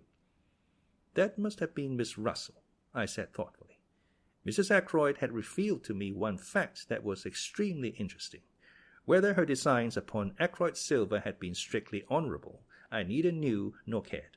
What did interest me was the fact that Miss Russell must have entered the drawing-room by the window, and that I had not been wrong when I judged her to be out of breath with running. Where had she been? I thought of the summer house and a scrap of cambric. I wonder if Miss Russell has her handkerchiefs starched, I exclaimed on the spur of the moment. Mrs. Ackroyd's start recalled me to myself, and I rose. You think you can explain to Mr. Poirot? She asked anxiously. Oh, certainly, absolutely. I got away at last, after being forced to listen to more justifications of her conduct. The parlourmaid was in the hall, and it was she who helped me on with my overcoat. I observed her more closely than I had done heretofore. It was clear that she had been crying. "How is it," I asked, "that you told us that Mr. Ackroyd sent for you on Friday to his study? I hear now that it was you who asked to speak to him." For a minute that girl's eyes dropped before mine. Then she spoke. "I meant to leave in any case," she said uncertainly. I said no more. She opened the front door for me. Just as I was passing out, she said suddenly in a low voice, "Excuse me, sir. Is there any news of Captain Peyton?" I shook my head, looking at her inquiringly. "He ought to come back," she said. Indeed, he ought to come back." She was looking at me with appealing eyes. "Does no one know where he is?" she asked. "Do you?" I said sharply. She shook her head. "No, indeed, I know nothing. But anyone who was a friend to him would tell him this: he ought to come back." I lingered, thinking that perhaps the girl would say more. Her next question surprised me. "When do they think the murder was done? Just before 10 o'clock?" "That is the idea," I said. "Between 9:45 and the hour." "Not earlier? Not before 9:45? I looked at her attentively. She was so clearly eager for a reply in the affirmative. "That's out of the question," I said. "Miss Ackroyd saw her uncle alive at 9:45. She turned away, and her whole figure seemed to droop. "A handsome girl," I said to myself as I drove off. "An exceedingly handsome girl." Caroline was at home. She had had a visit from Poirot and was very pleased and important about it. "I am helping him with the case," she explained. I felt rather uneasy. Caroline is bad enough as it is. What will she be like with her detective instincts encouraged? "Are you going round the neighborhood looking for Ralph Peyton's mysterious girl?" I inquired. "I might do that on my own account," said Caroline. "No, this is a special thing Mr. Poirot wants me to find out for him." "What is it?" I asked. "He wants to know whether Ralph Peyton's boots were black or brown," said Caroline with tremendous solemnity. I stared at her. I see now that I was unbelievably stupid about these boots. I failed altogether to grasp the point. "They were brown shoes," I said. "I saw them." "Not shoes, James. Boots. Mr. Poirot wants to know whether a pair of boots Ralph had with him at the hotel were brown or black. A lot hangs on it." "Call me dense if you like. I didn't see." "And how are you going to find out?" I asked. Caroline said there would be no difficulty about that. Our Annie's dearest friend was Miss Gannet's maid, Clara, and Clara was walking out with the boots at the Three Boars. The whole thing was simplicity itself, and by the aid of Miss Gannet, who cooperated loyally, at once giving Clara leave of absence, the matter was rushed through at express speed. It was when we were sitting down to lunch that Caroline remarked, with would-be unconcern, "About those boots of Ralph Peyton's." "Well," I said, "what about them?" "Mr. Poirot thought they were probably brown. He was wrong. They're black." And Caroline nodded her head several times. She evidently felt that she had scored a point over Poirot. I did not answer. I was puzzling over what the color of a pair of Ralph Peyton's boots had to do with the case.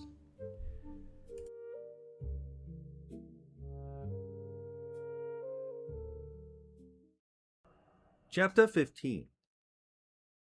Geoffrey Raymond.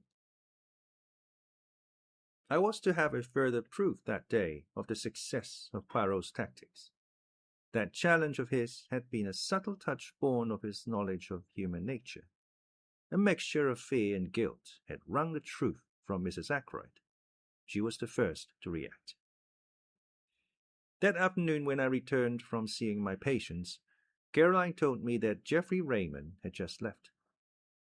"Do you want to see me?" I asked, as I hung up my coat in the hall.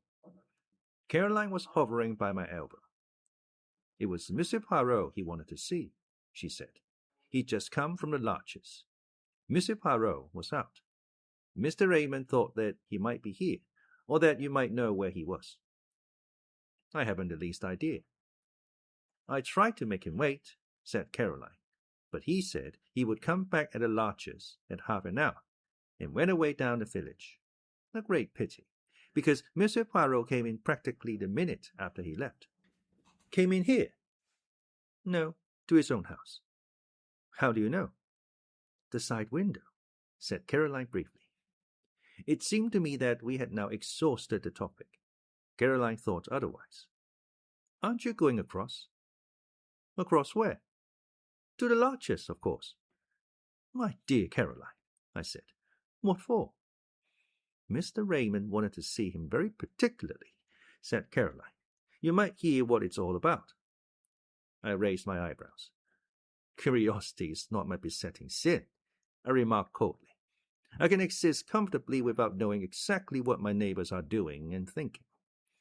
"Stuff and nonsense, James," said my sister. "You want to know just as much as I do. You're not so honest, that's all. You always have to pretend." "Really, Caroline," I said, and retired into my surgery. 10 minutes later, Caroline tapped at the door and entered. In her hand she held what seemed to be a pot of jam.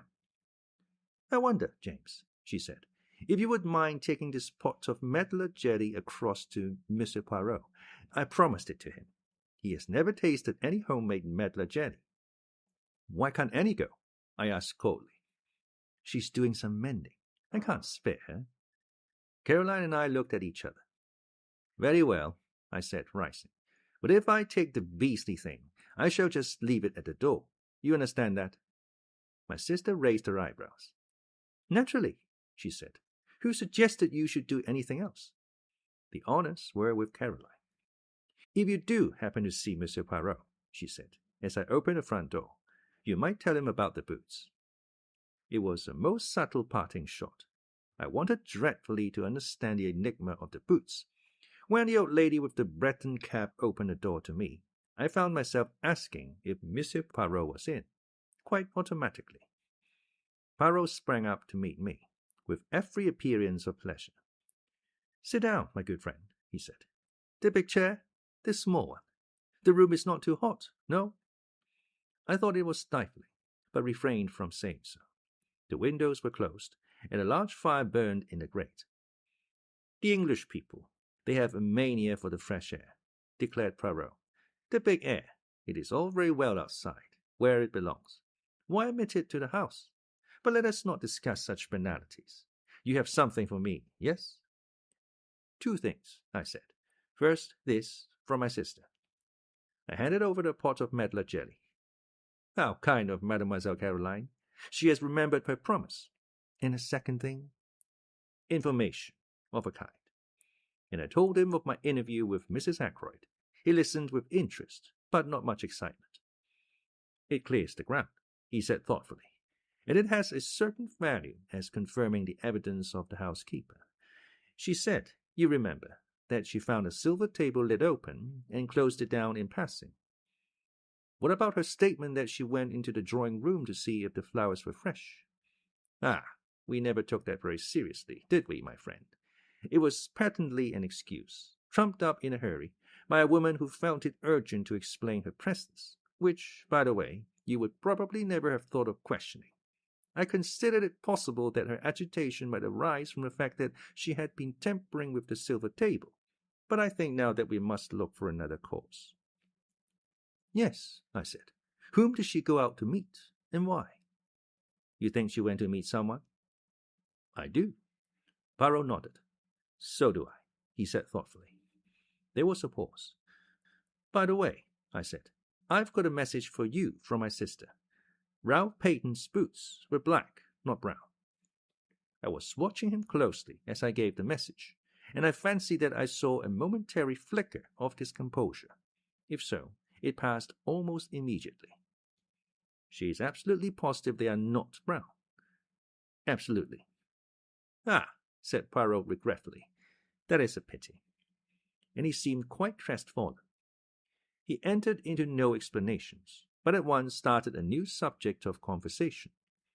"The housekeeper, Miss Russell, who came to consult you on that Friday morning, is it indiscreet to ask what passed at the interview, apart from medical details, I mean?" "Not at all," I said.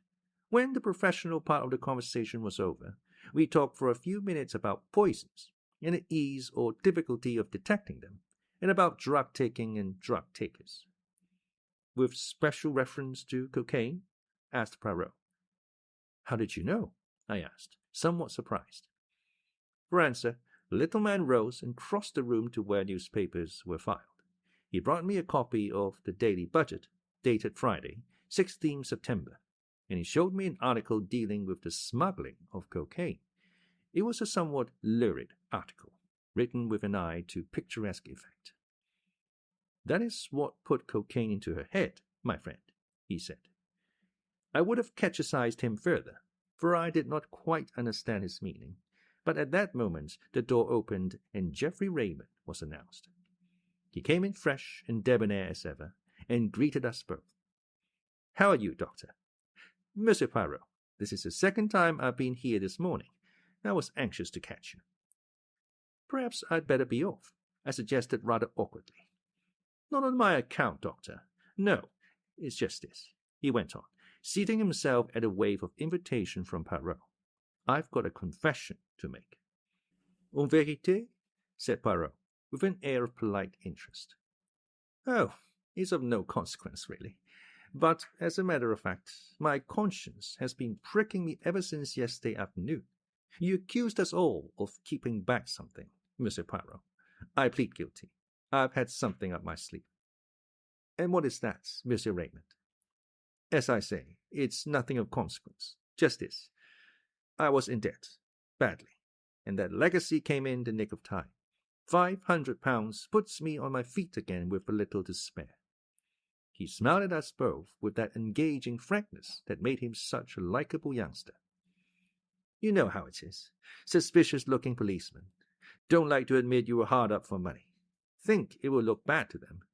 But I was a fool, really, because Blunt and I were in a billiard room from 9:45 onwards. So I've got a watertight alibi and nothing to fear. Still, when you thundered out that stuff about concealing things, I felt a nasty prick of conscience, and I thought I'd like to get it off my mind." He got up again and stood smiling at us. "You are a very wise young man," said Poirot, nodding at him with approval. "See you, when I know that anyone is hiding things from me, I suspect that the thing hidden may be something very bad indeed. You have done well." "I'm glad I'm cleared with suspicion," laughed Raymond. "I'll be off now." "So that's that," I remarked, as the door closed behind the young secretary. "Yes," agreed Poirot. "A mere bagatelle. But if he had not been in the billiard room, who knows? After all, many crimes have been committed for the sake of less than £500. It all depends on what sum is sufficient to break a man. A question of the relativity, is it not so? Have you reflected, my friend, that many people in that house stood to benefit by Mr. Ackroyd's death? Mrs. Ackroyd, Miss Flora, young Mr. Raymond, the housekeeper, Miss Russell. Only one, in fact, does not. Major Blunt." His tone in uttering that name was so peculiar that I looked up, puzzled. "I don't quite understand you," I said. "Two of the people I accused have given me the truth. You think Major Blunt has something to conceal also?" "As for that," remarked Poirot nonchalantly, "there is a saying, is there not, that Englishmen conceal only one thing, their love, and Major Blunt, I should say, is not good at concealments." "Sometimes," I said, "I wonder if we haven't rather jumped to conclusions on one point." "What is that?" "We've assumed that the blackmailer of Mrs. Ferrars is necessarily the murderer of Mr. Ackroyd. Mightn't we be mistaken?" Poirot nodded energetically. Very good indeed. I wondered if that idea would come to you. Of course, it is possible. But we must remember one point. The letter disappeared. Still, that, as you say, may not necessarily mean that the murderer took it.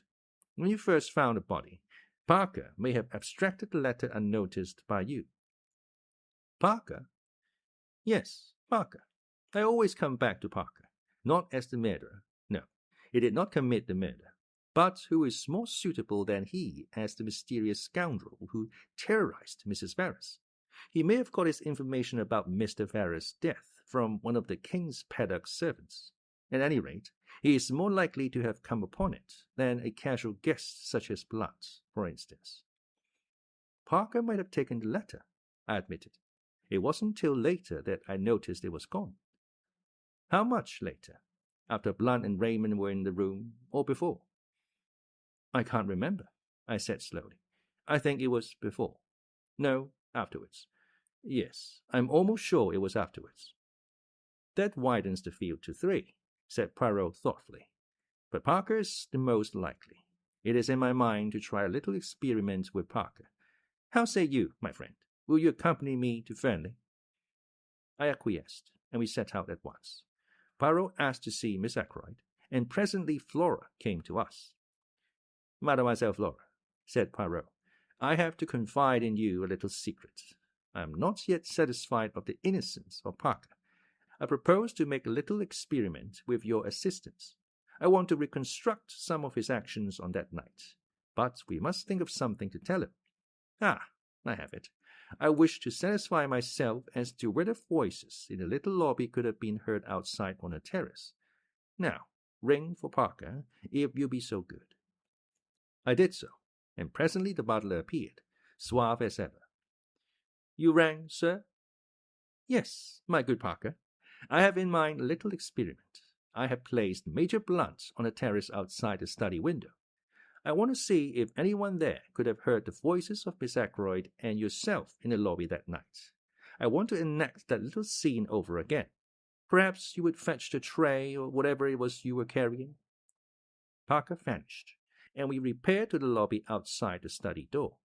Presently, we heard a chink in the outer hall, and Parker appeared in the doorway carrying a tray with a siphon, a decanter of whiskey, and 2 glasses on it.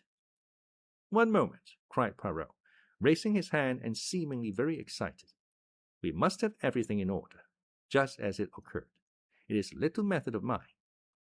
A foreign custom, said Parker. Reconstruction of the crime, they call it, do they not? He was quite imperturbable as he stood there politely waiting on Poirot's orders. Ah, he knows something. The good Parker, cried Poirot. He has read of these things. Now, I beg you, let us have everything of the most exact. You came from the outer hall, so. Mademoiselle was where? Here, said Flora, taking up her stand just outside the study door. Quite right, sir, said Parker. I had just closed the door, continued Flora. Yes, miss, agreed Parker. Your hand was still on the handle, as it is now. Then allez, said Poirot. Play me the little comedy. Flora stood with her hand on the door handle, and Parker came stepping through the door from the hall, bearing the tray. He stopped just inside the door. Flora spoke. Oh, Parker, Mr. Ackroyd doesn't want to be disturbed again tonight. Is that right? She added in an undertone. To the best of my recollection, Miss Flora, said Parker. But I fancy you used the word evening instead of night. Then, raising his voice in a somewhat theatrical fashion, Very good, miss. Should I lock up as usual? Yes, please. Parker retired through the door.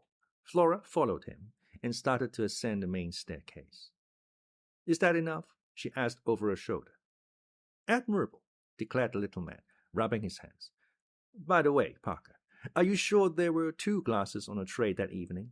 Who was the second one for? I always bring 2 glasses, sir, said Parker. Is there anything further? Nothing, I thank you. Parker withdrew, dignified to the last. Poirot stood in the middle of the hall, frowning. Flora came down and joined us. Has your experiment been successful? She asked. I don't quite understand. You know.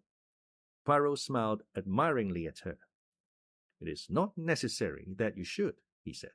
But tell me, were there indeed 2 glasses on Parker's tray that night? Flora wrinkled her brows a minute. I really can't remember, she said. I think there were. Is that the object of your experiment? Poirot took her hand and patted it. Put it this way, he said. I am always interested to see if people will speak the truth. And if Parker speak the truth? I rather think he did, said Poirot thoughtfully. A few minutes later saw us retracing our steps to the village. What was the point of that question about the glasses? I asked curiously. Poirot shrugged his shoulders. One must say something, he remarked. That particular question did as well as any other. I stared at him. At any rate, my friend, he said more seriously, I know now something I wanted to know. Let us leave it at that.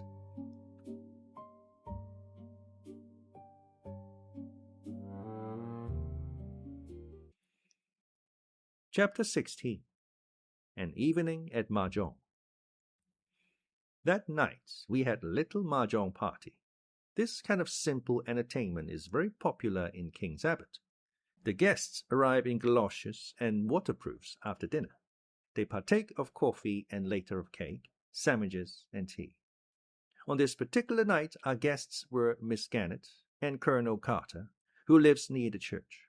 A good deal of gossip is handed round at these evenings, sometimes seriously interfering with the game in progress. We used to play bridge, chatty bridge of the worst description. We find Mah Jong much more peaceful. The irritated demand as to why on earth your partner did not lead a certain card is entirely done away with, and though we still express criticisms frankly, there is not the same acrimonious spirit. Very cold evening, eh, Sheppard? Said Colonel Carter, standing with his back to the fire. Caroline had taken Miss Gannett to her own room, and was there assisting her to disentangle herself from her many wraps. Reminds me of the Afghan passes. Indeed, I said politely. Very mysterious business this about poor Ackroyd, continued the Colonel, accepting a cup of coffee. A deuce of a lot behind it. That's what I say. Between you and me, Sheppard, I've heard the word blackmail mentioned. The Colonel gave me the look which might be tabulated one man of the world to another. A woman in it, no doubt, he said. Depend upon it, a woman in it. Caroline and Miss Gannett joined us at this minute. Miss Gannett drank coffee whilst Caroline got out the Mah Jong box and poured out the tiles upon the table. Washing the tiles, said the Colonel facetiously. That's right, washing the tiles, as we used to say in a Shanghai club. It is the private opinion of both Caroline and myself that Colonel Carter has never been in a Shanghai club in his life. More, that he has never been farther east than India, where he juggled with tins of bully beef and plum and apple jam during the Great War. But the Colonel is determinedly military, and in King's Abbot we permit people to indulge the little idiosyncrasies freely. Shall we begin? Said Caroline. We sat round the table. For some 5 minutes there was complete silence, owing to the fact that there is tremendous secret competition amongst us as to who can build their wall quickest. Go on, James, said Caroline at last. You're east wind. I discarded a tile. A round or two proceeded, broken by the monotonous remarks of 3 bamboos, 2 circles, pung, and frequently from Miss Gannett, unpung, owing to that lady's habit of too hastily claiming tiles to which she had no right. I saw Flora Ackroyd this morning, said Miss Gannett. Pung, no, unpung. I made a mistake. 4 circles, said Caroline. Where did you see her? She didn't see me, said Miss Gannett, with that tremendous significance only to be met with in small villages. Ah, said Caroline interestedly. Chow. I believe, said Miss Gannett, temporarily diverted, that it's the right thing nowadays to say chi, not chow. Nonsense, said Caroline. I have always said chow. In a Shanghai club, said Colonel Carter, they say chow. Miss Gannett retired crushed. What were you saying about Flora Ackroyd? Asked Caroline, after a moment or two devoted to the game. Was she with anyone? Very much so, said Miss Gannett. The eyes of the 2 ladies met, and seemed to exchange information. Really, said Caroline interestedly. Is that it? Well, it doesn't surprise me in the least. We're waiting for you to discard, Miss Caroline, said the Colonel. He sometimes affects the pose of the bluff male, intent on a game and indifferent to gossip, but nobody is deceived. If you ask me, said Miss Gannett, as I was saying, if you ask me, Flora's been exceedingly lucky she's been. How's that, Miss Gannett? Asked the Colonel. I'll pung that green dragon. How do you make out that Miss Flora's been lucky? Very charming girl and all that, I know. I mayn't know very much about crime, said Miss Gannett, with the air of one who knows everything there is to know. But I can tell you one thing. The first question that's always asked is, who last saw the deceased alive? And the person who did is regarded with suspicion. Now, Flora Ackroyd last saw her uncle alive, it might have looked very nasty for her. Very nasty indeed. It's my opinion, and I give it for what it's worth, that Ralph Peyton is staying away on her account to draw suspicion away from her. Come now, I protested mildly. You surely can suggest that a young girl like Flora Ackroyd is capable of stabbing her uncle in cold blood. Well, I don't know, said Miss Gannett.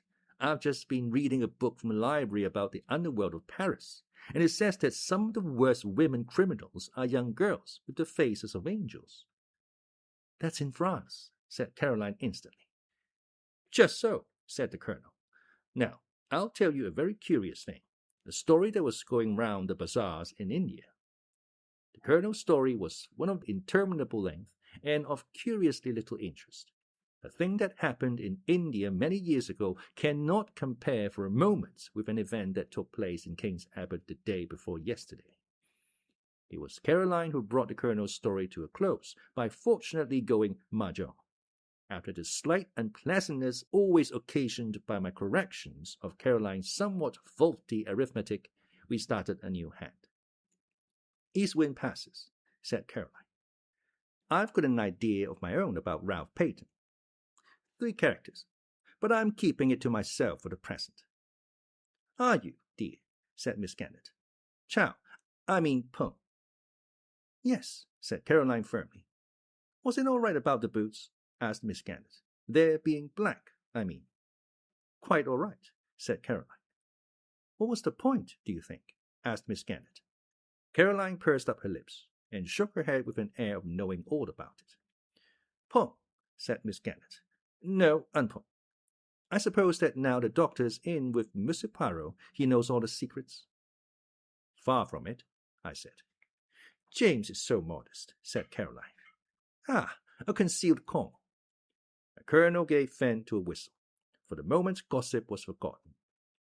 You're on wind too, he said, and you've got 2 pungs of dragons. We must be careful. Miss Caroline's out for a big hand. We played for some minutes with no irrelevant conversation. This Monsieur Poirot now, said Colonel Carter. Is he really such a great detective? The greatest the world has ever known, said Caroline solemnly. He had to come here incognito to avoid publicity. Ciao, said Miss Gannett. Quite wonderful for our little village, I'm sure. By the way, Clara, my maid, you know, is great friends with Elsie, the housemaid at Fernly. And what do you think Elsie told her? That there's been a lot of money stolen, and it's her opinion, Elsie's, I mean, that the parlormaid had something to do with it. She's leaving at the month, and she's crying a good deal at night. If you ask me, the girl is very likely in league with a gang. She's always been a queer girl. She's not friends with any of the girls round here. She goes off by herself on her days out. Very unnatural, I call it, and most suspicious. I asked her once to come to our girls' friendly evenings, but she refused. And then I asked her a few questions about her home and her family, all that sort of thing. And I'm bound to say I considered her manner most impertinent. Outwardly very respectful, but she shut me up in the most barefaced way.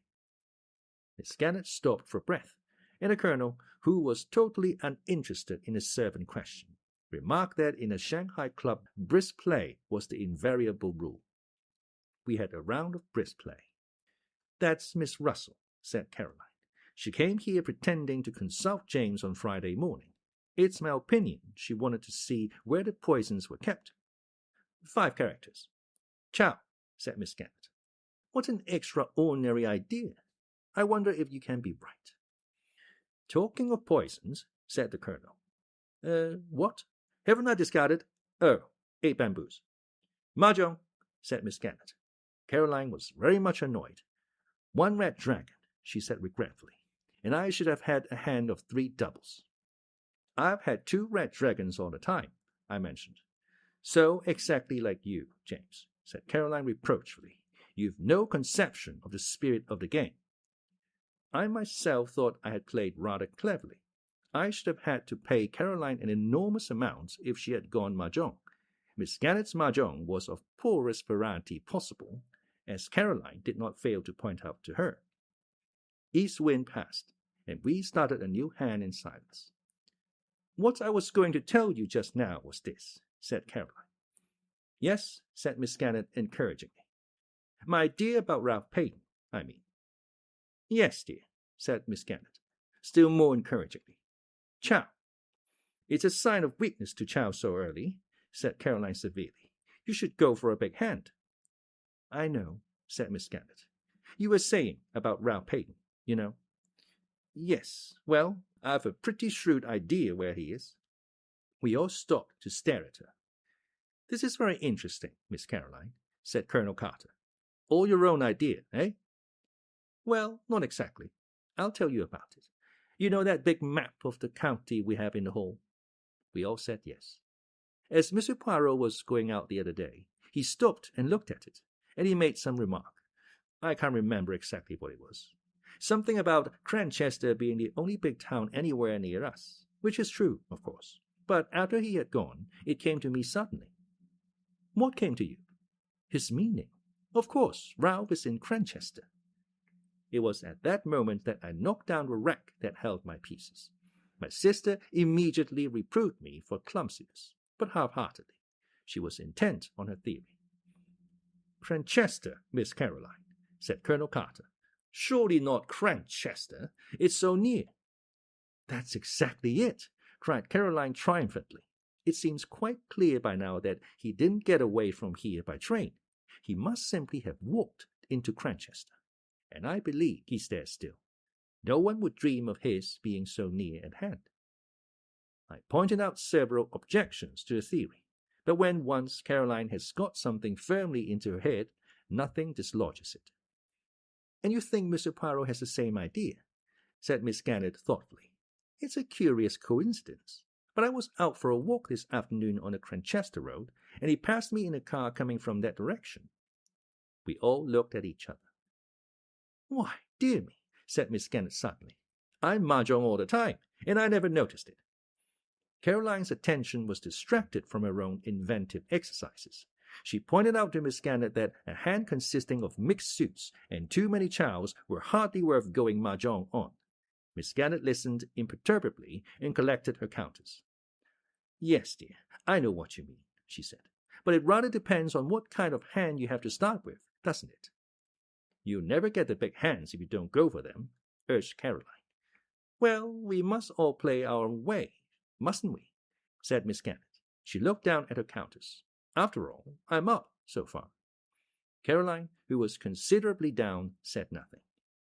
East wind passed, and we set to once more. Annie brought in the tea things. Caroline and Miss Gannett were both slightly ruffled, as is often the case during one of these festive evenings. If you would only play a little quicker, dear, said Caroline, as Miss Gannett hesitated over her discard. The Chinese put down the towel so quickly it sounds like little birds pattering. For some few minutes we played like the Chinese. You haven't contributed much to the sum of information, Sheppard, said Colonel Carter genially.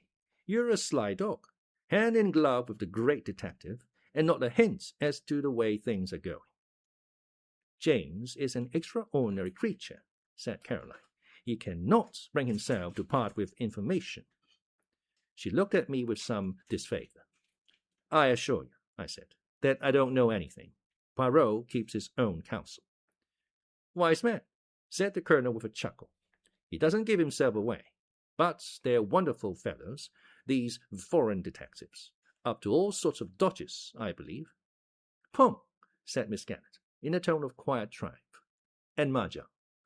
The situation became more strained. It was annoyance at Miss Gannett's going Mah Jong for the third time running, which prompted Caroline to say to me as we built a fresh wall. You are too tiresome, James. You sit there like a dead head and say nothing at all. But, my dear, I protested, I have really nothing to say. That is, of the kind, you mean. Nonsense, said Caroline, as she sorted her hand. You must know something interesting. I did not answer for a moment. I was overwhelmed and intoxicated.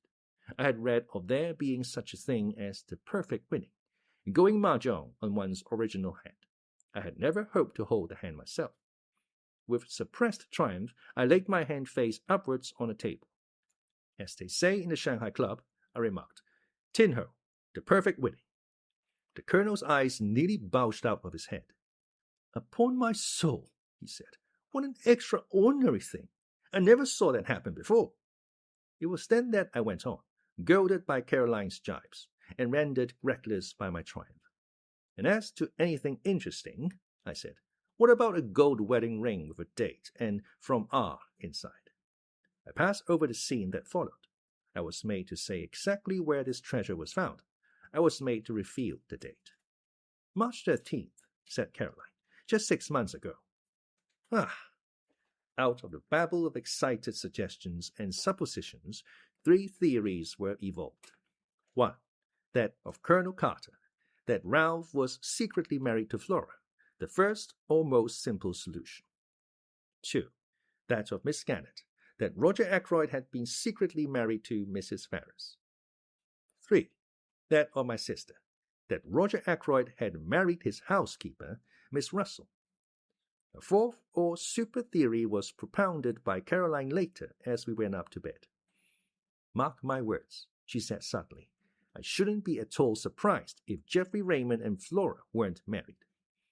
"Surely it would be from G, not from R, then," I suggested. "You never know. Some girls call men by their surnames, and you heard what Miss Gannett said this evening about Flora's carryings-on." Strictly speaking, I had not heard Miss Gannett say anything of the kind, but I respected Caroline's knowledge of innuendos.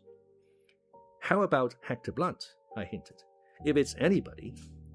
"Nonsense," said Caroline. "I dare say he admires her, may even be in love with her. But depend upon it, a girl isn't going to fall in love with a man old enough to be her father when there's a good-looking young secretary about. She may encourage Major Blunt just as a blind. Girls are very artful. But there's one thing I do tell you, James Sheppard. Flora Ackroyd does not care a penny piece for Ralph Peyton, and never has. You can take it from me." I took it from her meekly.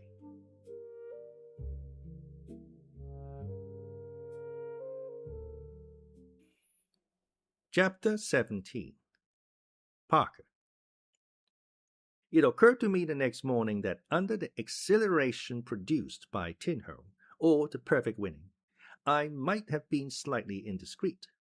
True, Poirot had not asked me to keep the discovery of the ring to myself.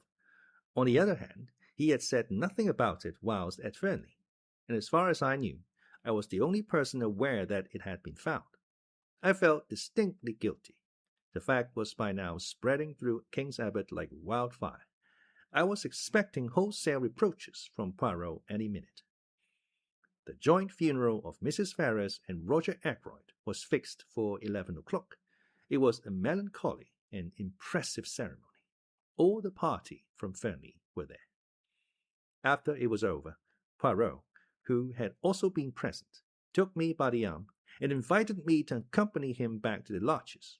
He was looking very grave, and I fear that my indiscretion of the night before had got round to his ears.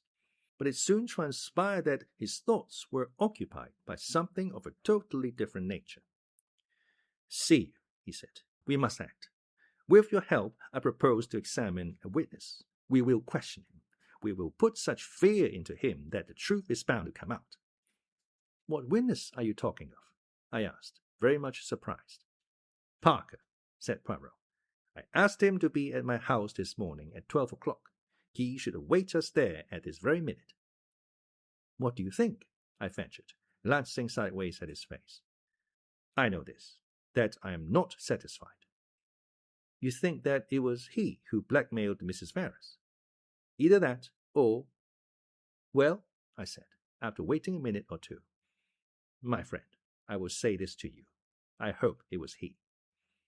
The gravity of his manner, and something indefinable that tinged it, reduced me to silence.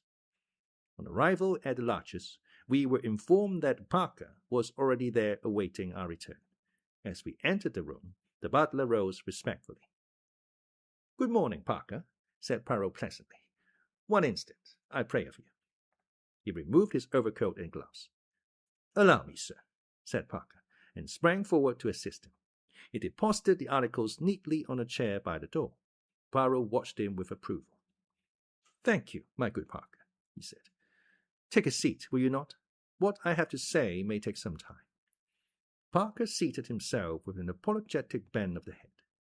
"Now, what do you think I asked you to come here for this morning, eh?" Parker coughed. "I understood, sir, that you wished to ask me a few questions about my late master, private-like." "Précisément," said Poirot, beaming. "Have you made many experiments in blackmail?" "Sir!" The butler sprang to his feet. "Do not excite yourself," said Poirot placidly. "Do not play the farce of the honest injured man. You know all there is to know about the blackmail, is it not so?"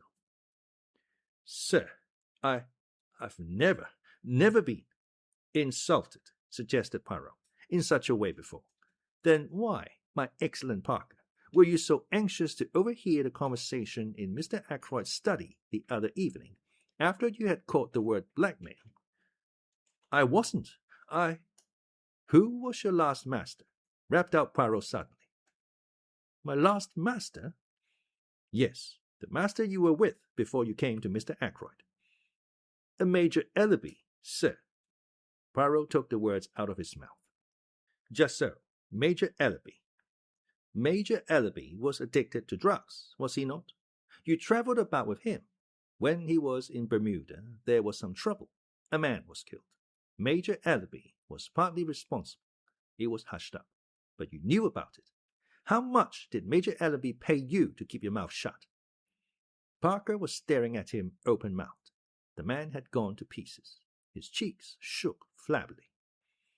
"You see, I have made inquiries," said Poirot pleasantly. "It is as I say. You got a good sum then as blackmail, and Major Ellaby went on paying you until he died. Now, I want to hear about your latest experiment." Parker still stared. "It is useless to deny. Hercule Poirot knows. It is so, what I have said about the Major Ellaby, is it not?" As though against his will, Parker nodded reluctantly once. His face was ashen pale. "But I never hurt a hair of Mr. Ackroyd's head," he moaned. "Honest to God, sir, I didn't. I've been afraid of this coming all the time, and I tell you I didn't. I didn't kill him." His voice rose almost to a scream. "I am inclined to believe you, my friend," said Poirot. "You have not the nerve, the courage, but I must have the truth." "I'll tell you anything, sir, anything you want to know. It's true that I tried to listen that night. A word or two I heard made me curious, and Mr. Ackroyd's wanting not to be disturbed, and shutting himself up with the doctor the way he did. It's God's own truth what I told the police. I heard the word blackmail, sir, and well—" He paused. "You thought there might be something in it for you?" suggested Poirot smoothly. Well, yes, I did, sir. I thought that if Mr. Ackroyd was being blackmailed, why shouldn't I have a share of the pickings?" A very curious expression passed over Poirot's face. He leaned forward. "Had you any reason to suppose before that night that Mr. Ackroyd was being blackmailed?" "No, indeed, sir. It was a great surprise to me. Such a regular gentleman in all his habits." "How much did you overhear?" "Not very much, sir. There seemed what I might call a spite against me. Of course, I had to attend to my duties in the pantry, and when I did creep along once or twice to the study, it was no use. The first time Dr. Sheppard came out and almost caught me in the act, and another time Mr. Raymond passed me in the big hall and went that way, so I knew it was no use. And when I went with the tray, Miss Flora headed me off." Poirot stared for a long time at the man, as if to test his sincerity. Parker returned his gaze earnestly. "I hope you believe me, sir. I've been afraid all along the police would rake up that old business with Major Ellaby and be suspicious of me in consequence." "Ah bien," said Poirot at last. "I am disposed to believe you. But there is one thing I must request of you, to show me your bank book. You have a bank book, I presume?" "Yes, sir. As a matter of fact, I have it with me now." With no sign of confusion, he produced it from his pocket. Poirot took the slim, green-covered book and perused the entries. "Ah, I perceive you have purchased £500 of National Savings Certificates this year." "Yes, sir. I have already over £1,000 saved, the result of my connection with my late master, Major Ellaby. and I have had quite a little flutter on some horses this year.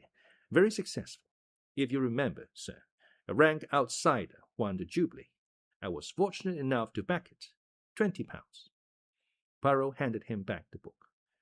I will wish you good morning. I believe that you have told me the truth. If you have not, so much the worse for you, my friend. When Parker had departed, Poirot picked up his overcoat once more. Going out again? I asked. Yes, we will pay a little visit to the good Mr. Hammond. You believed Parker's story? It is credible enough on the face of it. It seems clear that, unless he is a very good actor indeed, he genuinely believes it was Ackroyd himself who was the victim of blackmail. If so, he knows nothing at all about the Mrs. Ferrers business. Then, in that case, who? Précisément. Who? But our visit to Mr. Hammond will accomplish one purpose. It will either clear Parker completely, or else... Well, I fall into the bad habit of leaving my sentences unfinished this morning, said Poirot apologetically. You must bear with me. By the way, I said, rather sheepishly, I've got a confession to make. I'm afraid I have inadvertently let out something about that ring. What ring? The ring you found in the Goldfish Pond. Ah, yes, said Poirot, smiling broadly.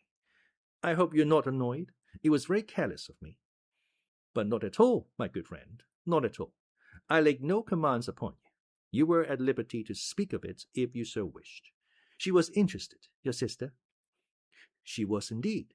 It created a sensation. All sorts of theories are flying about. Ah, and yet it is so simple. The true explanation leapt to the eye, did it not? Did it? I said dryly. Poirot laughed. The wise man does not commit himself, he observed. Is not that so? But here we are at Mr. Hammond's. The lawyer was in his office, and we were ushered in without any delay. He rose and greeted us in his dry, precise manner. Poirot came at once to the point. Monsieur, I desire from you certain information. That is, if you will be so good as to give it to me.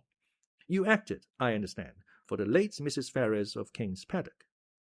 I noticed the swift gleam of surprise which showed in the lawyer's eyes, before his professional reserve came down once more like a mask over his face. Certainly, all her affairs passed through our hands. Very good. Now, before I ask you to tell me anything, I should like you to listen to the story Dr. Sheppard will relate to you. You have no objection, have you, my friend, to repeat the conversation you had with Mr. Ackroyd last Friday night? Not in the least, I said, and straightway began the recital of that strange evening.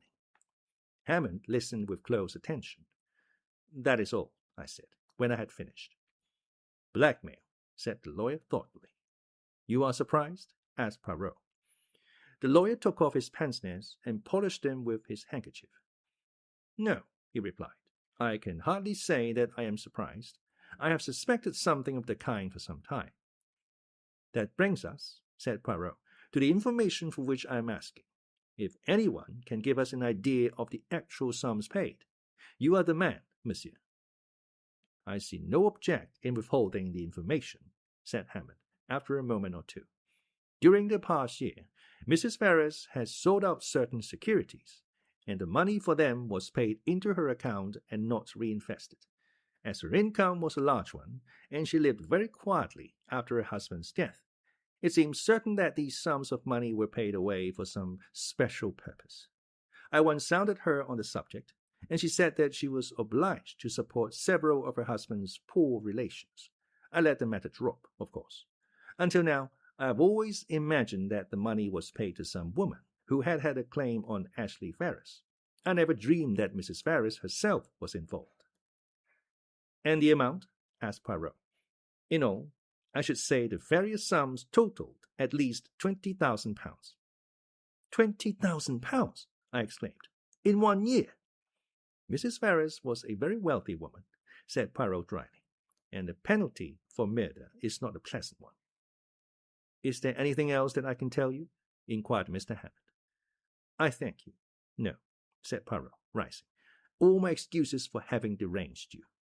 Not at all, not at all. The word derange, I remarked, when we were outside again, is applicable to mental disorder only. Ah, cried Poirot, never will my English be quite perfect. A curious language. I should then have said disarranged, n'est-ce pas? Disturbed is the word you had in mind. I thank you, my friend. The word exact. You are zealous for it. Ah bien, what about our friend Parker now? With £20,000 in hand, would he have continued being a butler? Je ne pense pas. It is, of course, possible that he banked the money under another name, but I am disposed to believe he spoke the truth to us. If he is a scoundrel, he is a scoundrel on a mean scale. He has not the big ideas. That leaves us as a possibility Raymond, or, well, Major Blunt. Surely not Raymond, I objected, since we know that he was desperately hard up for a matter of £500. That is what he says, yes. And as to Hector Blunt, I will tell you something as to the good Major Blunt, interrupted Poirot. It is my business to make inquiries. I make them. Ah bien, that legacy of which he speaks, I have discovered that the amount of it was close upon £20,000. What do you think of that? I was so taken aback that I could hardly speak. It's impossible, I said at last. A well-known man like Hector Blunt. Poirot shrugged his shoulders. Who knows? At least he is a man with big ideas. I confess that I hardly see him as a blackmailer, but there is another possibility that you have not even considered. What is that? The fire, my friend. Ackroyd himself may have destroyed that letter, blue envelope and all, after you left him. I hardly think that likely, I said slowly, and yet, of course, it may be so. He might have changed his mind. We had just arrived at my house, and on the spur of the moment I invited Poirot to come in and take potluck. I thought Caroline would be pleased with me, but it is hard to satisfy one's women folk. It appears that we were eating chops for lunch, the kitchen staff being regaled on tripe and onions, and 2 chops set before 3 people are productive of embarrassment. But Caroline is seldom daunted for long. With magnificent mendacity, she explained to Poirot that although James laughed at her for doing so, she adhered strictly to a vegetarian diet. She descanted aesthetically on the delights of nut cutlets, and ate a Welsh rarebit with gusto and frequent cutting remarks as to the dangers of flesh foods. Afterwards, when we were sitting in front of the fire and smoking, Caroline attacked Poirot directly. Not found Ralph Peyton yet? She asked. Where should I find him, mademoiselle? I thought, perhaps, you'd found him in Cranchester, said Caroline, with intense meaning in her tone. Poirot looked merely bewildered. In Cranchester? But why in Cranchester? I enlightened him with a touch of malice.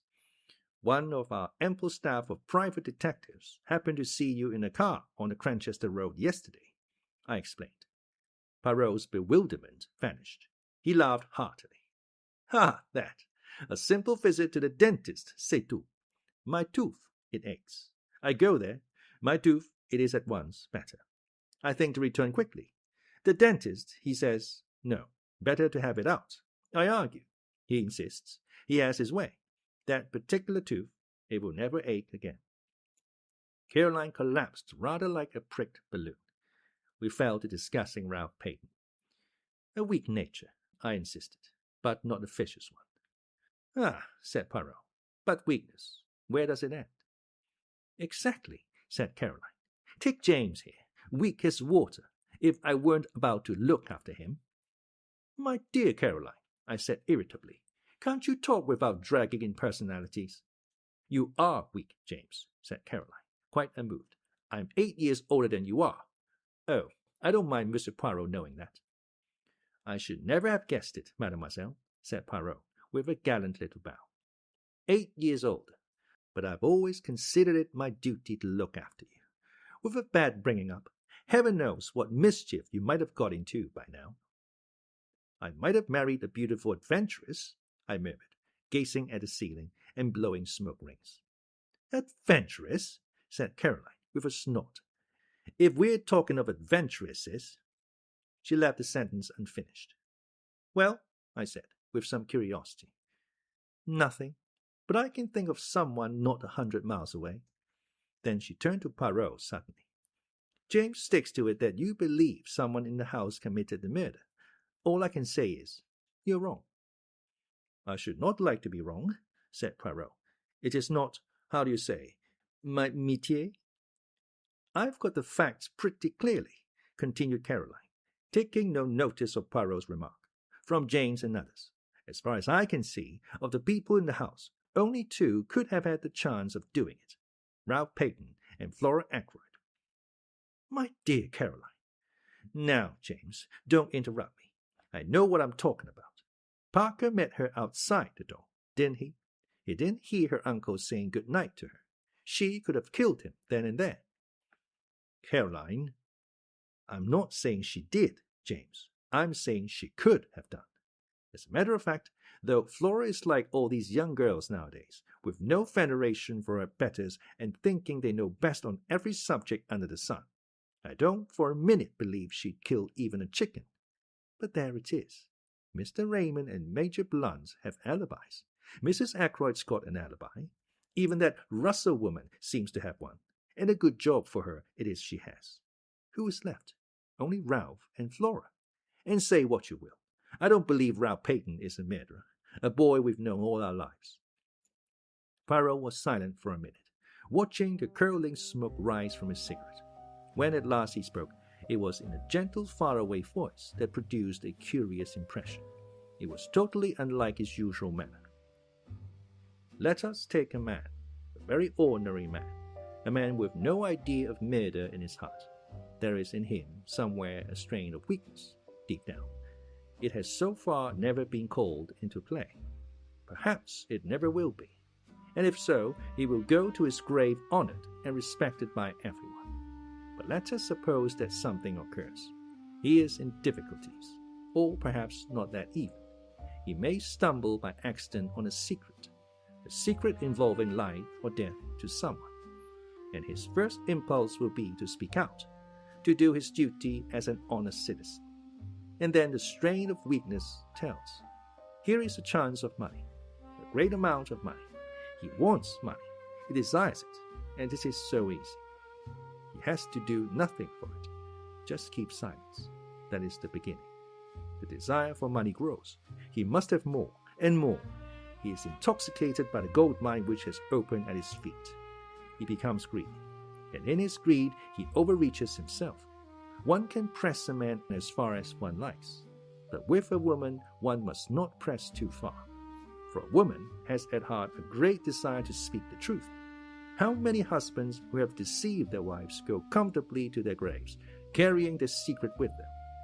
How many wives who have deceived their husbands wreck their lives by throwing the fact in those same husbands' teeth? They have been pressed too far.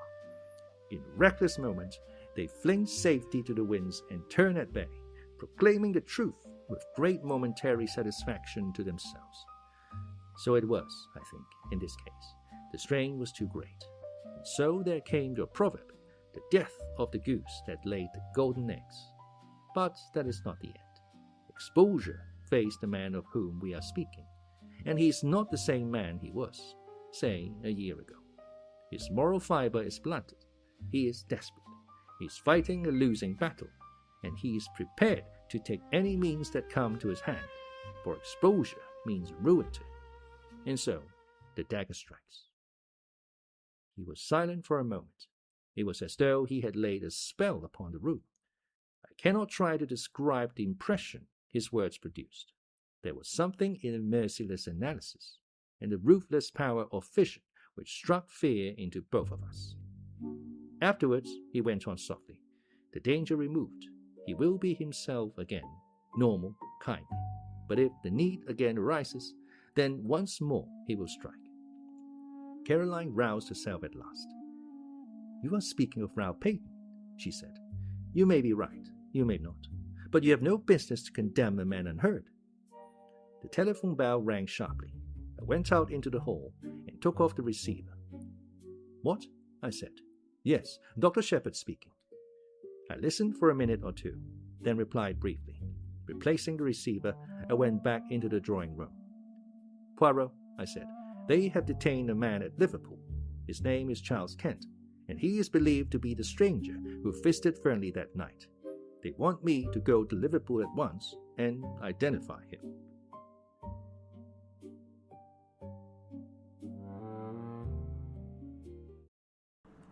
Chapter 18. Charles Kent. Half an hour later saw Poirot, myself, and Inspector Raglan in a train on the way to Liverpool. The inspector was clearly very excited. We may get a line on the blackmailing part of the business, if on nothing else, he declared jubilantly. He's a rough customer, this fellow, by what I heard over the phone. Takes dope, too. We ought to find it easy to get what we want out of him. If there was the shadow of a motive, nothing's more likely than that he killed Mr. Ackroyd. But in that case, why is young Peyton keeping out of the way? The whole thing's a muddle. That's what it is. By the way, Monsieur Poirot, you were quite right about those fingerprints. They were Mr. Ackroyd's own.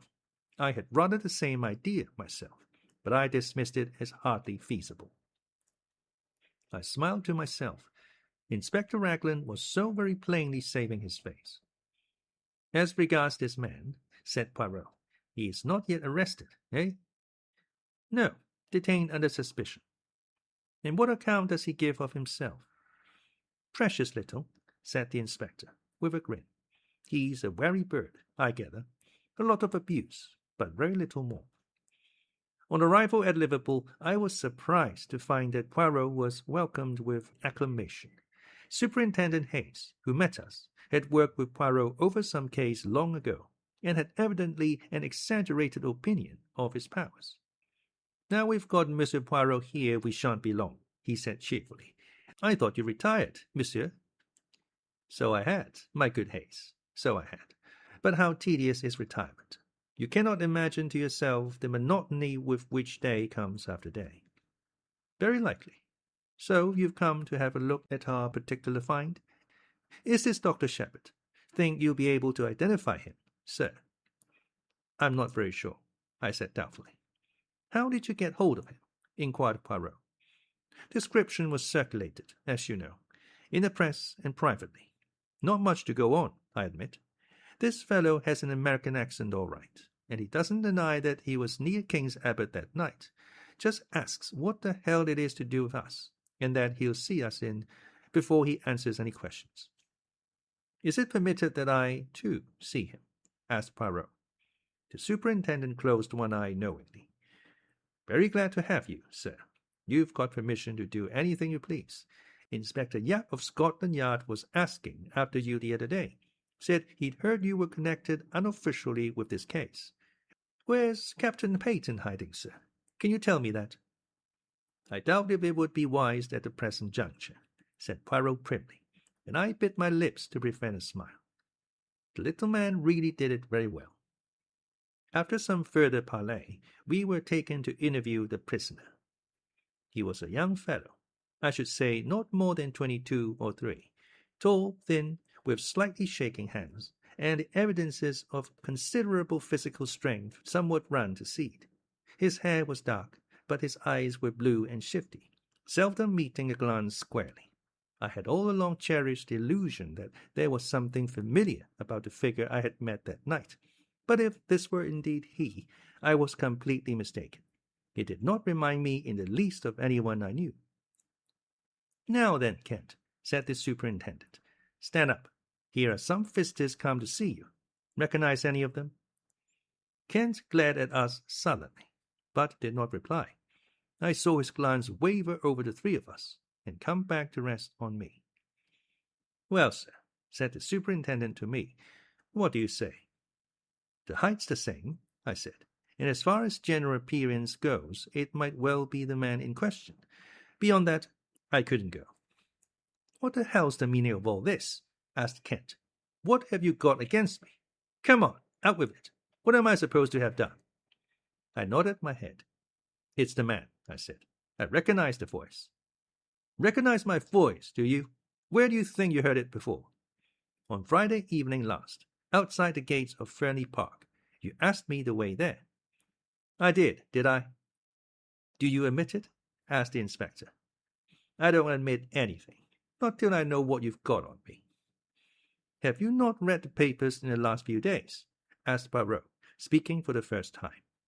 The man's eyes narrowed. "So that's it, is it? I saw an old gent had been croaked at Fernly. Trying to make out I did the job, are you?" "You were there that night," said Poirot quietly. "How do you know, mister?" "By this." Poirot took something from his pocket and held it out.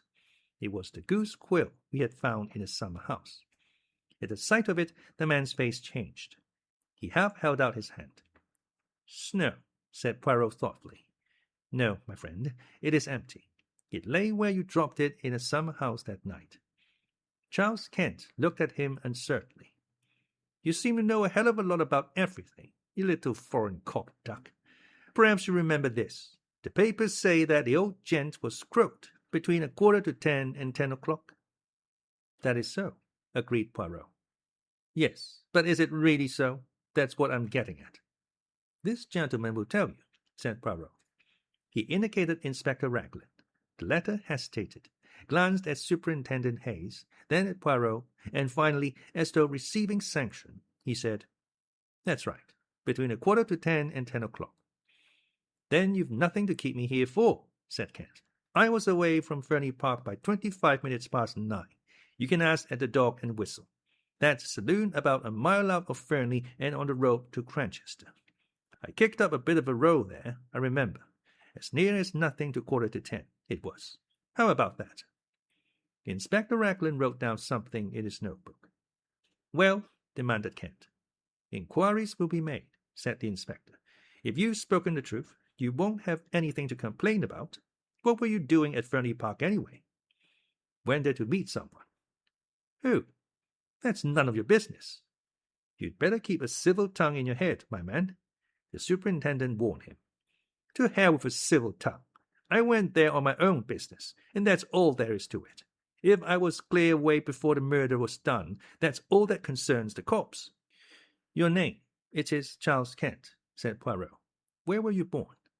The man stared at him. Then he grinned. "I'm a full-blown Britisher, all right," he said. "Yes," said Poirot meditatively. "I think you are. I fancy you were born in Kent." The man stared. "Why's that? Because of my name? What's that to do with it?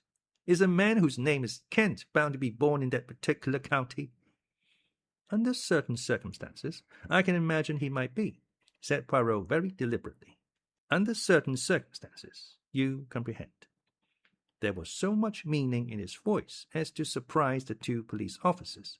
As for Charles Kent, he flushed a brick red, and for a moment I thought he was going to spring at Poirot. He thought better of it, however, and turned away with a kind of laugh. Poirot nodded as though satisfied, and made his way out through the door. He was joined presently by the two officers. "We'll verify that statement," remarked Raglan. "I don't think he's lying, though. But he's got to come clear with a statement as to what he was doing at Fernly. It looks to me as though we'd got our blackmailer all right. On the other hand, granted his story is correct, he couldn't have had anything to do with the actual murder. He'd got £10 on him when he was arrested, rather a large sum. I fancy that £40 went to him. The numbers of the notes didn't correspond, but of course he'd have changed them first thing. Mr. Ackroyd must have given him the money, and he made off with it as fast as possible. What was that about Kent being his birthplace? What's that got to do with it?" "Nothing whatever," said Poirot mildly. "A little idea of mine, that was all. Me, I am famous for my little ideas." "Are you really?" said Raglan, studying him with a puzzled expression. The superintendent went into a roar of laughter. "Many's the time I've heard Inspector Yap say that. Mr. Poirot and his little ideas. Too fanciful for me, he'd say, but always something in them." "You mock yourself at me," said Poirot, smiling. "But never mind. The old ones they laugh last sometimes, when the young, clever ones do not laugh at all." And nodding his head at them in a sage manner, he walked out into the street. He and I lunched together at an hotel. I know now that the whole thing lay clearly unravelled before him. He had got the last thread he needed to lead him to the truth. But at the time I had no suspicion of the fact.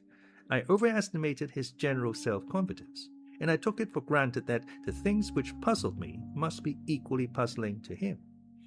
My chief puzzle was what the man Charles Kent could have been doing at Fernly. Again and again I put the question to myself, and could get no satisfactory reply. At last I ventured a tentative query to Poirot. His reply was immediate. "Mon ami, I do not think. I know." "Really?" I said incredulously. "Yes, indeed.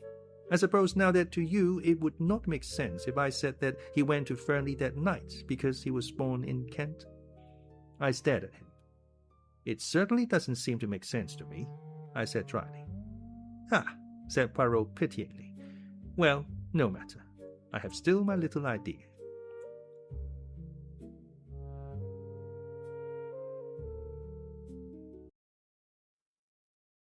Chapter 19. Flora Ackroyd. As I was returning from my round the following morning, I was hailed by Inspector Raglan. I pulled up, and the inspector mounted on a step. "Good morning, Dr. Sheppard," he said. "Well, that alibi is all right enough." "Charles Kent's?" "Charles Kent's. The barmaid at the Dog and Whistle, Sally Jones. She remembers him perfectly. Picked out his photograph from among 5 others. It was just 9:45 when he came into the bar, and the Dog and Whistle is well over a mile from Fernly Park. The girl mentions that he had a lot of money on him. She saw him take a handful of notes out of his pocket. Rather surprised her, it did, seeing the class of fellow he was, with a pair of boots clean dropping off him. That's where that £40 went right enough." "The man still refuses to give an account of his visit to Fernly?" "Obstinate as a mule, he is. I had a chat with Hayes at Liverpool over the wire this morning. Hercule Poirot says he knows the reason the man went there that night," I observed. "Does he?" cried the inspector eagerly. "Yes," I said maliciously. "He says he went there because he was born in Kent." I felt a distinct pleasure in passing on my own discomfiture. Raglan stared at me for a moment or two uncomprehendingly. Then a grin overspread his weaselly countenance, and he tapped his forehead significantly. "Bit gone here," he said. "I've thought so for some time. Poor old chap. So that's why he had to give up and come down here. In a family, very likely. He's got a nephew who's quite off his crumpet." "Poirot has?" I said, very surprised. "Yes. Hasn't he ever mentioned him to you? Quite docile, I believe, and all that, but mad as a hatter. Poor lad." "Who told you that?" Again a grin showed itself on Inspector Raglan's face. "Your sister, Miss Sheppard. She told me all about it." "Really, Caroline is amazing. She never rests until she knows the last details of everybody's family secrets. Unfortunately, I have never been able to instill into her the decency of keeping them to herself." "Jump in, Inspector," I said, opening the door of the car. "We'll go up to the lodges together, and acquaint our Belgian friend with the latest news." "Might as well, I suppose. After all, even if he is a bit balmy, it was a useful tip he gave me about those fingerprints. He's got a bee in his bonnet about the man Kent, but who knows? There may be something useful behind it." Poirot received us with his usual smiling courtesy. He listened to the information we had brought him, nodding his head now and then. "Seems quite okay, doesn't it?" said the inspector rather gloomily. "A chap can't be murdering someone in one place when he's drinking in a bar in another place a mile away. Are you going to release him?" "Don't see what else we can do. We can't very well hold him for obtaining money on false pretenses. Can't prove a ruddy thing." The inspector tossed a match into the grate in a disgruntled fashion. Poirot retrieved it and put it neatly in a little receptacle designed for the purpose. His action was purely mechanical. I could see that his thoughts were on something very different. "If I were you," he said at last, "I should not release the man Charles Kent yet." "What do you mean?" Raglan stared at him. "What I say. I should not release him yet." "You don't think he can have had anything to do with the murder, do you?" "I think probably not, but one cannot be certain yet." "But haven't I just told you?" Poirot raised a hand protestingly. May we. I heard. I am not deaf, nor stupid. thank the good God. But see you approach the matter from the wrong premises. Is not that the word? The inspector stared at him heavily. I don't see how you make that out. Look here, we know Mr. Ackroyd was alive at 9:45. You admit that, don't you? Poirot looked at him for a moment, then shook his head with a quick smile. I admit nothing that is not proved. Well, we've got proof enough of that. We've got Miss Flora Ackroyd's evidence. That she said good night to her uncle. But me, I do not always believe what a young lady tells me. No, not even when she is charming and beautiful. But hang it all, man, Parker saw she coming out of the door. No, Poirot's voice rang out with sudden sharpness. That is just what he did not see. I satisfied myself of that by a little experiment the other day. You remember, Doctor? Parker saw her outside the door, with her hand on the handle. He did not see her come out of the room. But where else could she have been? Perhaps on the stairs. The stairs? That is my little idea, yes. But those stairs only lead to Mr. Ackroyd's bedroom. Precisely. And still the inspector stared. You think she'd been up to her uncle's bedroom? Well, why not? Why should she lie about it? Ah, that is just the question. It depends on what she was doing there, does it not? You mean the money? Hang it all. You don't suggest that it was Miss Ackroyd who took that £40? I suggest nothing, said Poirot. But I will remind you of this. Life was not very easy for that mother and daughter. There were bills. There was constant trouble over small sums of money. Roger Ackroyd was a peculiar man over money matters. The girl might be at her wit's end for a comparatively small sum. Figure to yourself then what happens. She has taken the money. She descends the little staircase. When she is halfway down, she hears the chink of glass from the hall. She has not the doubt of what it is. Parker coming to the study. At all costs, she must not be found on the stairs. Parker will not forget it. He will think it odd. If the money is missed, Parker is sure to remember having seen her come down those stairs. She has just time to rush down to the study door, with her hand on the handle to show that she has just come out, when Parker appears in the doorway. She says the first thing that comes into her head, repetition of Roger Ackroyd's orders earlier in the evening, and then goes upstairs to her own room. Yes, but later, persisted the inspector, she must have realized the vital importance of speaking the truth. Why? The whole case hinges on it. Afterwards, said Poirot dryly, it was a little difficult for Mademoiselle Flora.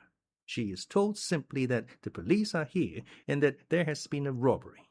Naturally, she jumps to the conclusion that the theft of the money has been discovered. Her one idea is to stick to her story. When she learns that her uncle is dead, she is panic-stricken.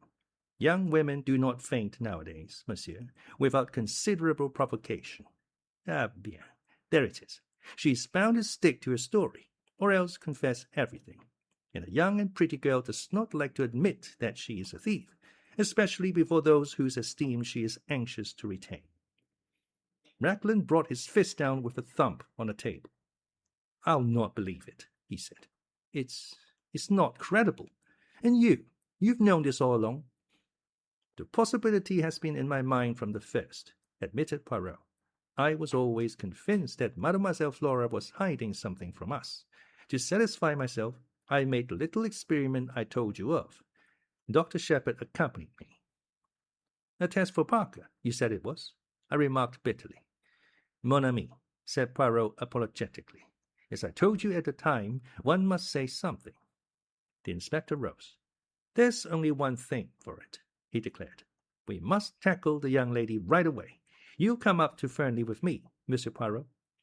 Certainly. Dr. Sheppard will drive us up in his car. I acquiesced willingly. On inquiry for Miss Ackroyd, we were shown into the billiard room. Flora and Major Hector Blunt were sitting on the long window seat. Good morning, Miss Ackroyd, said the inspector. Can we have a word or two alone with you? Blunt got up at once and moved to the door. What is it? Asked Flora nervously. Don't go, Major Blunt. He can stay, can't he? She asked, turning to the inspector. That's as you like, said the inspector dryly. There's a question or two it's my duty to put to you, miss. but I'd prefer to do so privately, and I dare say you'd prefer it also." Flora looked keenly at him. I saw her face grow whiter. Then she turned and spoke to Blunt. "I want you to stay. Please. Yes, I mean it. Whatever the inspector has to say to me, I'd rather you heard it." Raglan shrugged his shoulders. "Well, if you will have it so, that's all there is to it. Now, Miss Ackroyd, Monsieur Poirot here has made a certain suggestion to me. He suggests that you weren't in the study at all last Friday night, that you never saw Mr. Ackroyd to say good night to him, that instead of being in the study, you were on the stairs leading down from your uncle's bedroom when you heard Parker coming across the hall." Flora's gaze shifted to Poirot. He nodded back at her. "Mademoiselle, the other day, when we sat round the table, I implored you to be frank with me. What one does not tell to Papa Poirot, he finds out. It was that, was it not? See, I will make it easy for you. You took the money, did you not?" "The money?" said Blunt sharply. There was a silence which lasted for at least a minute. Then Flora drew herself up and spoke. "Monsieur Poirot is right. I took that money. I stole. I am a thief. Yes, a common, vulgar little thief. Now you know. I'm glad it has come out. It's been a nightmare these last few days." She sat down suddenly and buried her face in her hands. She spoke huskily through her fingers.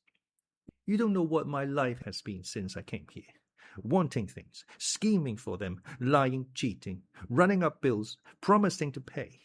Oh, I hate myself when I think of it all. That's what brought us together, Ralph and I. We were both weak. I understood him, and I was sorry, because I'm the same underneath.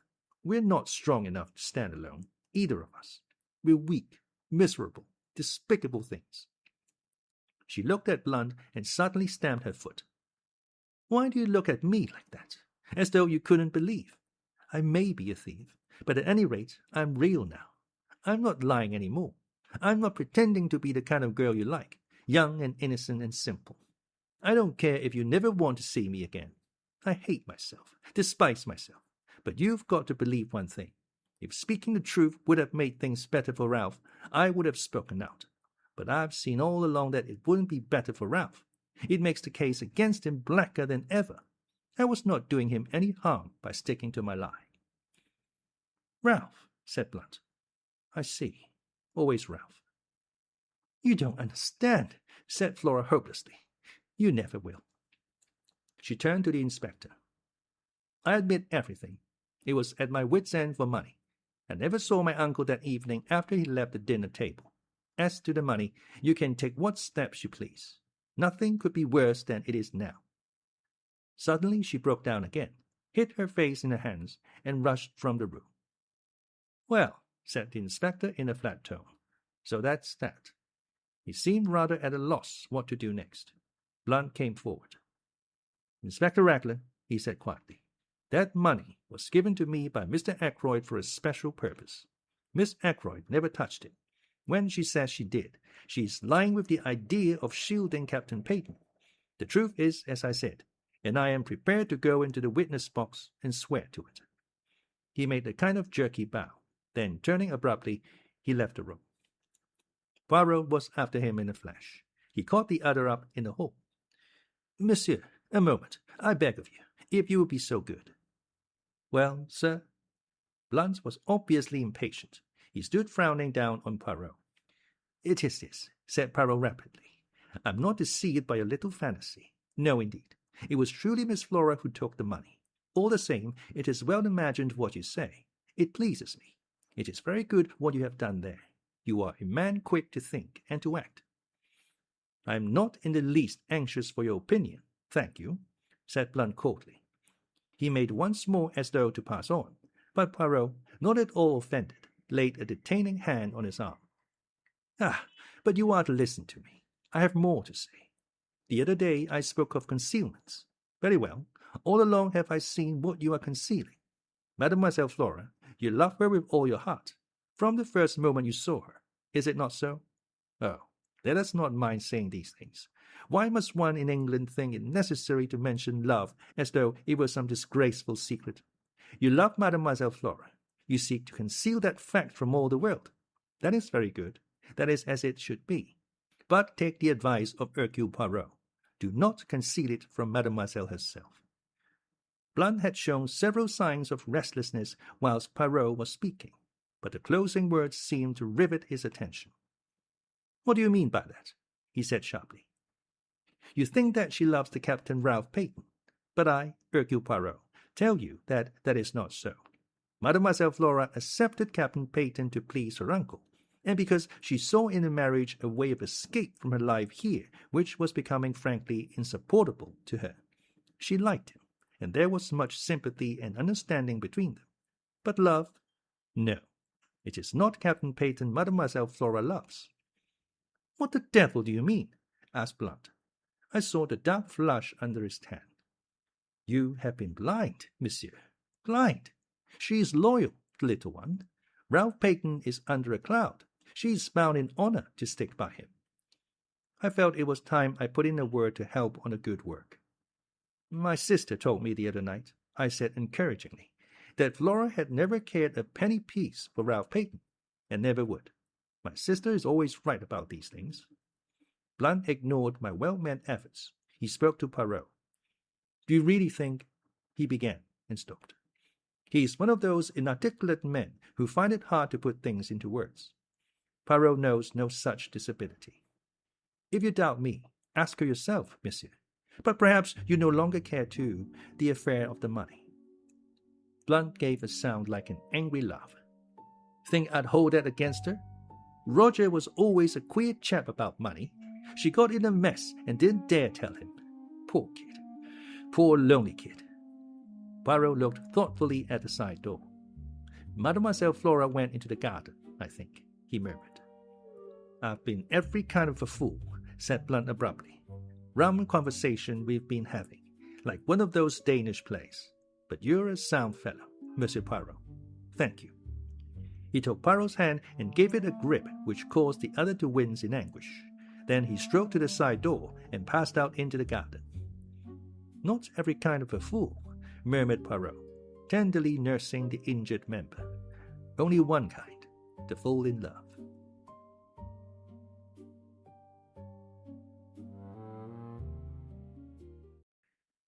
Chapter 20. Miss Russell. Inspector Raglan had received a bad jolt. He was not deceived by Blunt's valiant lie any more than we had been. Our way back to the village was punctuated by his complaints. "This alters everything, this does. I don't know whether you've realized it, Monsieur Poirot." "I think so. Yes, I think so," said Poirot. "You see, I have been familiar with the idea for some time." Inspector Raglan, who had only had the idea presented to him a short half-hour ago, looked at Poirot unhappily, and went on with his discoveries. "Those alibis now. Worthless. Absolutely worthless. Got to start again. Find out what everyone was doing from 9:30 onwards. 9:30. That's the time we've got to hang on to. You were quite right about the man Kent. We don't release him yet a while. Let me see now. 9:45 at the Dog and Whistle. He might have got there in a quarter of an hour if he ran. It's just possible that it was his voice Mr. Raymond heard talking to Mr. Ackroyd, asking for money, which Mr. Ackroyd refused. But one thing's clear. It wasn't he who sent the telephone message. The station is half a mile in the other direction, over a mile and a half from the Dog and Whistle, and he was at the Dog and Whistle until about 10 minutes past 10. Dang that telephone call. We always come up against it." "We do indeed," agreed Poirot. "It is curious. It's just possible that if Captain Peyton climbed into his uncle's room and found him there murdered, he may have sent it, got the wind up, thought he'd be accused, and cleared out. That's possible, isn't it?" "Why should he have telephoned?" "May have had doubts if the old man was really dead, thought he'd get the doctor up there as soon as possible, but didn't want to give himself away. Yes, I say now, how's that for a theory? Something in that, I should say." The inspector swelled his chest out importantly. He was so plainly delighted with himself that any words of ours would have been quite superfluous. We arrived back at my house at this minute, and I hurried in to my surgery patients, who had all been waiting a considerable time. leaving Poirot to walk to the police station with the inspector. Having dismissed the last patient, I strolled into the little room at the back of the house which I call my workshop. I am rather proud of the homemade wireless set I turned out. Caroline hates my workroom. I keep my tools there, and Annie is not allowed to wreak havoc with a dustpan and brush.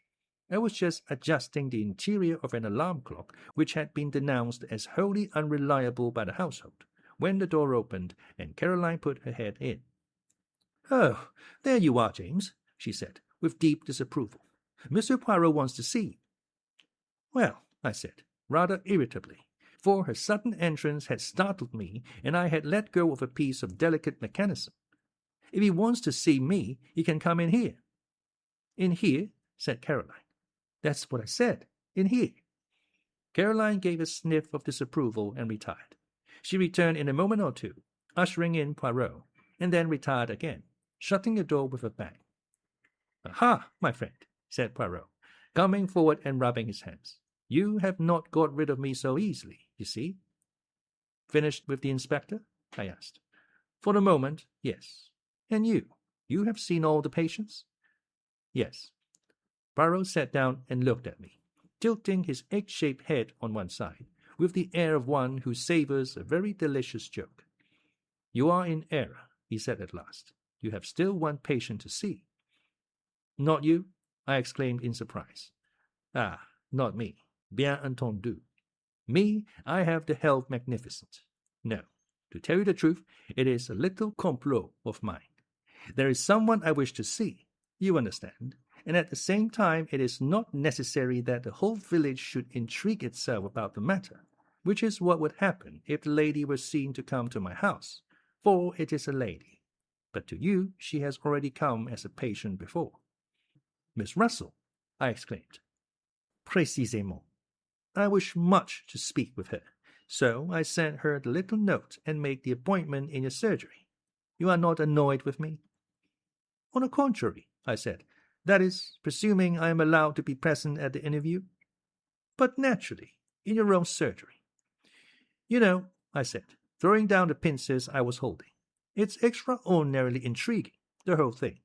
Every new development that arises is like the shake you give to a kaleidoscope.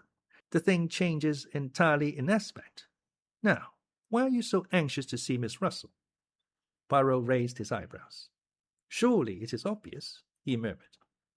"There you go again," I grumbled. "According to you, everything is obvious, but you leave me walking about in a fog." Poirot shook his head genially at me. "You mock yourself at me. Take the matter of Mademoiselle Flora. The inspector was surprised, but you were not." "I never dreamed of her being the thief," I expostulated. "That perhaps no, but I was watching your face, and you were not, like Inspector Raglan, startled and incredulous." I thought for a minute or two.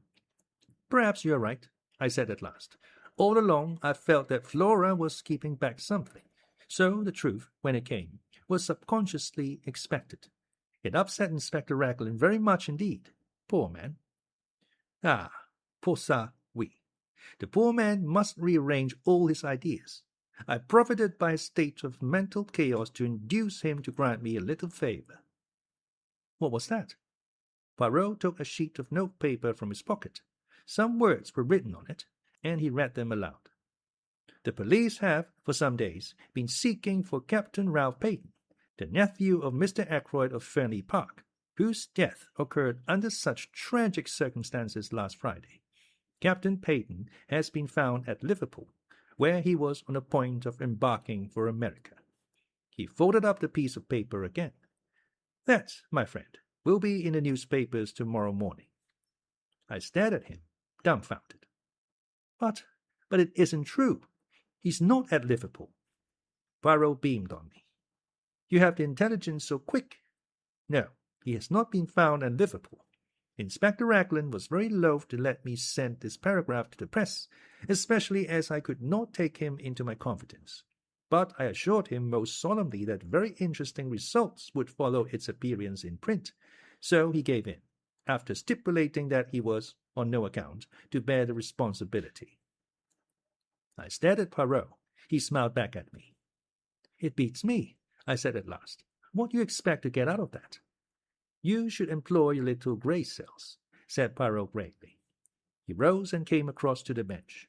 "It is that you have really the love of the machinery," he said, after inspecting the debris of my labours. "Every man has his hobby." I immediately drew Poirot's attention to my homemade wireless. Find him sympathetic.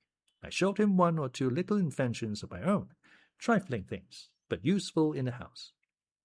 "Decidedly," said Poirot, "you should be an inventor by trade, not a doctor. But I hear the bell. That is your patient. Let us go into the surgery." Once before I had been struck by the remnants of beauty in the housekeeper's face. This morning I was struck anew. Very simply dressed in black, tall, upright, and independent as ever, with her big dark eyes and an unwonted flush of colour in her usually pale cheeks, I realized that as a girl she must have been startlingly handsome. "Good morning, mademoiselle," said Poirot. "Will you be seated? Dr. Sheppard is so kind as to permit me the use of his surgery for a little conversation I am anxious to have with you." Miss Russell sat down with her usual composure. If she felt any inward agitation, it did not display itself in any outward manifestation. "It seems a queer way of doing things, if you allow me to say so," she remarked. "Miss Russell, I have news to give you." "Indeed. Charles Kent has been arrested at Liverpool." Not a muscle of her face moved. She merely opened her eyes a trifle wider and asked with a tinge of defiance, "Well, what of it?" But at that moment it came to me, the resemblance that had haunted me all along, something familiar in the defiance of Charles Kent's manner.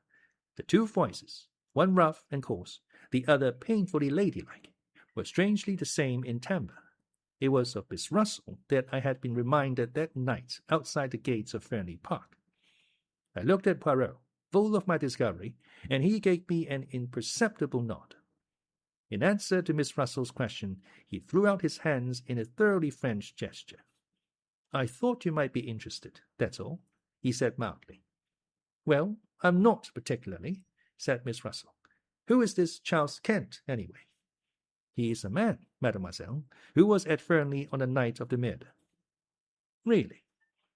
"Fortunately for him, he has an alibi. At 9:45 he was at a public house a mile from here." "Lucky for him," commented Miss Russell. "But we still do not know what he was doing at Fernly. Who it was he went to meet, for instance." "I'm afraid I can't help you at all," said the housekeeper politely. "Nothing came to my ears, if that is all." She made a tentative movement as though to rise. Poirot stopped her. "It is not quite all," he said smoothly. "This morning fresh developments have arisen. It seems now that Mr. Ackroyd was murdered, not at 9:45, but before, between 10 minutes to 9, when Dr. Sheppard left, and 9:45. I saw the colour drain from the housekeeper's face, leaving it dead white. She leaned forward, her figure swaying. "But Miss Ackroyd said—" "Miss Ackroyd has admitted that she was lying. She was never in the study at all that evening."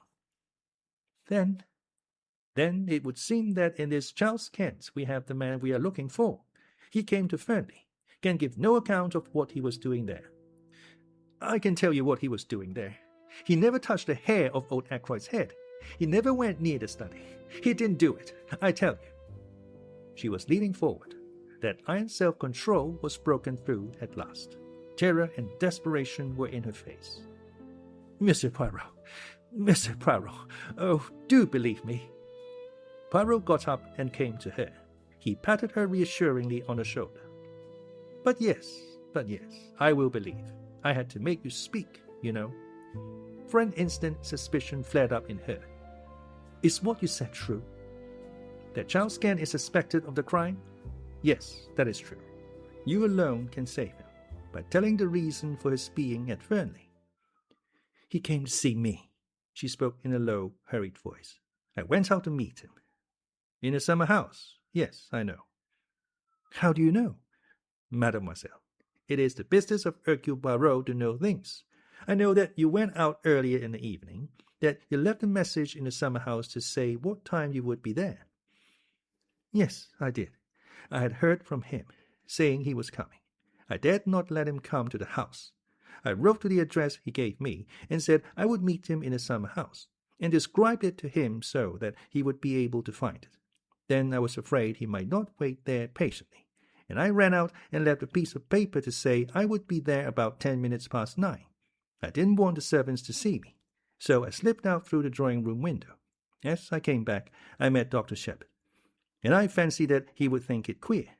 I was out of breath, for I had been running. I had no idea that he was expected to dinner that night. She paused. "Go on," said Poirot. "You went out to meet him at 10 minutes past 9. What did you say to each other?" "It's difficult. You see—" "Mademoiselle," said Poirot, interrupting her, "in this matter I must have the whole truth. What you tell us need never go beyond these 4 walls. Dr. Sheppard will be discreet, and so shall I. See, I will help you. This Charles Kent. He is your son, is he not?" She nodded. The color had flamed into her cheeks. "No one has ever known. It was long ago, down in Kent. I was not married." "So you took the name of the county as a surname for him, I understand." "I got work. I managed to pay for his board and lodging. I never told him that I was his mother, but he turned out badly. He drank, then took to drugs. I managed to pay his passage out to Canada. I didn't hear of him for a year or 2. Then, somehow or other, he found out that I was his mother. He wrote asking me for money. Finally, I heard from him back in this country again. He was coming to see me at Fernly, he said. I dared not let him come to the house. I have always been considered so very respectable. If anyone got an inkling, it would have been all up with my post as housekeeper. So I wrote to him in the way I have just told you." "And in the morning you came to see Dr. Sheppard?" "Yes, I wondered if something could be done. He was not a bad boy, before he took to drugs." "I see," said Poirot. "Now let us go on with the story. He came that night to the summer house?" "Yes, he was waiting for me when I got there. He was very rough and abusive. I had brought with me all the money I had, and I gave it to him. We talked a little, and then he went away." "What time was that?" "It must have been between 20 and 25 minutes past 9. It was not yet 1:30 when I got back to the house." "Which way did he go?" "Straight out the same way he came, by the path that joined the drive just inside the lodge gates." Poirot nodded. "And you, what did you do?" "I went back to the house. Major Blunt was walking up and down the terrace smoking, so I made a detour to get round to the side door. It was then just on 9:30, as I tell you." Poirot nodded again. He made a note or 2 in the microscopic pocket-book. "I think that is all," he said thoughtfully. "Ought I—" She hesitated. "Ought I to tell all this to Inspector Raglan?" "It may come to that, but let us not be in a hurry. Let us proceed slowly, with due order and method. Charles Kent is not yet formally charged with murder. Circumstances may arise which will render your story unnecessary." Miss Russell rose. "Thank you very much, Monsieur Poirot," she said. "You have been very kind indeed. You do believe me, don't you, that Charles had nothing to do with this wicked murder?" "There seems no doubt that the man who was talking to Mr. Ackroyd in the library at 9:30 could not possibly have been your son. Be of good courage, mademoiselle. All will yet be well." Miss Russell departed. Poirot and I were left together. "So that's that," I said. "Every time we come back to Ralph Peyton. How did you manage to spot Miss Russell as the person Charles Kent came to meet? Did you notice the resemblance?" "I had connected her with the unknown man long before we actually came face to face with him. As soon as we found that quill. That quill suggested dope, and I remembered your account of Miss Russell's visit to you. Then I found the article on cocaine in that morning's paper. It all seemed very clear. She had heard from someone that morning, someone addicted to drugs. She read the article in the paper, and she came to you to ask a few tentative questions. She mentioned cocaine, since the article in question was on cocaine. Then, when you seemed too interested, she switched hurriedly to the subject of detective stories and untraceable poisons. I suspected a son or a brother, or some other undesirable male relation. but I must go. It is the time of the lunch." "Stay and lunch with us," I suggested. Poirot shook his head. A faint twinkle came into his eye. "Not again today. I should not like to force Mademoiselle Caroline to adopt a vegetarian diet 2 days in succession." It occurred to me that there was not much which escaped Hercule Poirot.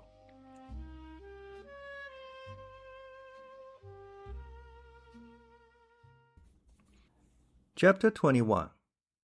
The paragraph in a paper.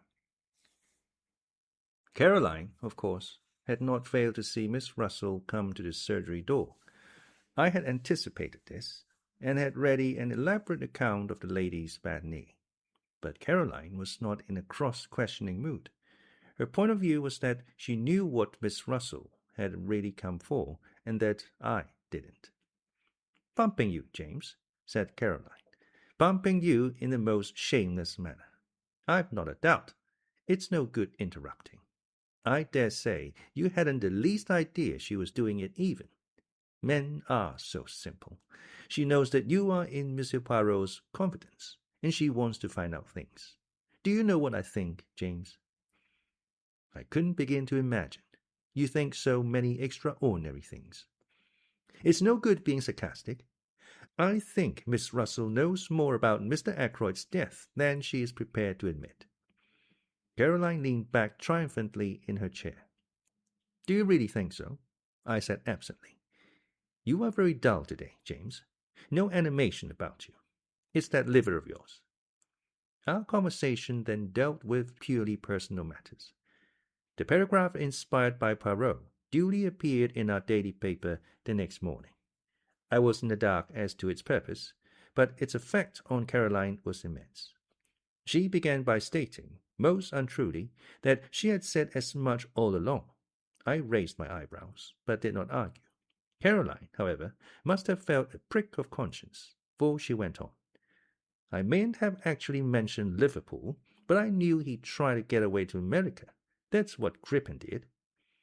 "Without much success," I reminded her. "Poor boy. And so they've caught him. I consider, James, that it's your duty to see that he isn't hung." "What do you expect me to do?" "Why, you're a medical man, aren't you? You've known him from a boy upwards. Not mentally responsible. That's the line to take, clearly. I read only the other day that they're very happy in Broadmoor. It's quite like a high-class club." But Caroline's words had reminded me of something.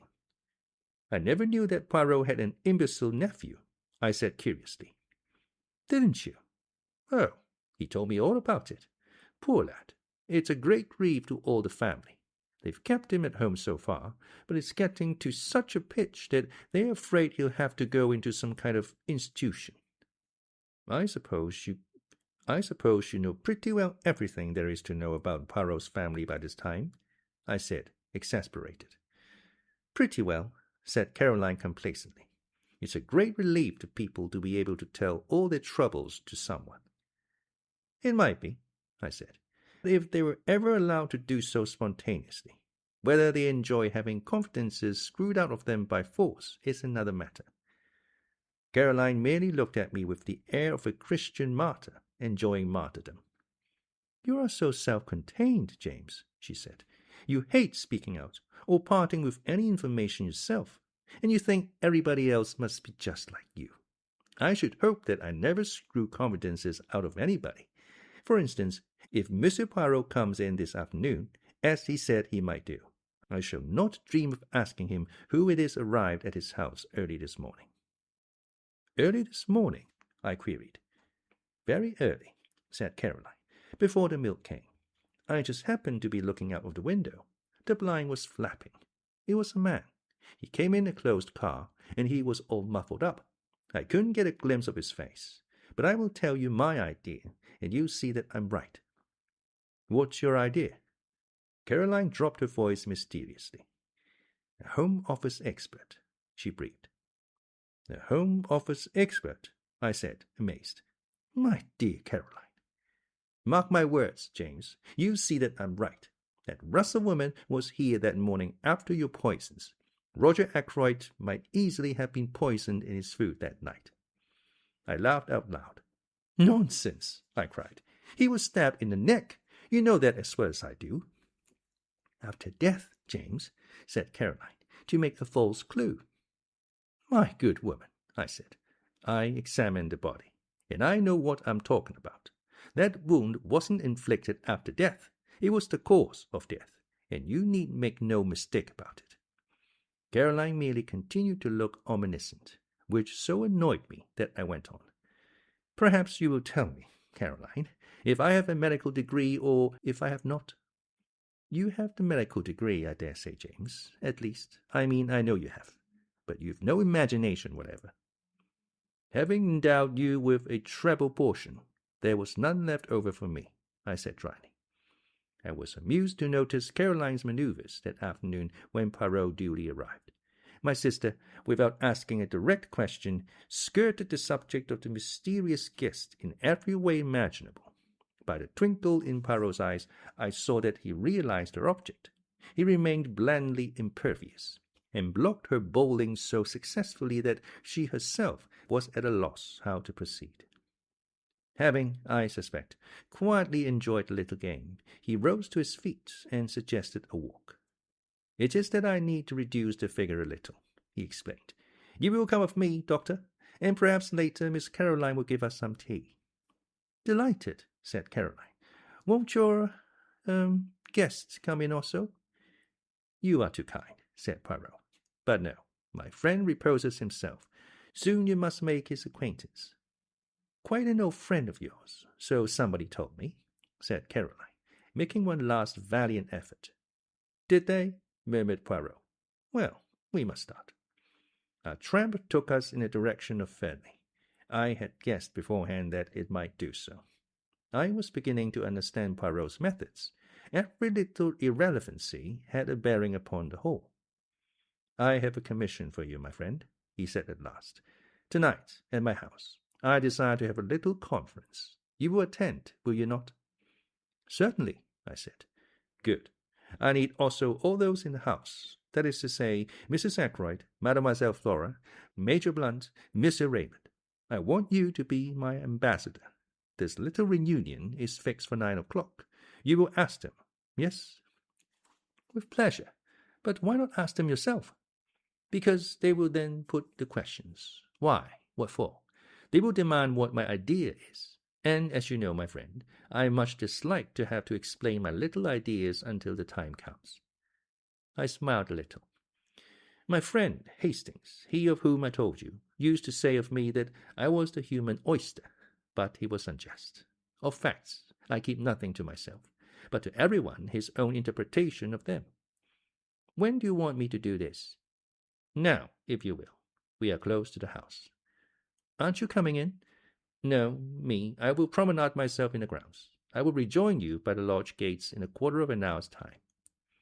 I nodded and set off on my task. The only member of the family at home proved to be Mrs. Ackroyd, who was sipping an early cup of tea. She received me very graciously. "So grateful to you, Doctor," she murmured, "for clearing up that little matter with Monsieur Poirot. But life is one trouble after another. You have heard about Flora, of course." "What exactly?" I asked cautiously. "This new engagement, Flora and Hector Blunt. Of course, not such a good match as Ralph would have been. But after all, happiness comes first. What dear Flora needs is an older man, someone steady and reliable. And then Hector is really a very distinguished man in his way. You saw the news of Ralph's arrest in the paper this morning?" "Yes," I said, "I did." "Horrible." Mrs. Ackroyd closed her eyes and shuddered. "Geoffrey Raymond was in a terrible way. Rang up Liverpool. But they wouldn't tell him anything at the police station there. In fact, they said they hadn't arrested Ralph at all. Mr. Raymond insists that it's all a mistake. What do they call it? Canard of the newspapers. I've forbidden it to be mentioned before the servants. Such a terrible disgrace. Fancy if Flora had actually been married to him." Mrs. Ackroyd shut her eyes in anguish. I began to wonder how soon I should be able to deliver Poirot's invitation. Before I had time to speak, Mrs. Ackroyd was off again. "You were here yesterday, weren't you, with that dreadful Inspector Raglan? Brute of a man. he terrified Flora into saying she took that money from poor Roger's room. And the matter was so simple, really. The dear child wanted to borrow a few pounds, didn't like to disturb her uncle since he'd given strict orders against it. But knowing where he kept his notes, she went there and took what she needed. "Is that Flora's account of the matter?" I asked. "My dear doctor, you know what girls are nowadays, so easily acted on by suggestion. You, of course, know all about hypnosis and that sort of thing. The inspector shouts at her, says the word steal over and over again, until the poor child gets an inhibition. Or is it a complex? I always mix up those two words, and actually thinks herself that she has stolen the money. I saw at once how it was, but I can't be too thankful for the whole misunderstanding in one way.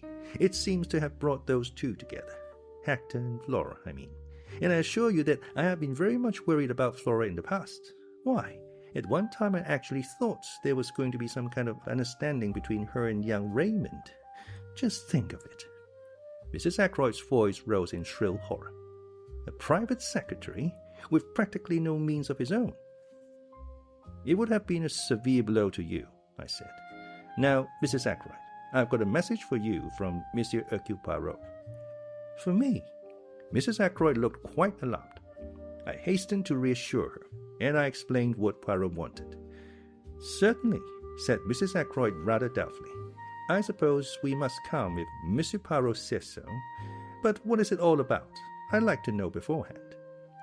I assured the lady truthfully that I myself did not know any more than she did. "Very well," said Mrs. Ackroyd at last, rather grudgingly. "I will tell the others, and we will be there at 9 o'clock. Thereupon I took my leave, and joined Poirot at the agreed meeting place. "I've been longer than a quarter of an hour, I'm afraid," I remarked. "But once that good lady starts talking, it's a matter of the utmost difficulty to get a word in edgeways." "It is of no matter," said Poirot. "Me, I have been well amused. This park is magnificent." We set off homewards. When we arrived, to our great surprise, Caroline, who had evidently been watching for us, herself opened the door. She put her fingers to her lips. Her face was full of importance and excitement. "Ursula Bourne," she said, "the parlourmaid from Fernly. She's here. I put her in the dining room. She's in a terrible way, poor thing. Says she must see Monsieur Poirot at once. I've done all I could, taken her a cup of hot tea. It really goes to one's heart to see anyone in such a state." "In the dining room?" asked Poirot. "This way," I said, and flung open the door. Ursula Bourne was sitting by the table. Her arms were spread out in front of her, and she had evidently just lifted her head from where it had been buried. Her eyes were red with weeping. "Ursula Bourne," I murmured, but Poirot went past me with outstretched hands. "No," he said, "that is not quite right, I think. It is not Ursula Bourne, is it, my child, but Ursula Peyton, Mrs. Ralph Peyton."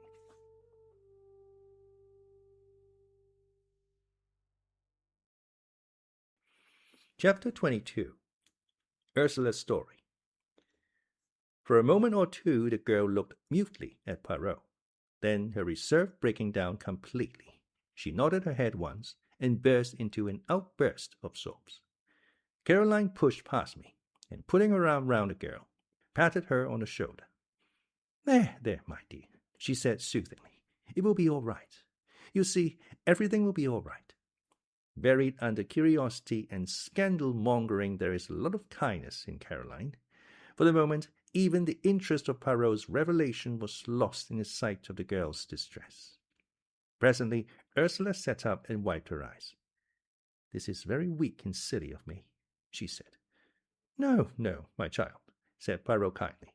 "We can all realize the strain of this last week."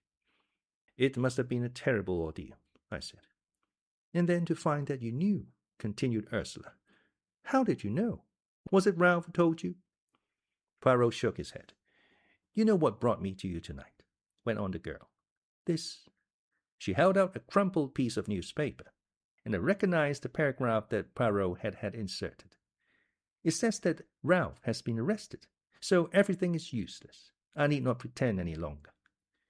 "Newspaper paragraphs are not always true, mademoiselle," murmured Poirot, having the grace to look ashamed of himself.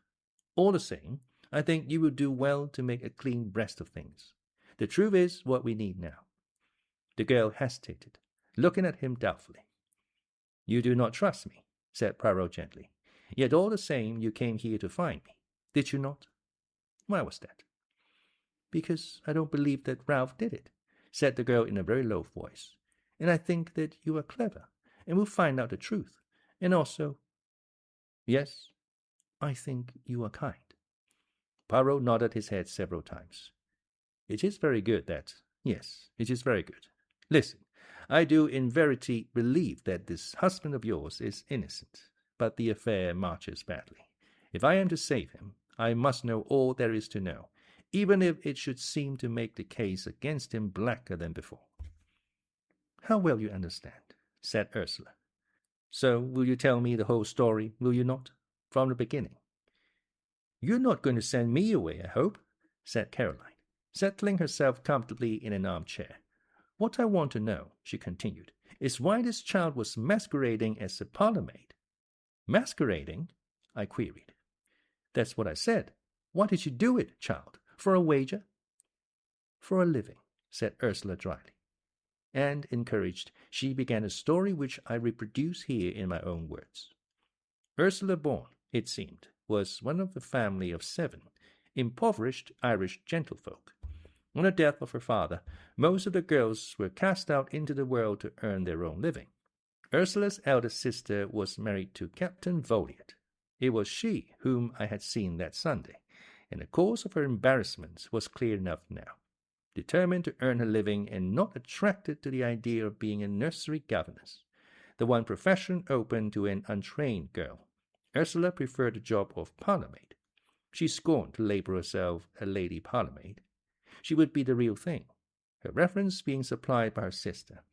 At Fernly, despite an aloofness which, as had been seen, caused some comment, she was a success at her job, quick, competent, and thorough. "I enjoyed the work," she explained, "and I had plenty of time to myself." And then came her meeting with Ralph Peyton, and a love affair which culminated in a secret marriage. Ralph had persuaded her into that, somewhat against her will. He had declared that his stepfather would not hear of his marrying a penniless girl. Better to be married secretly, and break the news to him at some later and more favorable minute. And so the deed was done, and Ursula Bourne became Ursula Peyton. Ralph had declared that he meant to pay off his debts, find a job, and then, when he was in a position to support her, and independent of his adopted father, they would break the news to him. But to people like Ralph Peyton, turning over a new leaf is easier in theory than in practice. He hoped that his stepfather, while still in ignorance of the marriage, might be persuaded to pay his debts and put him on his feet again. But the revelation of the amount of Ralph's liabilities merely enraged Roger Ackroyd, and he refused to do anything at all. Some months passed, and then Ralph was bidden once more to Fernly. Roger Ackroyd did not beat about the bush. It was the desire of his heart that Ralph should marry Flora, and he put the matter plainly before the young man. And here it was that the innate weakness of Ralph Peyton showed itself. As always, he grasps at the easy, the immediate solution. As far as I could make out, neither Flora nor Ralph made any pretense of love. It was, on both sides, a business arrangement. Roger Ackroyd dictated his wishes. They agreed to them. Flora accepted a chance of liberty, money, and an enlarged horizon. Ralph, of course, was playing a different game, but he was in a very awkward hole financially. His debts would be paid. He could start again with a clean sheet. His was not a nature to envisage the future, but I gathered that he saw vaguely the engagement with Flora being broken off after a decent interval had elapsed. Both Flora and he stipulated that it should be kept a secret for the present. He was anxious to conceal it from Ursula. He felt instinctively that her nature, strong and resolute, with an inherent distaste for duplicity, was not one to welcome such a course.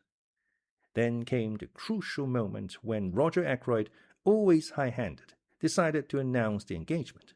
He said no word of his intention to Ralph, only to Flora, and Flora, apathetic, raised no objection. On Ursula, The news fell like a bombshell. Summoned by her, Ralph came hurriedly down from town. They met in the wood, where part of their conversation was overheard by my sister. Ralph implored her to keep silent for a little while longer. Ursula was equally determined to have done with concealments. She would tell Mr. Ackroyd the truth without any further delay. Husband and wife parted acrimoniously. Ursula, steadfast in her purpose, sought an interview with Roger Ackroyd that very afternoon, and revealed the truth to him. Their interview was a stormy one. It might have been even more stormy had not Roger Ackroyd been already obsessed with his own troubles. It was bad enough, however. Ackroyd was not the kind of man to forgive the deceit that had been practiced upon him. His rancour was mainly directed to Ralph, but Ursula came in for her share, since he regarded her as a girl who had deliberately tried to entrap the adopted son of a very wealthy man. Unforgivable things were said on both sides. That same evening, Ursula met Ralph by appointment in a small summer house, stealing out from the house by the side door in order to do so. Their interview was made up of reproaches on both sides. Ralph charged Ursula with having irretrievably ruined his prospects by her ill-timed revelation. Ursula reproached Ralph with his duplicity. They parted at last. A little over half an hour later came the discovery of Roger Ackroyd's body.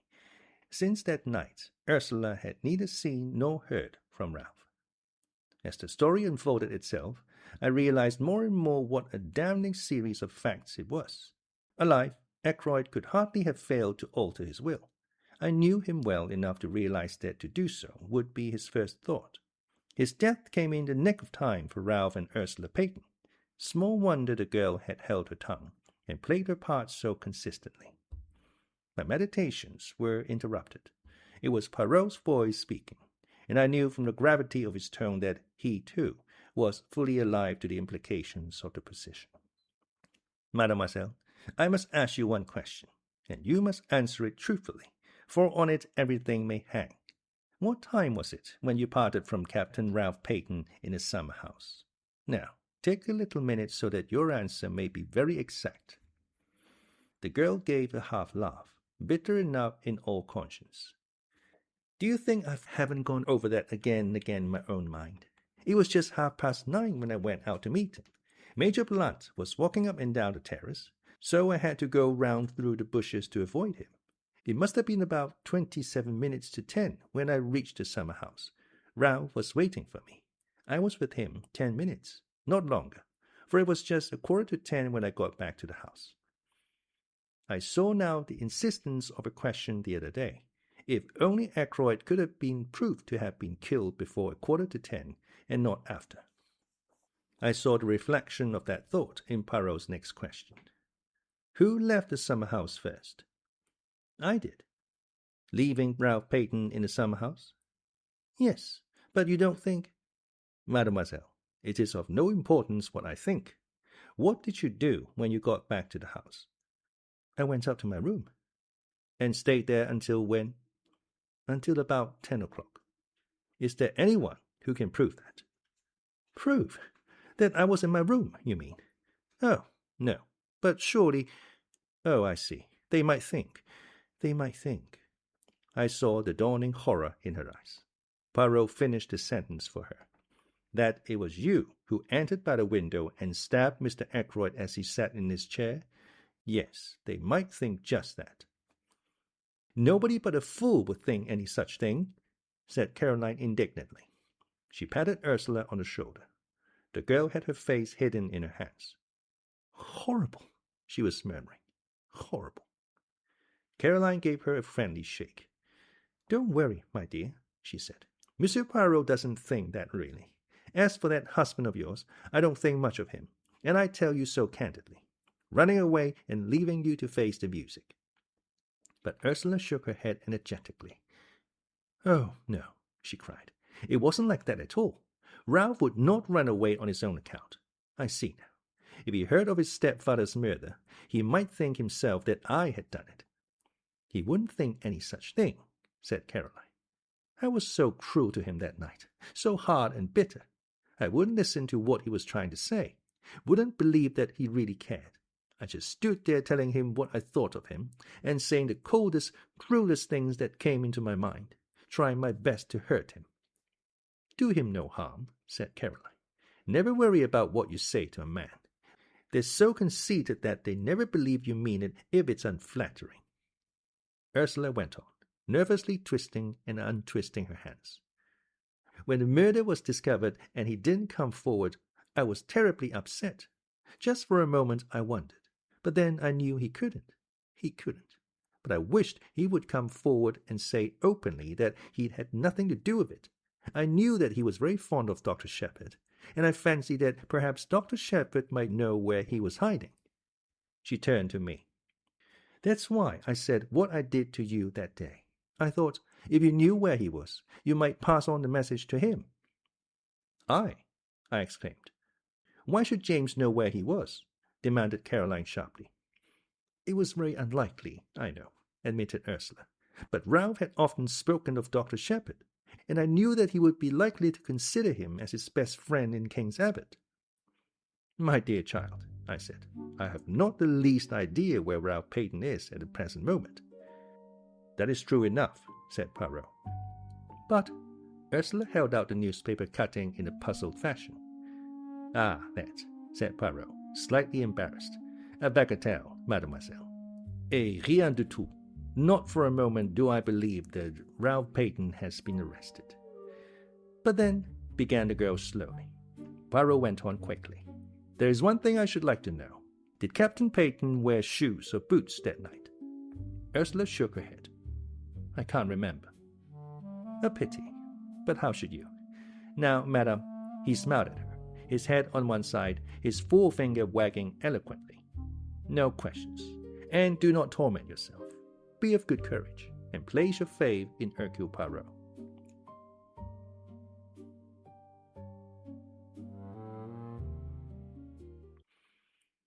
Chapter 23. Poirot's Little Reunion. And now, said Caroline, rising, that child is coming upstairs to lie down. Don't you worry, my dear. Mr. Poirot will do everything he can for you. Be sure of that. I ought to go back to Fernly, said Ursula uncertainly. But Caroline silenced her protests with a firm hand. Nonsense! You're in my hands for a time being. You'll stay here for the present. Eh, Monsieur Poirot? It will be the best plan, agreed the little Belgian. This evening I shall want mademoiselle, I beg her pardon, madam, to attend my little reunion. 9 o'clock at my house. It is most necessary that she should be there. Caroline nodded, and went with Ursula out of the room. The door shut behind them. Poirot dropped down into a chair again. So far, so good, he said. Things are straightening themselves out. They're getting to look blacker and blacker against Ralph Peyton, I observed gloomily. Poirot nodded. Yes, that is so. But it was to be expected, was it not? I looked at him, slightly puzzled by the remark. He was leaning back in a chair, his eyes half closed, the tips of his fingers just touching each other. Suddenly he sighed and shook his head. What is it? I asked. It is that there are moments when a great longing for my friend Hastings comes over me. That is the friend of whom I spoke to you, the one who resides now in the Argentine. Always, when I have had a big case, he has been by my side, and he has helped me. Yes, often he has helped me, for he had a knack, that one, of stumbling over the truth unawares, without noticing himself, bien entendu. At times he has said something particularly foolish, and behold, that foolish remark has revealed the truth to me. And then, too, it was his practice to keep a written record of the cases that proved interesting. I gave a slight embarrassed cough. As far as that goes, I began, and then stopped.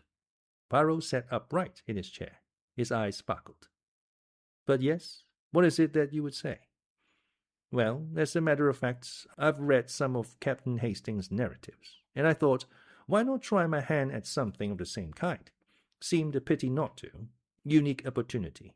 Probably the only time I'll be mixed up with anything of this kind. I felt myself getting hotter and more incoherent, as I floundered through the above speech. Poirot sprang from his chair. I had a moment's terror that he was going to embrace me French fashion, but mercifully he refrained. But this is magnificent. You have then written down your impressions of the case as you went along? I nodded. Épatant, cried Poirot. Let me see them, this instant. I was not quite prepared for such a sudden demand. I racked my brains to remember certain details. I hope you won't mind, I stammered. I may have been a little, personal now and then. Oh, I comprehend perfectly. You have referred to me as comic, as perhaps ridiculous now and then. It matters not at all. Hastings, he also was not always polite. Me, I have the mind above such trivialities. Still somewhat doubtful, I rummaged in the drawers of my desk and produced an untidy pile of manuscript, which I handed over to him. With an eye on possible publication in the future, I had divided the work into chapters, and the night before I had brought it up to date with an account of Miss Russell's visit. Poirot had therefore 20 chapters. I left him with them. I was obliged to go out to a case at some distance away, and it was past 8 o'clock when I got back, to be greeted with a plate of hot dinner on a tray, and the announcement that Poirot and my sister had supped together at 7:30, and that the former had then gone to my workshop to finish his reading of the manuscript. "I hope, James," said my sister, "that you've been careful in what you say about me in it." My jaw dropped. I had not been careful at all. "Not that it matters very much," said Caroline, reading my expression correctly. "Monsieur Poirot will know what to think. He understands me much better than you do." I went into the workshop. Poirot was sitting by the window. The manuscript lay neatly piled on a chair beside him. He laid his hand on it and spoke. "Eh bien," he said, "I congratulate you on your modesty." "Oh," I said, rather taken aback. "And on your reticence," he added. I said, "Oh," again. "Not so did Hastings, right?" continued my friend. "On every page, many, many times, was the word I, what he thought, what he did. But you have kept your personality in the background.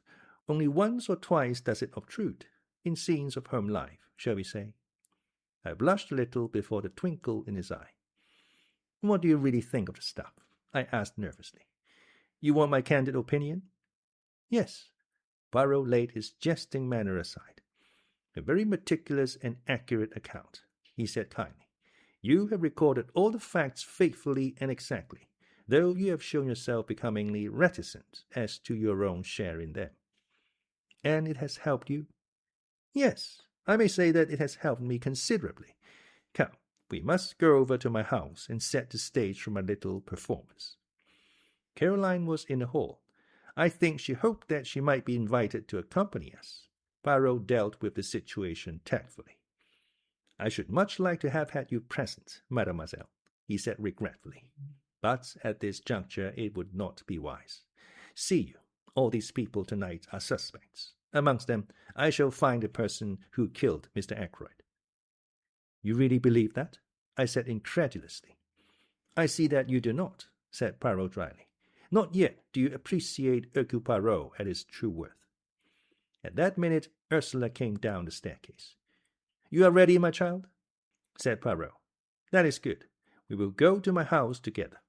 Mademoiselle Caroline, believe me, I do everything possible to render you service. Good evening." We went out, leaving Caroline, rather like a dog who has been refused a walk, standing on the front doorstep gazing after us. The sitting-room at the Larches had been got ready. On the table were various sirops and glasses, also a plate of biscuits. Several chairs had been brought in from the other room. Poirot ran to and fro rearranging things, pulling out a chair here, altering the position of a lamp there, occasionally stooping to straighten one of the mats that covered the floor. He was specially fussy over the lighting. The lamps were arranged in such a way as to throw a clear light on the side of the room where the chairs were grouped, at the same time leaving the other end of the room, where I presumed Poirot himself would sit, in a dim twilight. Ursula and I watched him. Presently a bell was heard. "They arrive," said Poirot. "Good. All is in readiness." The door opened, and the party from Fernly filed in. Poirot went forward and greeted Mrs. Ackroyd and Flora. "It is most good of you to come," he said, "and Major Blunt and Mr. Raymond." The secretary was debonair as ever. "What's the great idea?" he said, laughing. "Some scientific machine? Do we have bands round our wrists which register guilty heartbeats? There is such an invention, isn't there?" "I've read of it, yes," admitted Poirot. "But me, I am old-fashioned. I use the old methods. I work only with the little grey cells. Now let us begin. But first I have an announcement to make to you all." He took Ursula's hand and drew her forward. "This lady is Mrs. Ralph Peyton. She was married to Captain Peyton last March." A little shriek burst from Mrs. Ackroyd. "Ralph? Married? Last March? Oh, but it's absurd. How could he be?" She stared at Ursula as though she had never seen her before. "Married to Bourne," she said. "Really, Monsieur Poirot, I don't believe you." Ursula flushed and began to speak, but Flora forestalled her. Going quickly to the other girl's side, she passed her hand through her arm. "You must not mind our being surprised," she said. "You see, we had no idea of such a thing. You and Ralph have kept your secret very well. I am very glad about it." "You are very kind, Miss Ackroyd," said Ursula in a low voice, "and you have every right to be exceedingly angry. Ralph behaved very badly, especially to you." "You needn't worry about that," said Flora, giving her arm a consoling little pat. "Ralph was in a corner and took the only way out. I should probably have done the same in his place. I do think he might have trusted me with the secret, though. I wouldn't have let him down." Poirot rapped gently on the table and cleared his throat significantly. "The board meeting's going to begin," said Flora. "Monsieur Poirot hints that we mustn't talk, but just tell me one thing. Where is Ralph? You must know if anyone does." "But I don't," cried Ursula, almost in a wail. "That's just it. I don't." "Isn't he detained at Liverpool?" asked Raymond. "It said so in the paper." "He is not at Liverpool," said Poirot shortly. "In fact," I remarked, "no one knows where he is." "Excepting Hercule Poirot, eh?" said Raymond. Poirot replied seriously to the other's banter. "Me, I know everything. Remember that." Geoffrey Raymond lifted his eyebrows. "Everything," he whistled. "Whew, that's a tall order." "Do you mean to say you can really guess where Ralph Peyton is hiding?" I asked incredulously. "You call it guessing. I call it knowing, my friend." "In Cranchester?" I hazarded. "No," replied Poirot gravely, "not in Cranchester." He said no more, but at a gesture from him the assembled party took their seats. As they did so, the door opened once more and two other people came in and sat down near the door. They were Parker and the housekeeper. "The number is complete," said Poirot. "Everyone is here." There was a ring of satisfaction in his tone, and with the sound of it I saw a ripple of something like uneasiness pass over all those faces grouped at the other end of the room. There was a suggestion in all this as of a trap that had closed. Poirot read from a list in an important manner. Mrs. Ackroyd, Miss Flora Ackroyd, Major Blunt, Mr. Geoffrey Raymond, Mrs. Ralph Peyton, John Parker, Elizabeth Russell. He laid the paper down on the table. "What's the meaning of all this?" began Raymond. "The list I have just read," said Poirot, "is a list of suspected persons. Every one of you present had the opportunity to kill Mr. Ackroyd." With a cry, Mrs. Ackroyd sprang up, her throat working. "I don't like it," she wailed. "I don't like it. I would much prefer to go home." "You cannot go home, madame," said Poirot sternly, "until you have heard what I have to say." He paused a moment, then cleared his throat. "I will start at the beginning. When Miss Ackroyd asked me to investigate the case, I went up to Fernly Park with the good Dr. Sheppard. I walked with him along the terrace, where I was shown the footprints on a window sill. From there, Inspector Raglan took me along the path which leads to the drive. My eye was caught by a little summer house, and I searched it thoroughly. I found two things: a scrap of starched cambric and an empty goose quill. The scrap of cambric immediately suggested to me a maid's apron. When Inspector Raglan showed me his list of the people in the house, I noticed at once that one of the maids, Ursula Bourne, the parlormaid, had no real alibi. According to her own story, she was in her bedroom from 9:30 until 10. But supposing that instead she was in the summer-house? If so, she must have gone there to meet someone. Now, we know from Dr. Sheppard that someone from outside did come to the house that night, the stranger whom he met just by the gate. At the first glance it would seem that our problem was solved, and that the stranger went to the summer-house to meet Ursula Bourne. It was fairly certain that he did go to the summer-house because of the Goose Quill. That suggested at once to my mind a taker of drugs, and one who had acquired the habit of the other side of the Atlantic where sniffing snow is more common than in this country. The man whom Dr. Sheppard met had an American accent, which fitted in with that supposition. But I was held up by one point. The times did not fit. Ursula Bourne could certainly not have gone to the summer-house before 9:30, whereas the man must have got there by a few minutes past 9. I could, of course, assume that he waited there for half an hour. The only alternative supposition was that there had been 2 separate meetings in the summer-house that night. Ah bien. As soon as I went into that alternative, I found several significant facts. I discovered that Miss Russell, the housekeeper, had visited Dr. Sheppard that morning, and had displayed a good deal of interest in cures for victims of the drug habit. Taking that in conjunction with the Goose Quill, I assumed that the man in question came to Fernly to meet the housekeeper, and not Ursula Bourne. Who, then, did Ursula Bourne come to the rendezvous to meet? I was not long in doubt. First, I found a ring, a wedding ring, with from R and a date inside it. Then I learned that Ralph Peyton had been seen coming up the path which led to the summer-house at 25 minutes past 9, and I also heard of a certain conversation which had taken place in a wood near the village that very afternoon, a conversation between Ralph Peyton and some unknown girl. So I had my facts succeeding each other in a neat and orderly manner. A secret marriage, an engagement announced on the day of the tragedy, the stormy interview in the wood, and a meeting arranged for the summer-house that night. Instantly this proved to me one thing, that both Ralph Peyton and Ursula Bourne had the strongest motives for wishing Mr. Ackroyd out of the way, and it also made one other point unexpectedly clear. It could not have been Ralph Peyton who was with Mr. Ackroyd in the study at 9:30. So, we come to another and most interesting aspect of the crime. Who was it in a room with Mr. Ackroyd at 9:30? Not Ralph Peyton, who was in the summer-house with his wife. Not Charles Kent, who had already left. Who, then? I posed my cleverest, my most audacious question. Was anyone with him? Poirot leaned forward and shot the last words triumphantly at us, drawing back afterwards with the air of one who has made a decided hit. Raymond, however, did not seem impressed, and lodged a mild protest. I don't know if you are trying to make me out a liar, Monsieur Poirot, but the matter does not rest on my evidence alone, except perhaps as to the exact words used. Remember, Major Blunt also heard Mr. Ackroyd talking to someone. He was on the terrace outside, and couldn't catch the words clearly, but he distinctly heard the voices.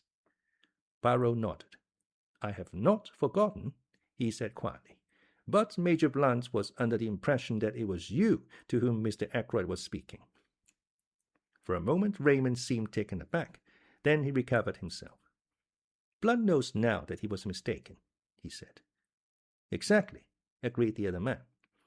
Yet there must have been some reason for his thinking so, mused Poirot. Oh, no. He held up his hand in protest. I know the reason you will give, but it is not enough. We must seek elsewhere. I would put it this way. From the beginning of the case I have been struck by one thing, the nature of those words which Mr. Raymond overheard. It has been amazing to me that no one has commented on them, has seen anything odd about them. He paused a minute, and then quoted softly.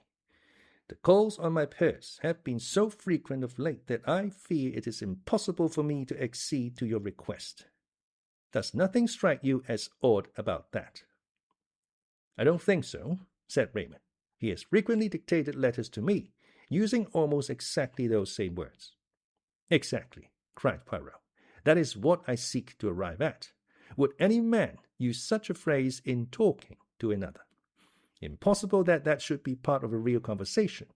Now, if he had been dictating a letter— You mean he was reading a letter aloud, said Raymond slowly. Even so, he must have been reading to someone. But why? We have no evidence that there was anyone else in the room. No other voice but Mr. Ackroyd's was heard, remember. Surely a man wouldn't read letters of that type aloud to himself, not unless he was, well, going balmy. You have all forgotten one thing, said Poirot softly. The stranger who called at the house the preceding Wednesday. They all stared at him. But yes, said Poirot, nodding encouragingly. On Wednesday. The young man was not of himself important, but the firm he represented interested me very much. The dictaphone company, gasped Raymond. I see it now. A dictaphone. That's what you think. Poirot nodded. Mr. Ackroyd had promised to invest in a dictaphone, you remember. Me, I had the curiosity to inquire of the company in question. Their reply is that Mr. Ackroyd did purchase a dictaphone from the representative. Why he concealed the matter from you, I do not know. He must have meant to surprise me with it, murmured Raymond. He had quite a childish love of surprising people, meant to keep it up his sleeve for a day or so. Probably was playing with it like a new toy. Yes, it fits in. You're quite right. No one would use quite those words in casual conversation. It explains, too, said Poirot, why Major Blunt thought it was you who were in the study.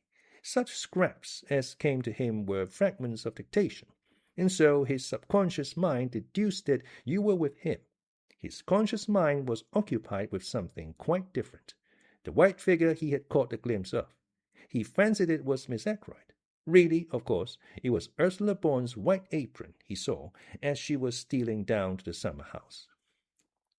Raymond had recovered from his first surprise. All the same, he remarked, this discovery of yours, brilliant though it is, leaves the essential position unchanged. Mr. Ackroyd was alive at 9:30, since he was speaking into the dictaphone.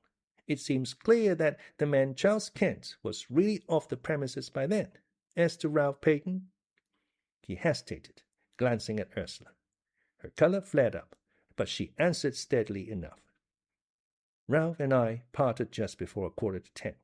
He never went near the house. I am sure of that. He had no intention of doing so. The last thing on earth he wanted was to face his stepfather. He would have funked it badly. It isn't that I doubt your story for a moment, explained Raymond. I've always been quite sure Captain Peyton was innocent. But one has to think of a court of law, and the questions that would be asked. He is in a most unfortunate position. But if he were to come forward... Poirot interrupted. That is your advice, yes? That he should come forward? Certainly, if you know where he is. I perceive that you do not believe that I do know, and yet I have told you just now that I know everything. The truth of the telephone call, of the footprints on the windowsill, of the hiding place of Ralph Peyton. Where is he? Said Blunt sharply. Not very far away, said Poirot, smiling. In Cranchester? I asked. Poirot turned towards me. Always you ask me that. The idea of Cranchester it is with you and idée fixe. No, he is not in Cranchester. He is... there. He pointed a dramatic forefinger. Everyone's head turned. Ralph Peyton was standing in the doorway.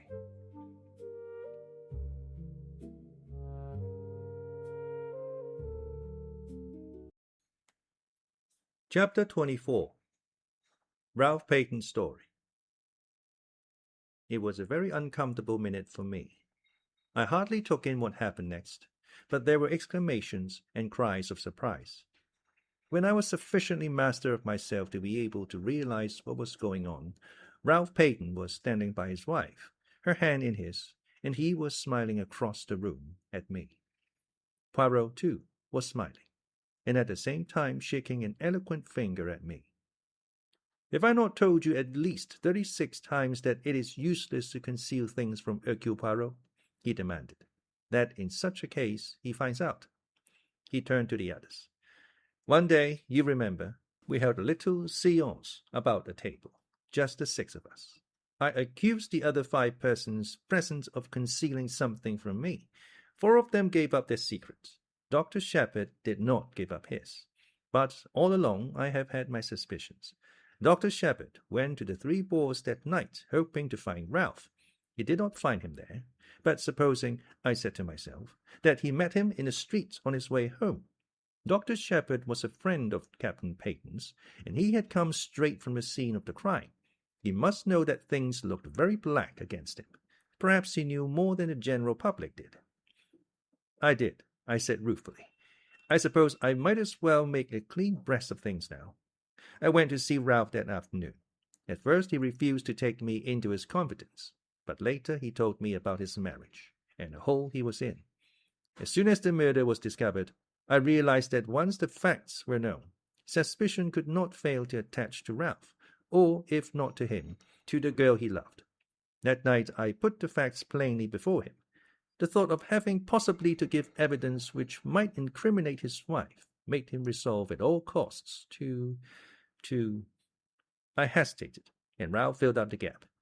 To do a bunk, he said graphically. You see, Ursula left me to go back to the house. I thought it possible that she might have attempted to have another interview with my stepfather. He had already been very rude to her that afternoon. It occurred to me that he might have so insulted her in such an unforgivable manner that without knowing what she was doing. He stopped. Ursula released her hand from his and stepped back. You thought that, Ralph? You actually thought that I might have done it? Let us get back to the culpable conduct of Dr. Sheppard, said Poirot dryly. Dr. Sheppard consented to do what he could to help him. He was successful in hiding Captain Peyton from the police. Where? Asked Raymond. In his own house? Ah, no indeed, said Poirot. You should ask yourself the question that I did. If the good doctor is concealing the young man, what place would he choose?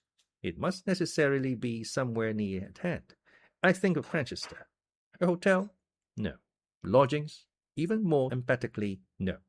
Where, then? Ah, I have it. A nursing home. A home for the mentally unfit. I test my theory. I invent a nephew with mental trouble. I consult Mademoiselle Sheppard as to suitable homes. She gives me the names of 2 near Cranchester, to which her brother has sent patients. I make inquiries.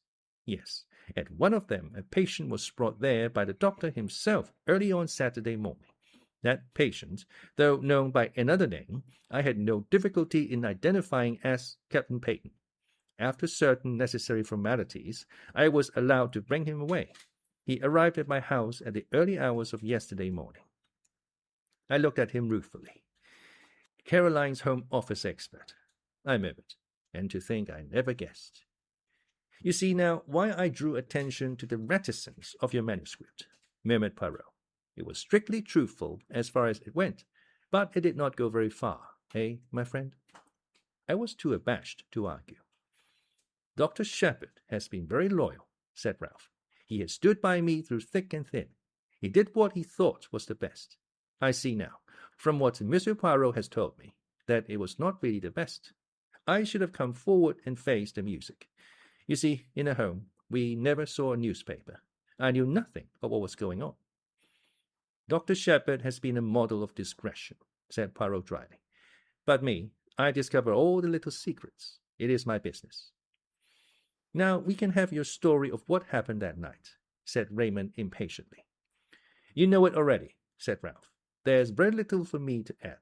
I left the summer house about 9:45 and tramped about the lanes, trying to make up my mind as to what to do next, what line to take. I'm bound to admit that I've not the shadow of an alibi, but I give you my solemn word that I never went to the study, that I never saw my stepfather alive, or dead. Whatever the world thinks, I'd like all of you to believe me. No alibi, murmured Raymond. That's bad. I believe you, of course, but it's a bad business. It makes things very simple, though, said Poirot, in a cheerful voice. Very simple indeed. We all stared at him. You see what I mean? No, just this. To save Captain Peyton, the real criminal must confess. He beamed round at us all. But yes, I mean what I say. See now, I did not invite Inspector Raglan to be present. That was for a reason. I did not want to tell him all that I knew. At least I did not want to tell him tonight. He leaned forward, and suddenly his voice and his whole personality changed. He suddenly became dangerous. I who speak to you I know the murderer of Mr. Ackroyd is in this room now. It is to the murderer I speak. Tomorrow the truth goes to Inspector Raglan. You understand?" There was a tense silence. Into the midst of it came the old Breton woman with a telegram on a salver. Poirot tore it open. Blunt's voice rose abrupt and resonant. "The murderer is amongst us, you say. You know which?" Poirot had read the message. He crumpled it up in his hand. "I know now." He tapped the crumpled ball of paper. "What is that?" said Raymond sharply. "A wireless message from a steamer now on her way to the United States." There was a dead silence. Poirot rose to his feet, bowing. "Messieurs et mesdames, this reunion of mine is at an end. Remember, the truth goes to Inspector Raglan in the morning."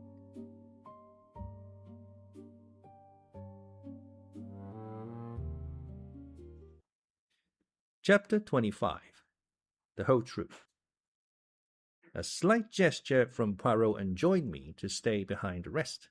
I obeyed, going over to the fire and thoughtfully stirring the big logs on it with the toe of my boot. I was puzzled.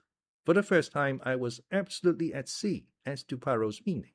For a moment I was inclined to think that the scene I had just witnessed was a gigantic piece of bombast, that he had been what he called playing the comedy, with a view to making himself interesting and important. But, in spite of myself, I was forced to believe in an underlying reality.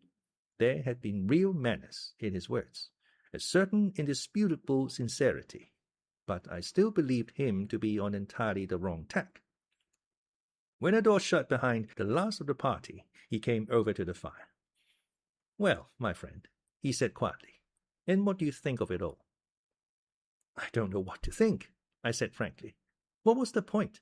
Why not go straight to Inspector Raglan with the truth instead of giving the guilty person this elaborate warning?" Poirot sat down and drew out his case of tiny Russian cigarettes. He smoked for a minute or two in silence. Then, "Use your little grey cells," he said.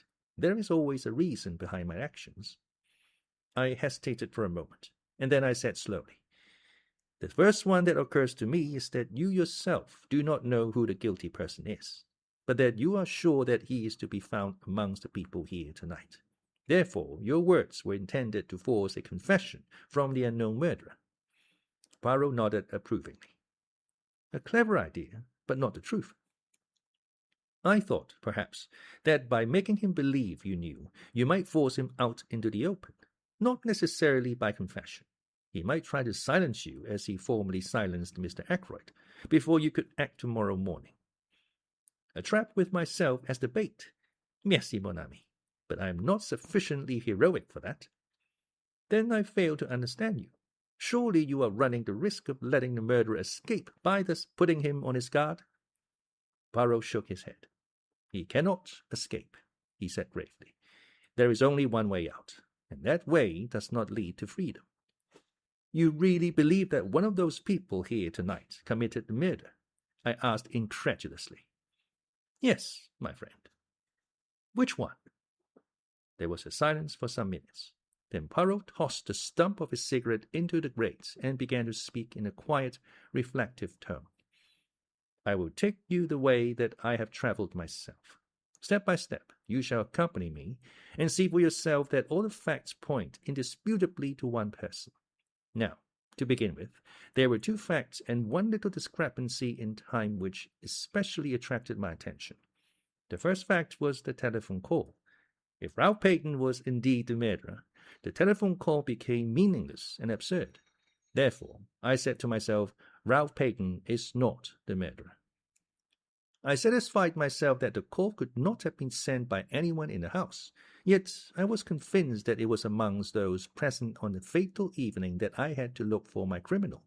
Therefore, I concluded that the telephone call must have been sent by an accomplice. I was not quite pleased with that deduction, but I let it stand for the minute. I next examined the motive for the call. That was difficult. I could only get at it by judging its result, which was that the murder was discovered that night instead of, in all probability, the following morning. You agree with that? Yes, I admitted. Yes, as you say, Mr. Ackroyd, Having given orders that he was not to be disturbed, nobody would have been likely to go to the study that night. Très bien. The affair marches, does it not? But matters were still obscure. What was the advantage of having the crime discovered that night in preference to the following morning?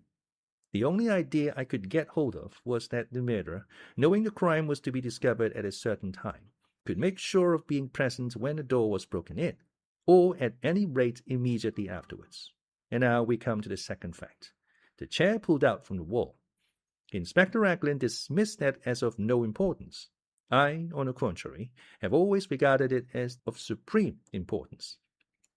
In your manuscript you have drawn a neat little plan of the study. If you had it with you this minute, you would see that. The chair being drawn out in the position indicated by Parker. It would stand in a direct line between the door and the window. The window, I said quickly. You, too, have my first idea. I imagined that the chair was drawn out so that something connected with the window should not be seen by anyone entering through the door. But I soon abandoned that supposition, for though the chair was a grandfather with a high back, it obscured very little of the window, only the part between the sash and the ground. No, mon ami. But remember that just in front of the window there stood a table with books and magazines upon it. Now that table was completely hidden by the drawn-out chair, and immediately I had my first shadowy suspicion of the truth. Supposing that there had been something on that table not intended to be seen, something placed there by the murderer. As yet I had no inkling of what that something might be, but I knew certain very interesting facts about it. For instance, it was something that the murderer had not been able to take away with him at the time that he committed the crime. At the same time, it was vital that it should be removed as soon as possible after the crime had been discovered. And so, the telephone message and the opportunity for the murderer to be on the spot when the body was discovered. Now, 4 people were on the scene before the police arrived. Yourself, Parker, Major Blunt, and Mr. Raymond. Parker I eliminated at once, since at whatever time the crime was discovered, he was the one person certain to be on the spot. Also, it was he who told me of the pulled-out chair. Parker, then, was cleared. Raymond and Blunt, however, remained under suspicion since, if the crime had been discovered in the early hours of the morning, it was quite possible that they might have arrived on the scene too late to prevent the object on the round table being discovered. Now, what was that object? You heard my arguments tonight in reference to the scrap of conversation overheard. As soon as I learned that a representative of a dictaphone company had called, the idea of a dictaphone took root in my mind. You heard what I said in this room not half an hour ago. They all agreed with my theory, but one vital fact seems to have escaped them. Granted that a dictaphone was being used by Mr. Ackroyd that night, why was no dictaphone found? I never thought of that, I said. We know that a dictaphone was supplied to Mr. Ackroyd, but no dictaphone has been found amongst its effects. So, if something was taken from that table, why should not that something be the dictaphone? But there were certain difficulties in the way. The attention of everyone was, of course, focused on the murdered man. I think anyone could have gone to the table unnoticed by the other people in the room. But a dictaphone has a certain bulk. It cannot be slipped casually into a pocket. There must have been a receptacle of some kind capable of holding it. You see where I'm arriving? The figure of the murderer is taking shape. A person who was on a scene straight away, but who might not have been if the crime had been discovered the following morning. A person carrying a receptacle into which the dictaphone might be fitted. I interrupted. But why remove the dictaphone? What was the point? You are like Mr. Raymond. You take it for granted that what was heard at 9:30 was Mr. Ackroyd's voice speaking into a dictaphone. But consider this useful invention for a little minute. You dictate into it, do you not? And at some later time a secretary or a typist turns it on, and the voice speaks again. You mean? I gasped. Poirot nodded. Yes, I mean that. At 9:30, Mr. Ackroyd was already dead. It was the dictaphone speaking, not the man. And the murderer switched it on. Then he must have been in the room at that minute. Possibly. But we must not exclude the likelihood of some mechanical device having been applied, something after the nature of a time lock, or even of a simple alarm clock. But in that case, we must add two qualifications to our imaginary portrait of the murderer. It must be someone who knew of Mr. Ackroyd's purchase of the dictaphone, and also someone with the necessary mechanical knowledge. I had got thus far in my own mind when we came to the footprints on the window ledge. Here there were three conclusions open to me. First, they might really have been made by Ralph Payton. He had been at Fernly that night, and might have climbed into the study and found his uncle dead there. That was one hypothesis. 2. There was the possibility that the footmarks might have been made by somebody else who happened to have the same kind of studs in his shoes. But the inmates of the house had shoes soled with crepe rubber, and I declined to believe in the coincidence of someone from outside having the same kind of shoes as Ralph Payton wore. Charles Kent, as we know from the barmaid of the Dog and Whistle, had on a pair of boots clean dropping off him. Third, those prints were made by someone deliberately trying to throw suspicion on Ralph Payton. To test this last conclusion, it was necessary to ascertain certain facts. One pair of Ralph's shoes had been obtained from the Three Boars by the police. Neither Ralph nor anyone else could have worn them that evening, since they were downstairs being cleaned. According to the police theory, Ralph was wearing another pair of the same kind, and I found out that it was true that he had two pairs. Now, for my theory to be proved correct, it was necessary for the murderer to have worn Ralph's shoes that evening, in which case Ralph must have been wearing yet a third pair of footwear of some kind. I could hardly suppose that he would bring 3 pairs of shoes all alike. The third pair of footwear were more likely to be boots. I got your sister to make inquiries on this point, laying some stress on the color, in order, I admitted frankly, to obscure the real reason for my asking. You know the result of her investigations. Ralph Payton had a pair of boots with him. The first question I asked him when he came to my house yesterday morning was what he was wearing on his feet on the fatal night. He replied at once that he had worn boots. He was still wearing them, in fact, having nothing else to put on. So, we get a step further in our description of the murderer. A person who had the opportunity to take these shoes of Ralph Payton's from the Three Boars that day. He paused and then said, with a slightly raised voice, "There is one further point. The murderer must have been a person who had the opportunity to purloin that dagger from the silver table. You might argue that anyone in the house might have done so, but I will recall to you that Miss Ackroyd was very positive that the dagger was not there when she examined the silver table." He paused again. Let us recapitulate, now that all is clear. A person who was at the Three Boars earlier that day, a person who knew Ackroyd well enough to know that he had purchased a dictaphone, a person who was of a mechanical turn of mind, who had the opportunity to take the dagger from the silver table before Miss Flora arrived, who had with him a receptacle suitable for hiding the dictaphone, such as a black bag, and who had the study to himself for a few minutes after the crime was discovered while Parker was telephoning for the police. In fact, Dr. Sheppard.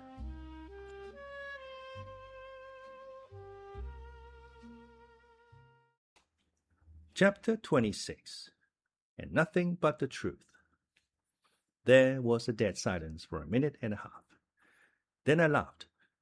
"You're mad," I said. "No," said Poirot placidly. "I am not mad. It was the little discrepancy in time that first drew my attention to you, right at the beginning." "Discrepancy in time?" I queried, puzzled. "But yes, you will remember that everyone agreed, you yourself included, that it took 5 minutes to walk from the lodge to the house, less if you took the short-cut to the terrace. But you left the house at 10 minutes to 9, both by your own statement and that of Parker, and yet it was 9 o'clock as you passed through the lodge gates. It was a chilly night, not an evening a man would be inclined to dawdle. Why had you taken 10 minutes to do a 5 minutes walk? All along, I realized that we had only your statement for it, that the study window was ever fastened. Ackroyd asked you if you had done so. He never looked to see. Supposing, then, that the study window was unfastened? Would there be time in that 10 minutes for you to run round the outside of the house, change your shoes, climb in through the window, kill Ackroyd, and get to the gate by 9 o'clock? I decided against that theory since, in all probability, a man as nervous as Ackroyd was that night would hear you climbing in. And then there would have been a struggle. But supposing that you killed Ackroyd before you left, as you were standing beside his chair, then you go out of the front door, run round to the summer house, take Ralph Peyton's shoes out of the bag you brought up with you that night, slip them on, walk through the mud in them, and leave prints on the window ledge. You climb in, lock the study door on the inside, run back to the summer house, change back into your own shoes, and race down the gate. Then home, an alibi, since you had timed the dictaphone for 9:30. "My dear Poirot," I said in a voice that sounded strange and forced to my own ears, "you've been brooding over this case too long. What on earth had I to gain by murdering Ackroyd?" "Safety. It was you who blackmailed Mrs. Ferrars. Who could have had a better knowledge of what killed Mr. Ferrars than the doctor who was attending him? When you spoke to me that first day in the garden, you mentioned a legacy received about a year ago. I have been unable to discover any trace of a legacy. You had to invent some way of accounting for Mrs. Ferrars' £20,000. It has not done you much good. You lost most of it in speculation. Then you put the screw on too hard, and Mrs. Ferrars took a way out that you had not expected. If Ackroyd had learned the truth, he would have had no mercy on you. You were ruined forever." "And a telephone call?" I asked, trying to rally. "You have a plausible explanation of that also, I suppose?"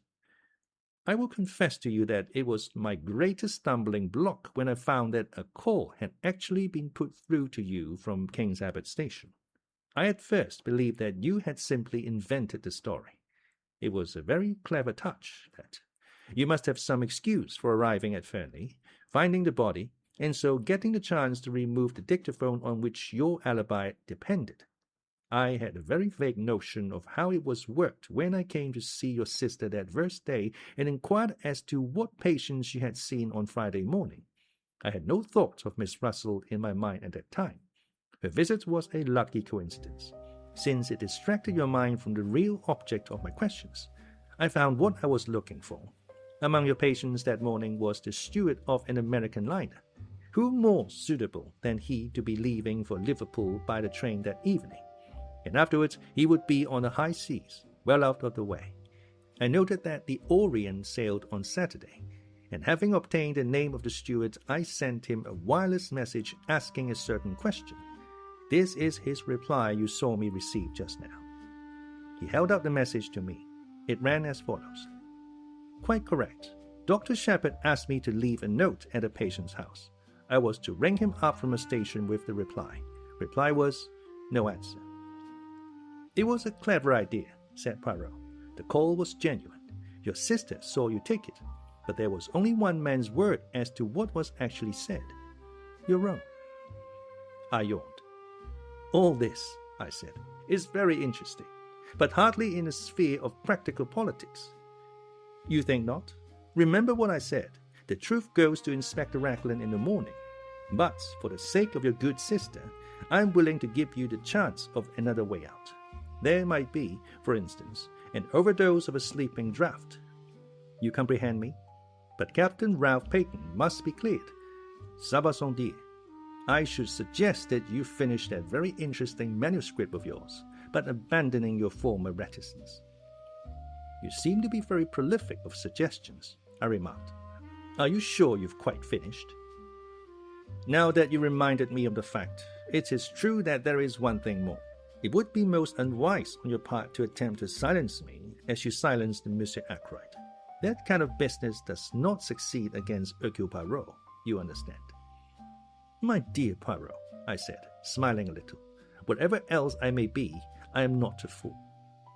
I rose to my feet. Well, I said, with a slight yawn, "I must be off home.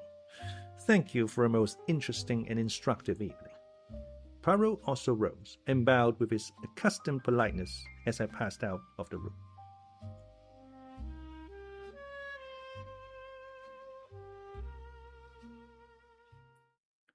Chapter 27. Apologia. 5 a.m. I am very tired, but I have finished my task. My arm aches from writing. A strange end to my manuscript. I meant it to be published some day as the history of one of Poirot's failures. Odd how things pan out. All along, I've had a premonition of disaster. From the moment I saw Ralph Peyton and Mrs. Ferrars with their heads together, I thought then that she was confiding in him. As it happened, I was quite wrong there. But the idea persisted even after I went into the study with Ackroyd that night, until he told me the truth. Poor old Ackroyd. I'm always glad that I gave him a chance.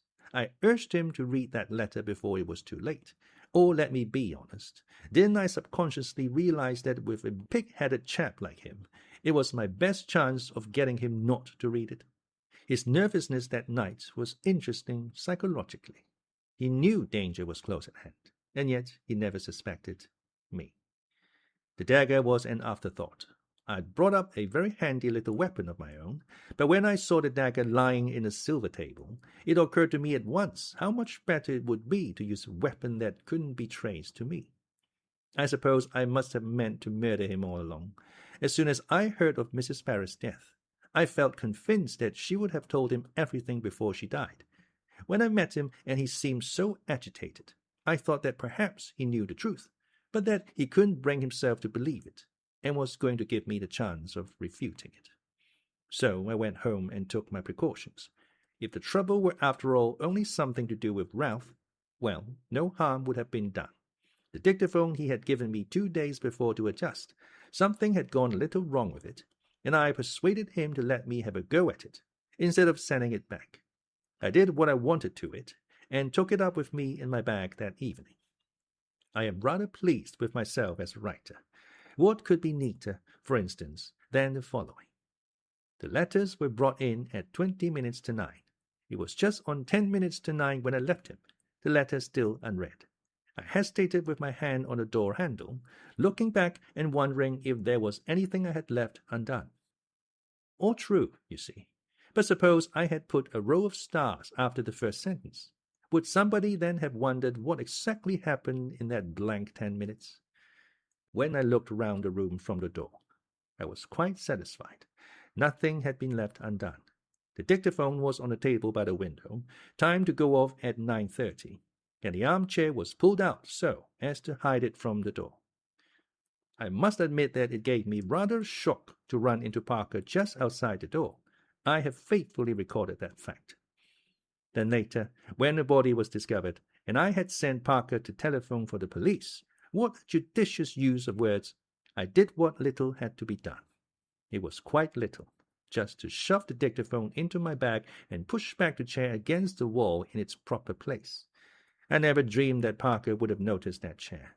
Logically, he ought to have been so agog over the body as to be blind to everything else. But I hadn't reckoned with the trained servant complex. I wish I could have known beforehand that Flora was going to say she'd seen her uncle alive at 9:45. That puzzled me more than I can say. In fact, all through the case there have been things that puzzled me hopelessly. Everyone seems to have taken a hand. My greatest fear all through has been Caroline. I have fancied she might guess. Curious the way she spoke that day of my strain of weakness. Well, she will never know the truth. There is, as Poirot said, one way out. I can trust him. He and Inspector Raglan will manage it between them. I should not like Caroline to know. She is fond of me, and then, too, she is proud. My death will be a grief to her, but grief passes.